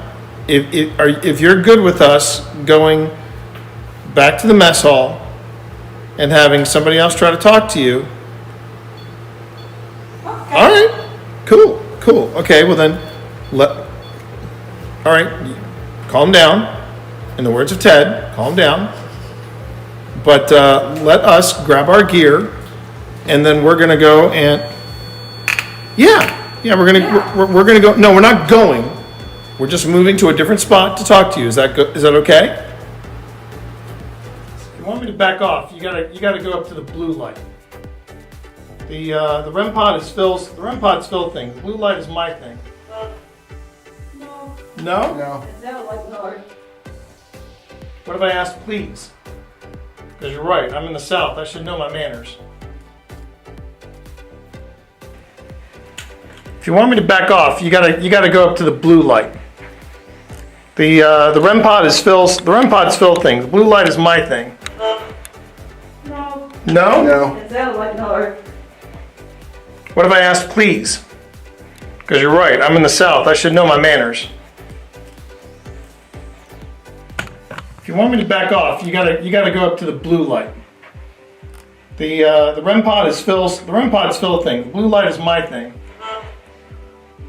No? No. It sounded like no. What if I asked please? Because you're right, I'm in the South. I should know my manners. If you want me to back off, you gotta go up to the blue light. The REM pod is Phil's. The REM pod's Phil thing. The blue light is my thing. No. No? No. It sounded like no. What if I asked please?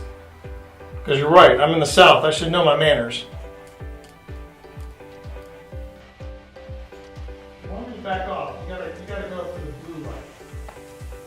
The REM pod is Phil's. The REM pod's Phil thing. The blue light is my thing. No. No? It sounded like no. What if I asked please? Because you're right, I'm in the South. I should know my manners.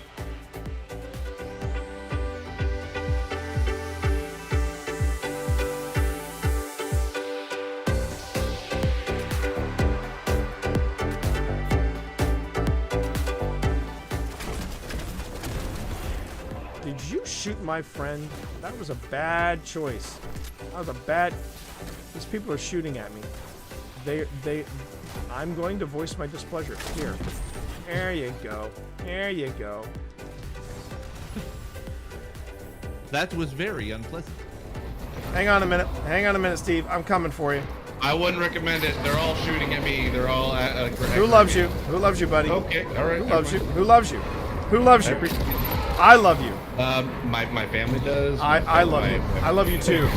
I love you too. You albino. Nick probably does. You albino god. You blind albino god. You know. Like, I got think steaming probably undies for Christ you in the my Lord worst and way. Savior. I do. I love you Grandma, so I think- much. Oh my God! Shut up. Chat, we take this act on the road. That's the best bit. Well, I have ascending dots on my PKE meter here, so. Yeah, that's what I was burning up. What is the? Still says it's ascending. Oh, Steve! It's over there. It's done. Let's blast it. Crowd's going out. Oh, Look at this. Oh, I found a. Hey, wait, where'd that rift come from? I think we knocked it out of Steve's hands. No, it was in that room. I saw it. It was like, ah. Bye, Steve. Get him in there. Get him in there. Okay. All right. Get this rift. Concentrate on the rift. Pack's about to overheat. That's fine. That's fine. Take the rift. Take I don't like the way he says that. I don't like the Take way he the says rift. that. Is he sneaking up behind us? I'm just excited that I found it. What is my name? Yeah. My name is Sabotage Your Backpack is what my name is. Uh-huh. My name is Sabotage Your Backpack. Uh-huh. Right.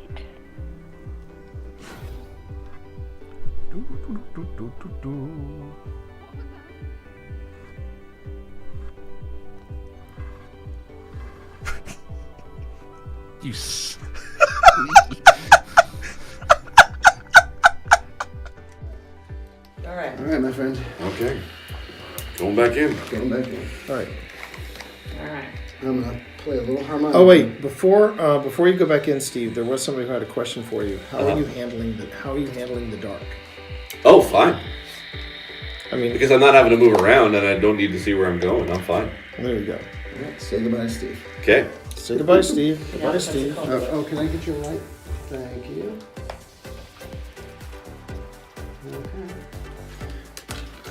Let's see if we can talk to Jack again, because last time we were here. How about a little harmonica? Yeah, give a little harmonica for Jack.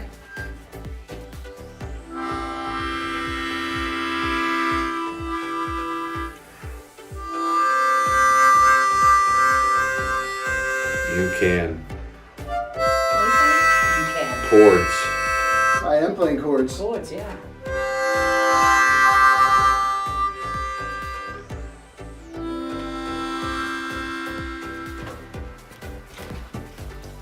Keep playing.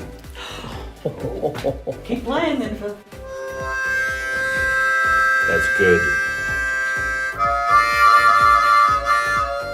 You don't have to know anything about the movies or the books to be able to get into the show because it is set thousands of years before any of the books or movies anyway. So it's been really great to just obviously be able to kind of just sit down and watch it and just enjoy it for the lore for what it is. My favorite episode so far actually has been, now actually the pilot was really good, but I actually really enjoyed episode 6, which was the especially the ending there with the creation of a certain volcano that I'm really excited to be able to see more of and seeing how that kind of develops. Don't tell me because you've seen episode 7. Anyway. But T, what's been your favorite episode? Oh, that's easy. That's easy. The one in Casa Doom where Durin says to... Oh, you haven't seen that one yet? You haven't? Dude, why are you here? No, stop it! I get it. No, hang on. Safe space! F that, dude, why are you here? You should be back in your room watching Lord of the Rings of Power right now. So the thing I liked about, first off, when it comes to on-screen bromances, we thought we had the ultimate in the original trilogy, but let's be honest, there's never been a better bromance on television than Elrod and Durin. I mean, when Durin says, what was that? Oh, they were right behind us. So yeah, I mean, when he said, and not just that, what makes them.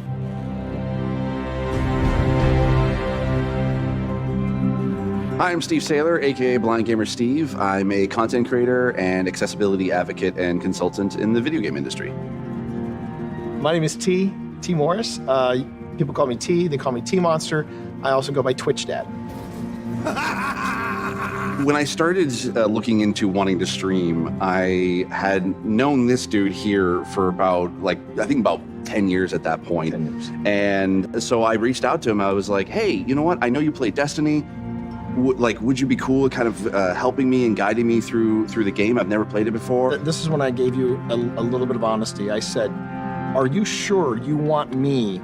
Because if you see me play, so you know how bad my aim is. It'll be the blind leading the blind. And he went, that's what we'll call it. All right, there's the Traveler. There's the Traveler in front of us. Let's go. Walk forward. Walk forward. I want you to enjoy this. As someone who has a disability where it affects my vision and it is hard for me to be able to play games in general, having someone take the time and guide me through being able to play a game and not try to rush me through things, that meant the world to me. Where's that? All right. Oh, there he is. Yes! Yes! Get him! Oh, yeah, dude! In any other game, it's usually people don't want to play with a disabled person, whereas with Destiny, I can jump in with T, I can jump in with my friends, and even when we just jump in with random blueberries in the community, we can still be able to help each other out, and that's why I love Destiny. Did you shoot my friend? That was a bad choice. It's all about being able to reach out and pick someone up and being like, we can do this together. And that is being a hero. It's being able to lift everyone else up. It's not about you. It's about the fire team. That's what makes a good guardian, is when it's about reaching the end goal and reaching it together.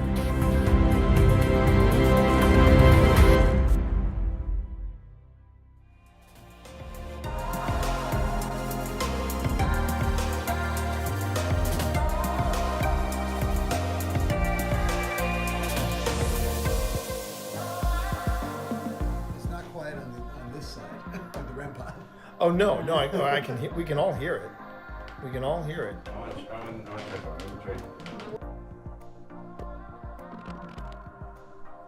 Okay, so Steve says I'm gonna try something.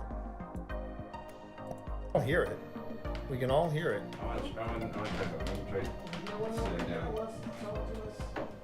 Oh God, I actually saw it move. I've got some.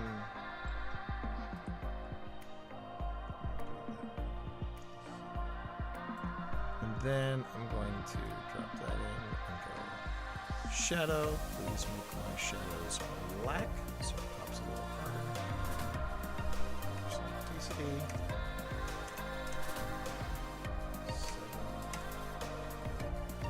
Edge. Actually, let's tighten that up a bit. Very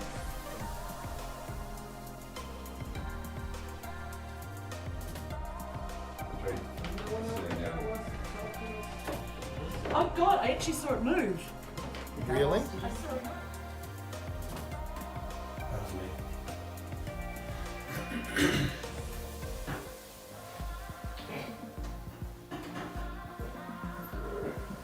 My favorite song is the Rude Sandstorm. It goes like this.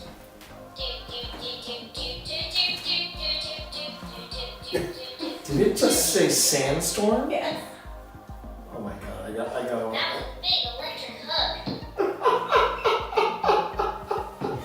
What was it doing? It was humming EDM. Oh wow.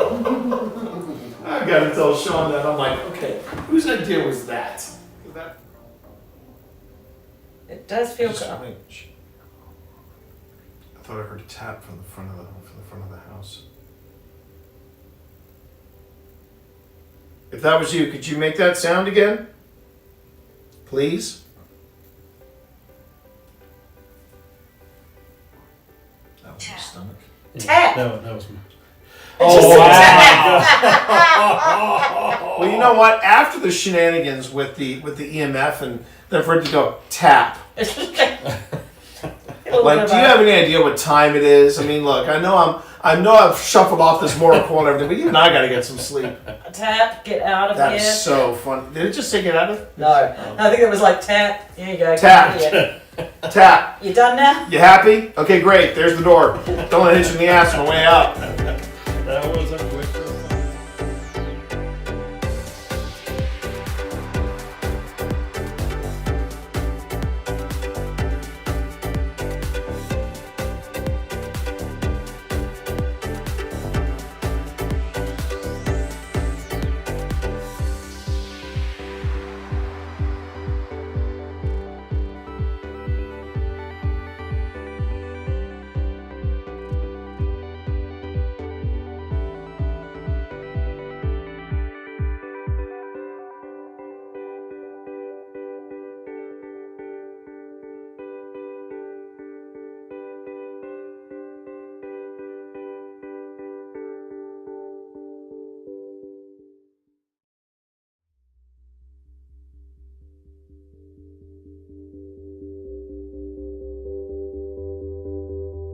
So, Jack, you are upset that Wesley fought for Virginia, fought against his own people from Gettysburg.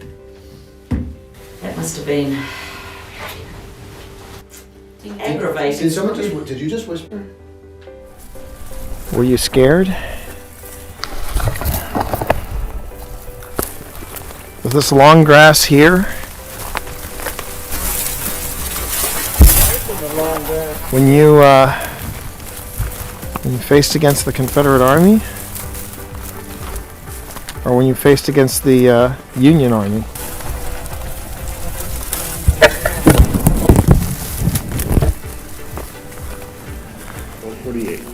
Only 1. 1 a.m. Almost 1. Hasn't felt like 6.5 hours. No, it has not. It has not. Now I know. Heard that too, babe. Yeah. Hello? We're just going to introduce ourselves, and then we are going to sit in silence to give you a chance to introduce yourself. My name is T. My name is Pip. My name is Val. Hi, I'm John Walker to my friends, and hopefully we can count you as those. Well, you just got a yes from here, or at least you got the candle lit here. Oh, well, So nice to meet you. I think that's a good sign. Yes. Yep.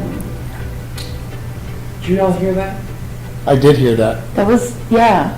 It sounded like a, It sounded like, well, I thought it sounded like movement over there. No, I heard a voice. I heard a voice like a, is that you, Mary? Okay, did you all just hear that? Yeah. Yes. Did you all hear that? Yes. We're not any type of organization. You're okay. You're gonna be okay. You can talk to us. We're here friendly and respectful. We're not an organization in any way. Yeah. Exactly. We're very friendly and we come with full respect. Are you scared? Nervous maybe? A lot of people, huh? Yeah. So I tell you what. Yeah?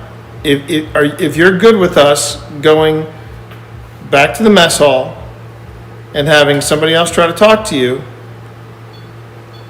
Okay. All right. Cool. Okay, well then, all right, calm down. In the words of Ted, calm down. But let us grab our gear, and then we're gonna go and we're gonna go. No, we're not going. We're just moving to a different spot to talk to you. Is that good? Is that okay?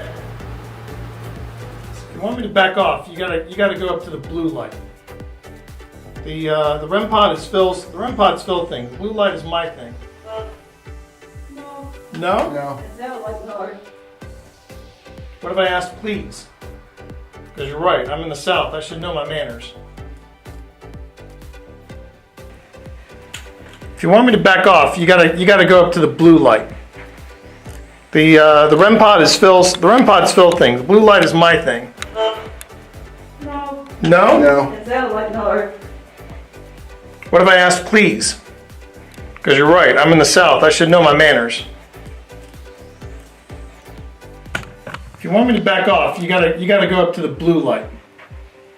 The REM pod is Phil's. The REM pod's Phil thing. The blue light is my thing. No. No? No. It sounds like no. What if I asked please? Because you're right. I'm in the South. I should know my manners. And welcome back, everybody. How are you?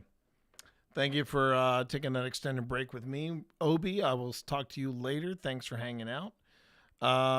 Always a pleasure to have Obi in here. He knows where all the bodies are buried. That's the truth. That's the truth, everybody. And for those of you who are just popping in, this is the final hour of this footage review. This is Old Spirits Investigations you're seeing live and in person. And my name is T. You can call me T Monster or Twitch Dad. Now I am not Old Spirits Investigation. Old Spirits Investigation is it's expanded. There's a group of us now, I guess. But the core four, you could say, are myself, my wife Pip, and Phil Rossi, who I started this with, and who invited me to start this with him, and Tina. The four of us are the core group. We have friends ranging from Walker to Valerie Griswold Ford to Resident Moon. A lot of people. Do be honest, these night vision cameras are great at seeing through. Okay, Sana. I'm not sure if you're talking about the fact that you can see easily the straps of my wife's bra. I'm not sure if that's where you're going with that, but as far as the night vision cameras on Paranormal Investigations, no, they work great. And this is the final hour, at least for today. For those folks that are currently getting hit with Meta layoffs, my heart goes out to you. Sorry about that. I hope you land. I hope you land and you land deftly. Not sure what's going on with that. Oh, and I wanted to see if that was true or not. I saw something into headlines during my break, and I just wanted to see.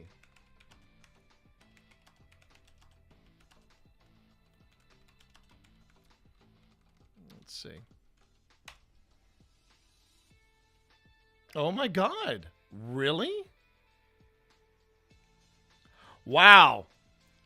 Ha ha ha. This is being reported 17 hours ago and confirmed by the BBC. OpenAI closes Sora video making app and cancels $1 billion. I'm going to say it again, a billion with a B. $1 billion Disney deal. Wow. OpenAI has shut down its artificial intelligence video generation app Sora less than 2 years after its unveiling, making headlines for creating realistic clips based on simple prompts. At the same time, OpenAI will also wind down its $1 billion content partnership with entertainment giant Disney, the BBC understands. OpenAI told BBC on Wednesday that it has discontinued Sora so that it can focus on other developments such as robotics that will help people solve real-world physical tasks. A spokesman for the Walt Disney Company says, "We respect OpenAI's decision to exit the video generation business and to shift its priorities elsewhere." Disney will engage with other AI platforms to find ways to responsibly use the technology without infringing on intellectual property rights, a spokesperson said. OpenAI is said it is shutting down both its Sora consumer app and the internet-based platform that professional install two-generation videos. BBC understands that with the closure of Sora, OpenAI will no longer focus on developing video generation tools.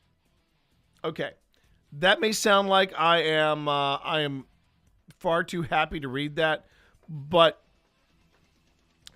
considering some of the AI slop that has been created just in the past 5 years, just in the past 2 years, 3 years.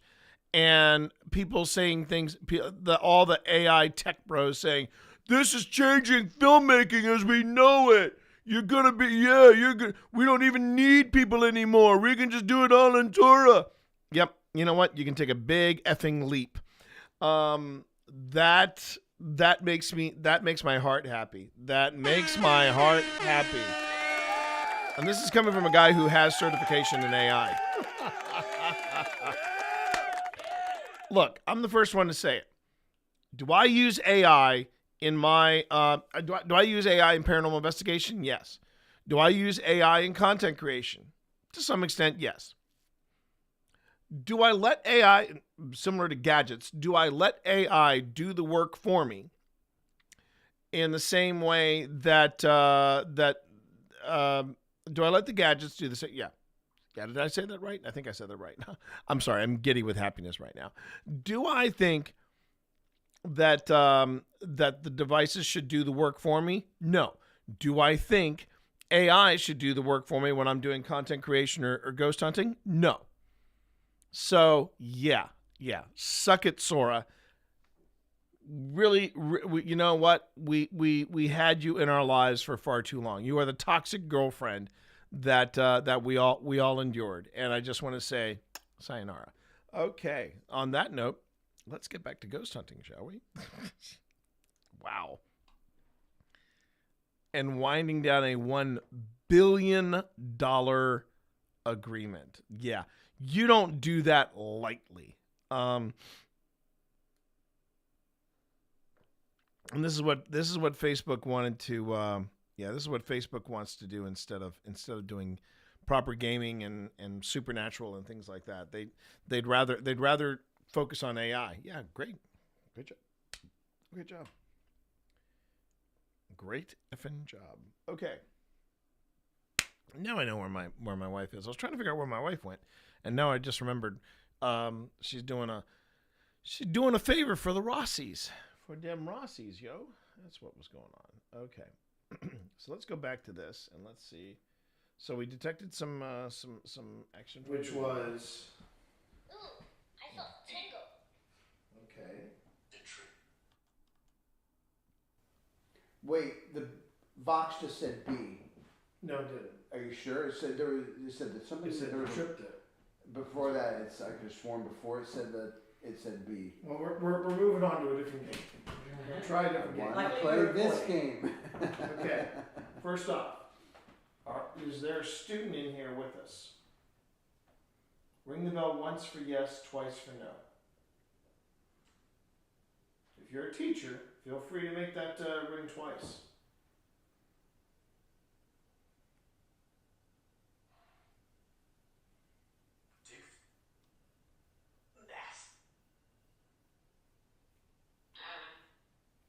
Dylan? You? Did that say Elaine?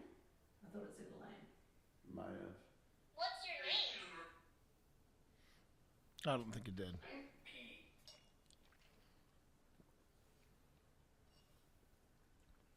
Okay, we got ads starting in 45 seconds. Every time I go to say the bell's been very quiet. Ads in 45 seconds. Dings. Yep.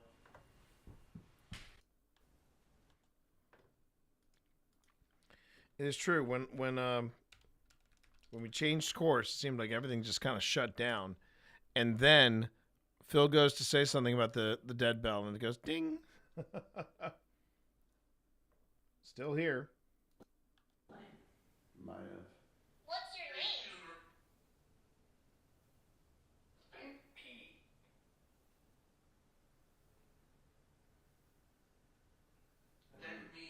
The bell's very. Every time I go to say the bell. The bell's very.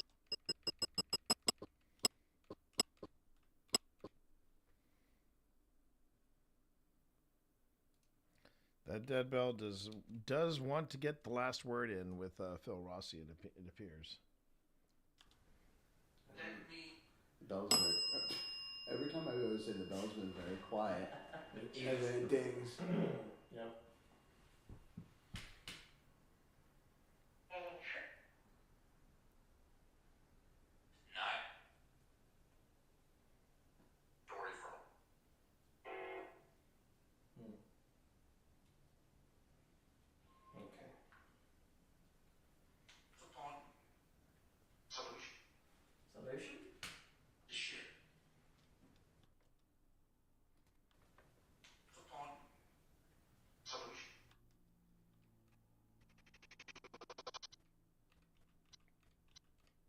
And it's funny because I'm gonna wait until everybody gets back, but I find it funny how suddenly Vox is kicking in. Vox is suddenly kicking in. Rapid fire.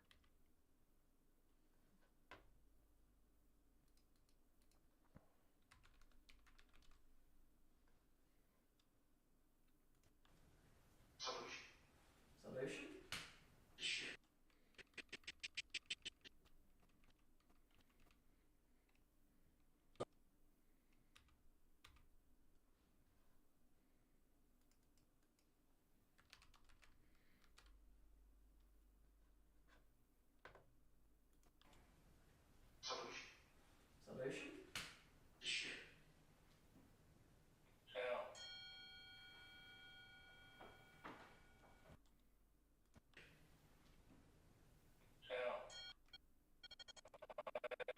That was clear. Hell.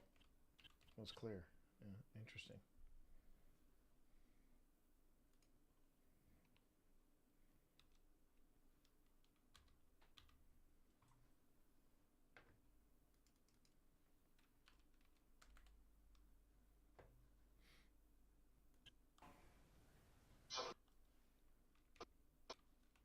Okay, everybody, and you are back. So welcome back, everybody.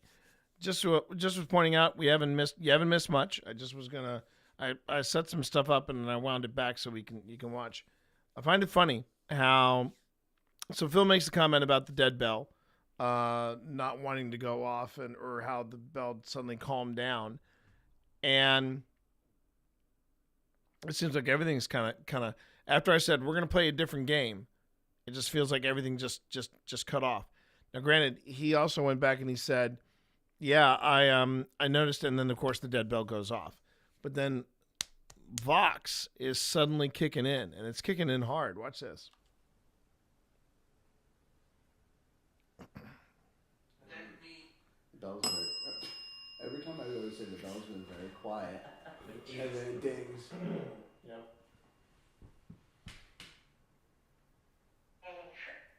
I mean, there's some snippets that we can't quite figure out, and then it just starts to kick in.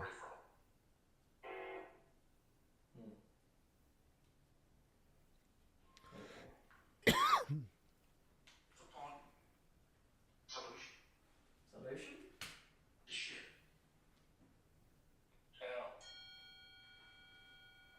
And then we get something from Seer. Change modes on this. Maybe they took that lunch break. Do you like hugs? Would you like one? Hugs? Would you like one? Winifred?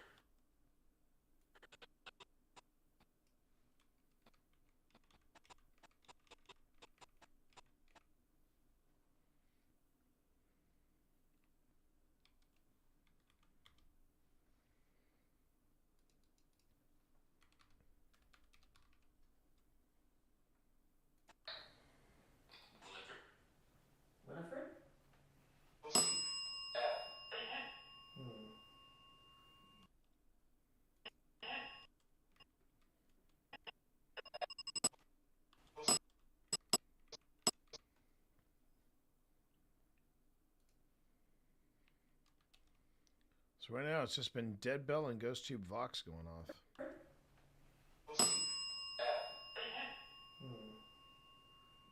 Now that Thanks for the ghosty high. Sorry, Dead Bell, Ghost Tube Vox, and Boo Buddy.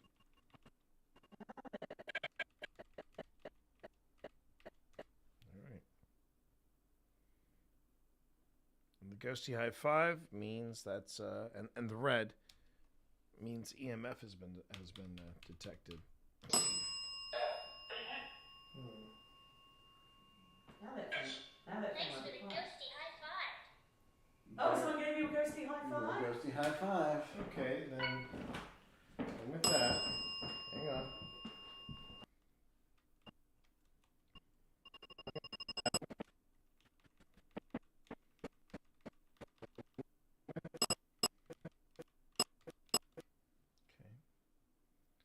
And most of this stuff I've been recording the stuff with Envoy. I've been recording with a smaller camera up close so that I can use that for an upcoming review. And with that, hang on. I'm going to try something a little different here. Oh. All right. Now, what is this mode? That was me. That was you. Oh, and I just detached that tentacle. That sucks. All right. All right. Now, what is this? Okay. Dead bell. What is this mode? That was me. That was you. Oh, and I just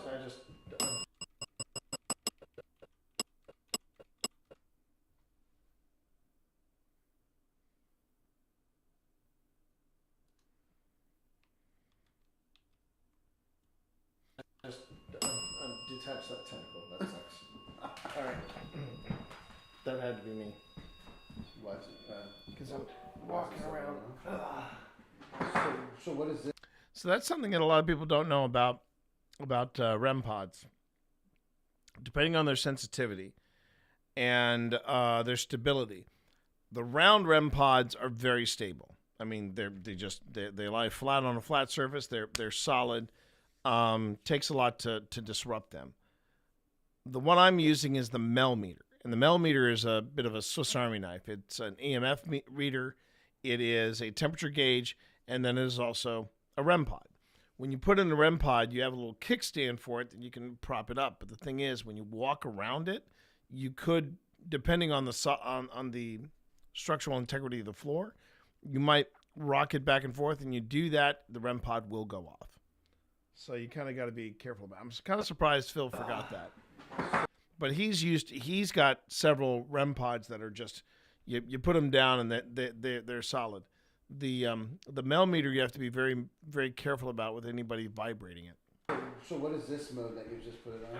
That's direction mode. And the direction mode should tell us where something is coming from when it detects That looks like a movement. spooky figure coming up some stairs. Are you coming inside? Is that your teacher maybe coming inside?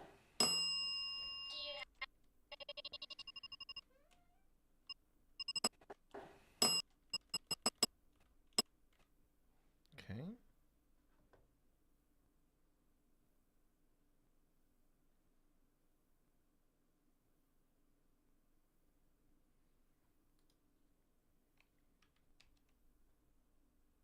Teacher maybe coming inside?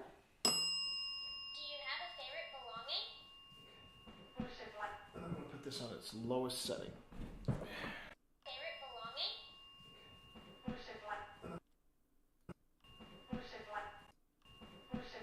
going to put this on its lowest setting. That sounded like gibberish.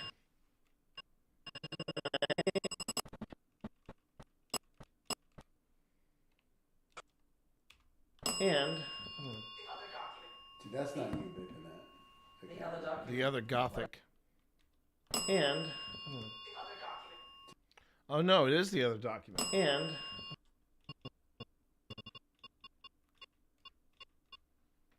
the other document.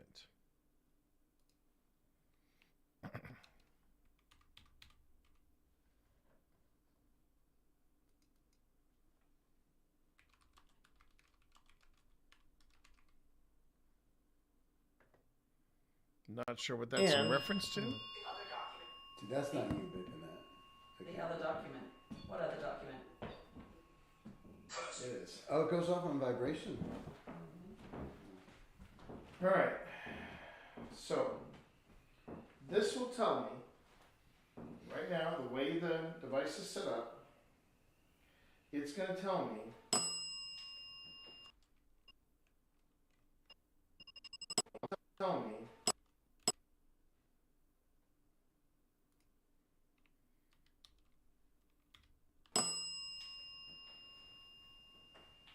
It's going to tell me where you're at. And I hope you don't mind that device telling me where you're at. But I want to know where you're coming I'm gonna back off a little bit. I like the toys, and so I was trying to get close to look at it, but I want to give you some room. So you should be.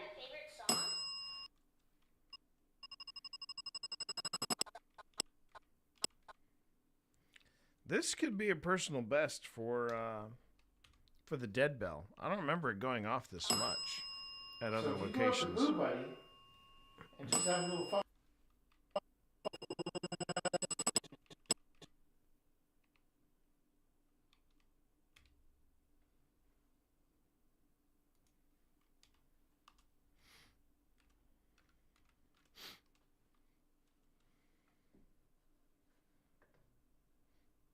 Up to Boo Buddy and just have a little fun with him, you know. Scratch his head, give him a hug, touch his paw, touch his nose. Tickle his belly. Yeah. Tickle that belly. It'll let me know where you are.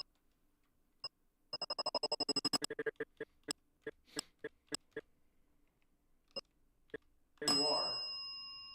That's funny. It just pointed. It blipped and pointing straight at him. And currently.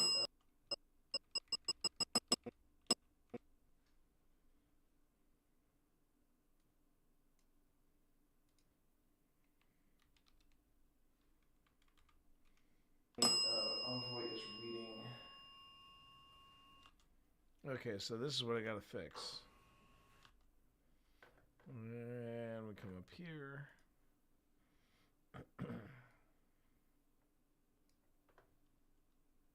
And pointing straight at him.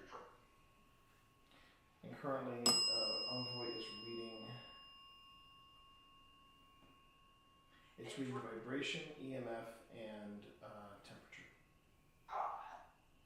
It's not like you said go to hell. That's what I was about. Temperature. Temperature. It's not like you said Not go to quite. hell. That's what I Not was about quite. to say. Not quite. That's not very nice. Especially in a church.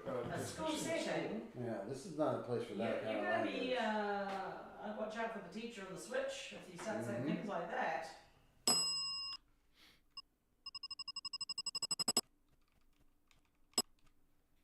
Okay.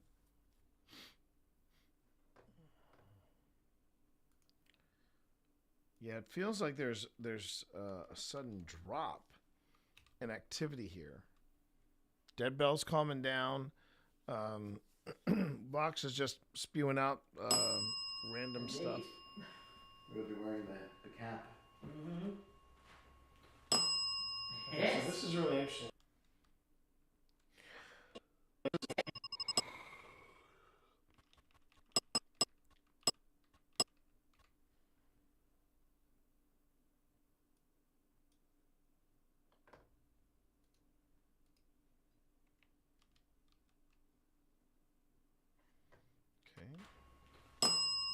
Yes. So this is really interesting because according to the envoy, started over here and then it slowly went over here. So And it seemed when it pointed and it's coming this way. I noticed a little movement on the.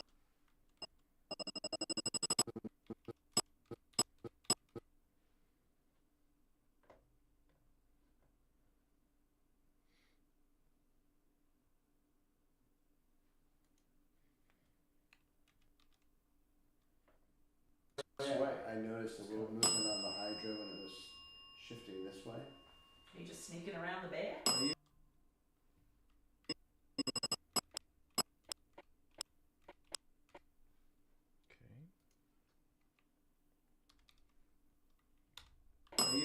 Are you coming towards me? Do you want to give T a hug?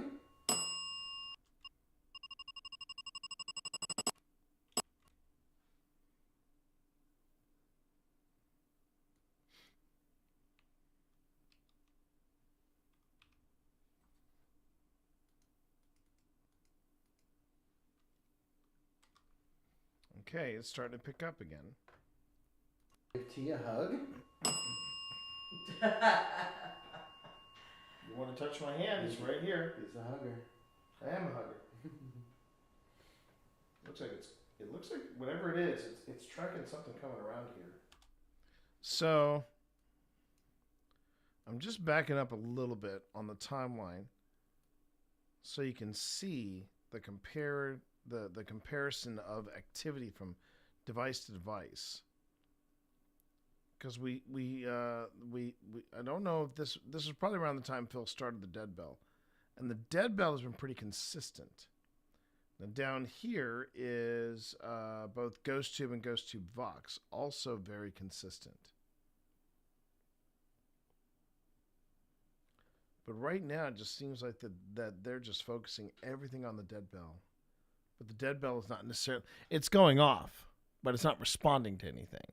So that's what I'm trying to figure out here. Is, okay, so it's going off, it's detecting EMF. What's it's responding to? Is this just something? Is it on autopilot right now? Whatever was interacting with it, has it gone away? There is a moth just It's coming this way. I noticed a little movement on the hydro and it was shifting this way. Are you just sneaking around the bed? Are you coming towards me? Do you want to give T a hug? You want to touch my hand? It's right here. He's a hugger. I am a hugger. It looks like whatever it is, it's tracking something coming around here. There is a moth just flew in the door, just FYI. I don't think it's a moth. No. I think it's tracking. No, it just came in. You know, it's present. Then you get something like that. You know it's present. It just came in.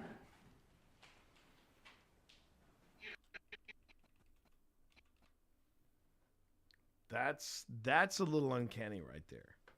That's a little uncanny. After I pick up the thing on the tracker, so that means I'm going to have to try to find the video. Well, not try. I know where the video is. In fact, I should probably pull that video.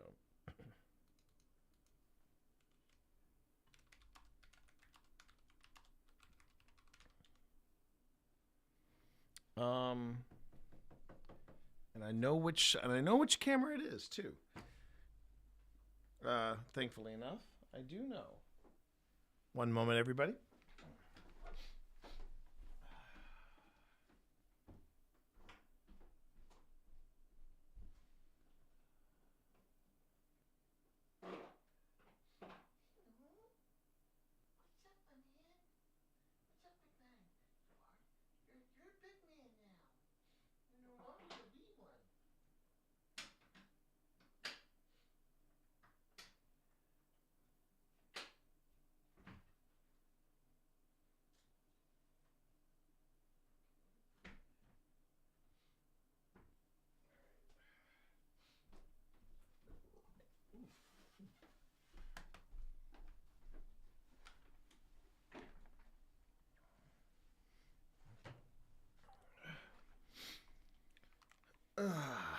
Okay.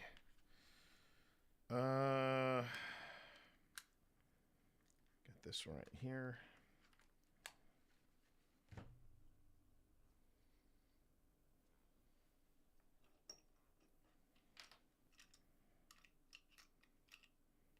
What?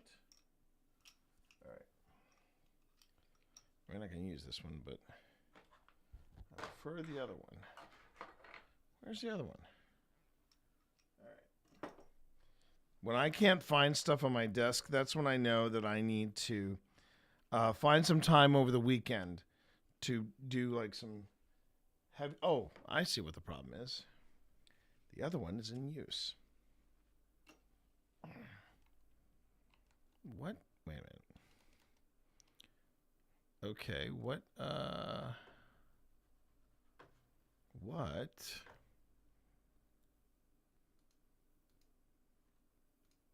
Sorry? Oh.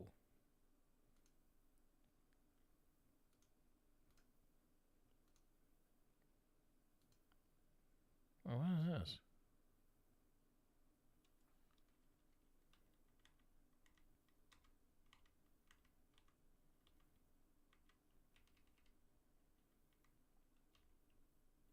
Oh, shoot.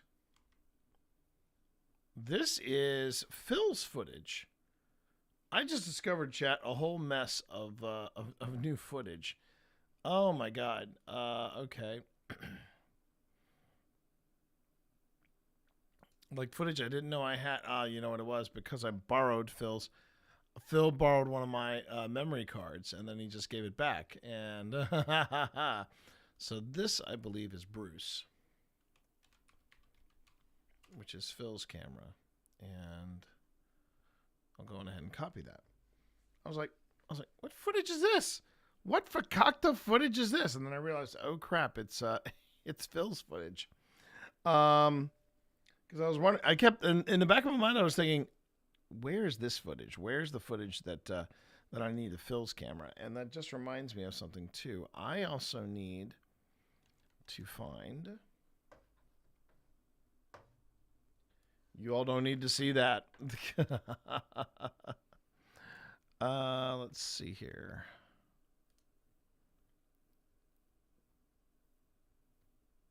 That is not it. No. Oh, here it is. Okay. Oh.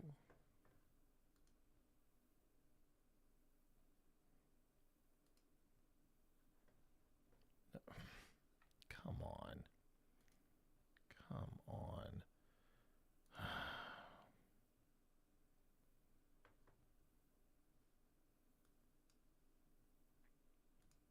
Okay, we'll choose another thing.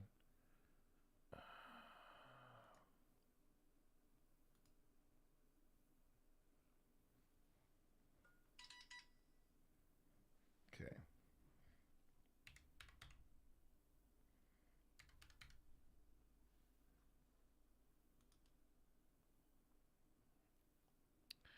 And this is Tina's intros. Okay, that's Pip. That's Pip. Okay. And let's see. Sorry for talking to myself, chat. Okay, I need to. Where is it? Where is it? Download. Okay.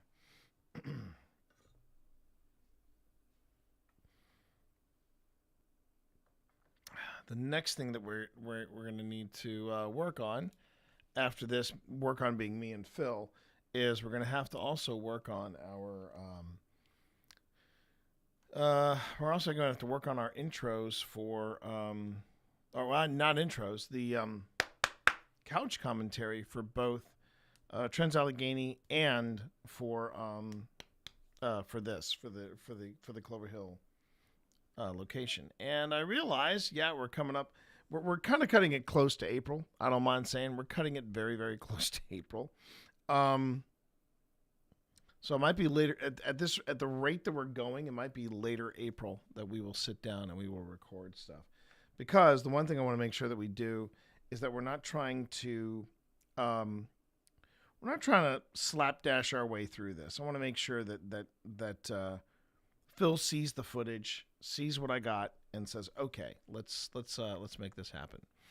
And that's the long and short of it. So we are very, very close, everybody. We are very, very close into having everything we need ready for this particular, this particular season.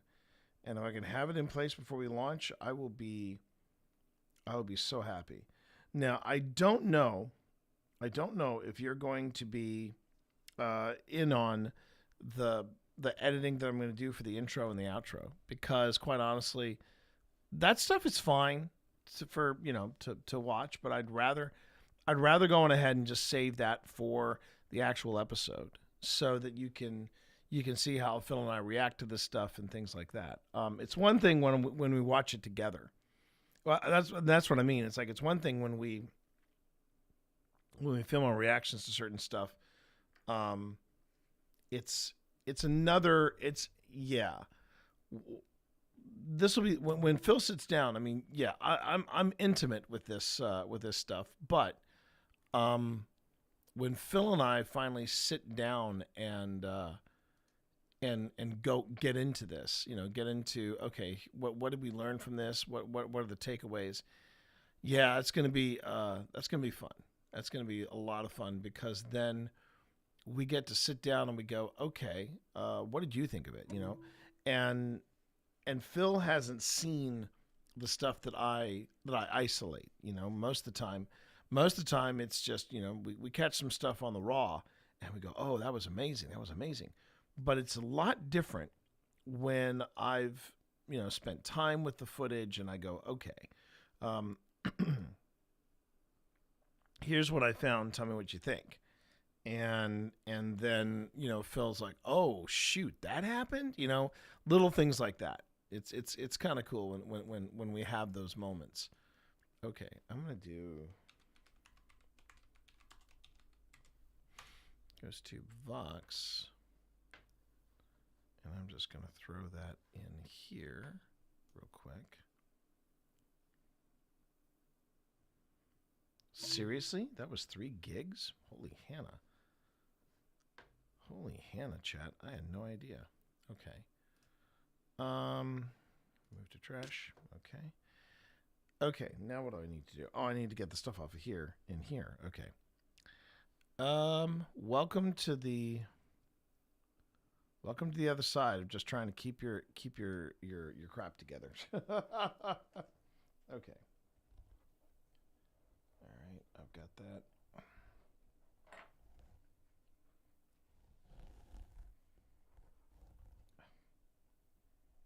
Come on. There we go.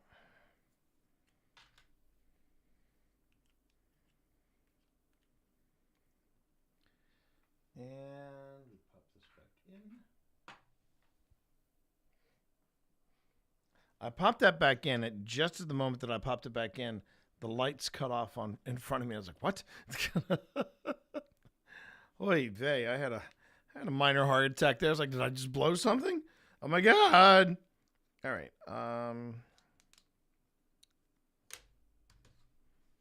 Okay, and then we take a look at what's in here.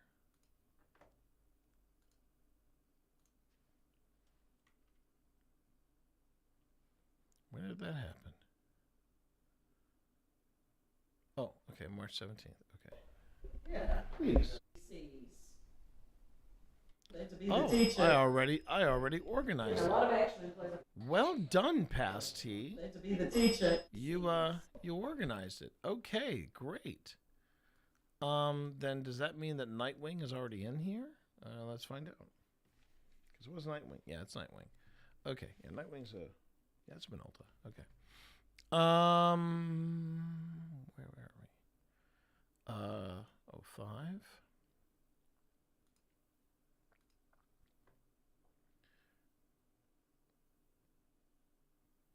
Second visit. Oh, I already brought Nightwing's footage in here. Okay. That's good to know. I've already brought in Nightwing's footage in here. Okay. Well, then I can get back to what we started with. Okay. Thank you, everybody, for being so patient. Oh, are you kidding me? Ads are starting? Well, that makes sense. They're starting about 25 seconds. Remember, if you sign up for Pretzel Rocks, let me try that again. Remember, when you sign up for Twitch Turbo, which has nothing to do with Pretzel Rocks, I'm at that point now where I think I need food. You can go on ahead and you can give a little kickback my way for Twitch Turbo. I believe you have to mention me when you sign up for it or wherever you heard about it. Great. So that's one thing you can do. Second thing you can do is always sub to the channel. Subbing the channel supports me, makes my life a little easier at Twitch. And then finally, the best way to support the channel is by watching the ads. So either way, if you get subs or Twitch Turbo, you go ad free. But if you do watch the ads, I get a cut of that as well. Okay, back to it. We're gonna wait until everybody gets back from the ad break, and then when we do, we'll be in the back stretch here, at least for this session. Hope everybody's had a good day, and if you're spending part of your day with me, I appreciate that. I really do. It's been a heck of a day. It really has been. Oh, but a good day. I think it was a good day. Definitely a good day of paranormal investigation and just getting stuff done. That's been it's been a good time. It's been a really good time. Okay.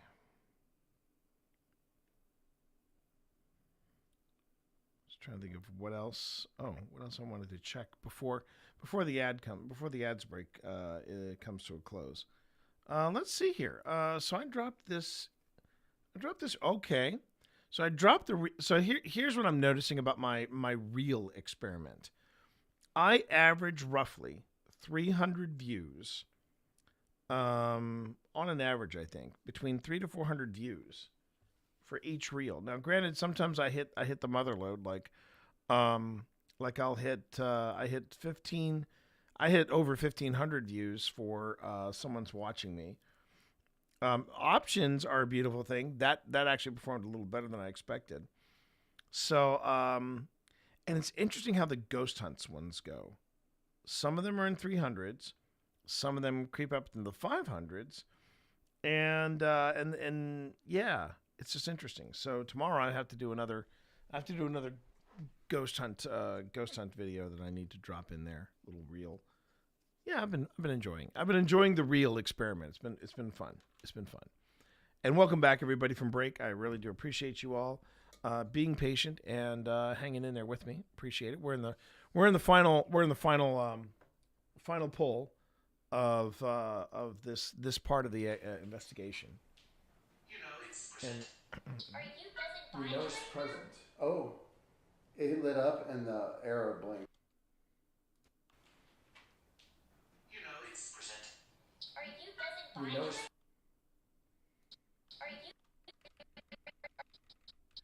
And it says, "Are you buzzing by me right now?" That is a reaction. That is a that's Boo Buddy picking up an EMF because it's "Are you buzzing by me right now?" Are you buzzing by You know it's present. Oh, it lit up and the arrow blinked.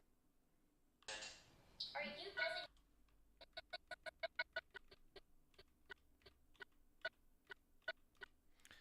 So again, that little cluster of events happening, that is intriguing to me. That is very intriguing to me. And so how do I?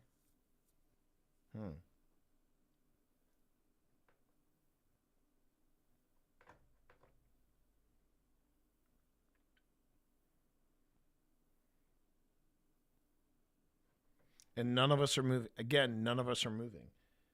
So how would I do that?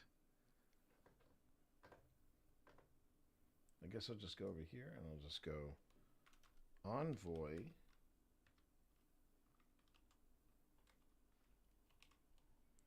I'm curious. Let me just check. How does it...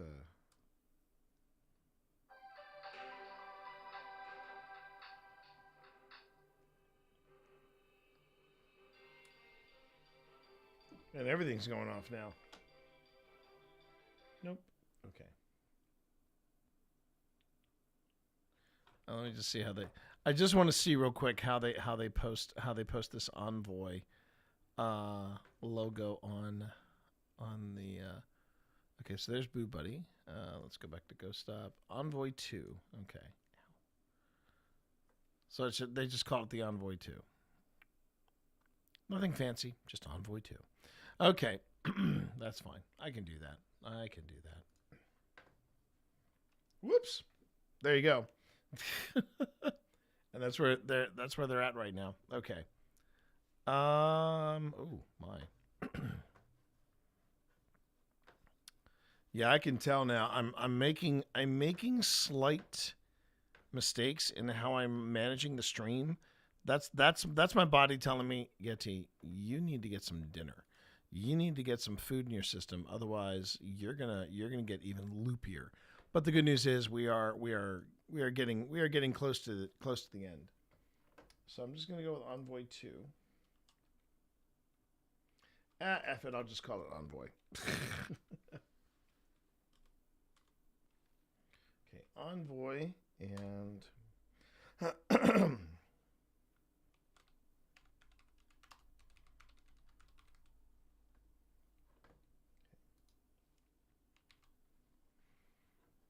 now we make the centered.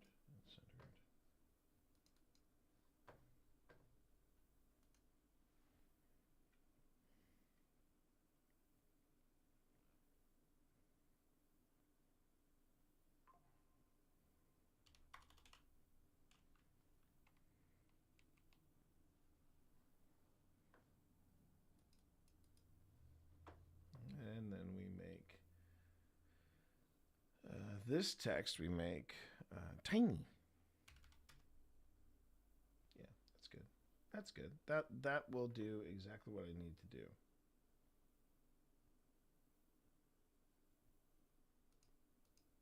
Are you kidding me? Darn it. Okay. Let's see if I can do this. See what this is something that Premiere has been doing of late that I absolutely despise. They will make a graphic, and they put two captions on the same spot, and it's just annoying as hell. And that is not necessarily what I wanted to do. So I'm gonna have to find that that moment all over again, but at least I've got this. Okay.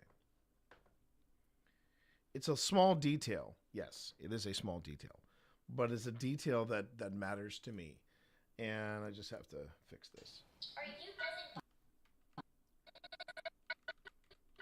It's that chime right there, and I think I'm going to put that up here.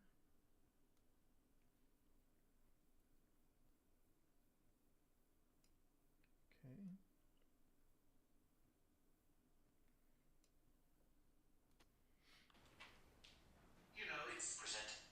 Are you buzzing? You know it's present.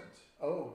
I mean, that's It the lit thing. up That in type the of prayer rapid book, fire. too. Yeah, it's basically saying it's behind me, or something is moving behind me. It's really interesting. Driver.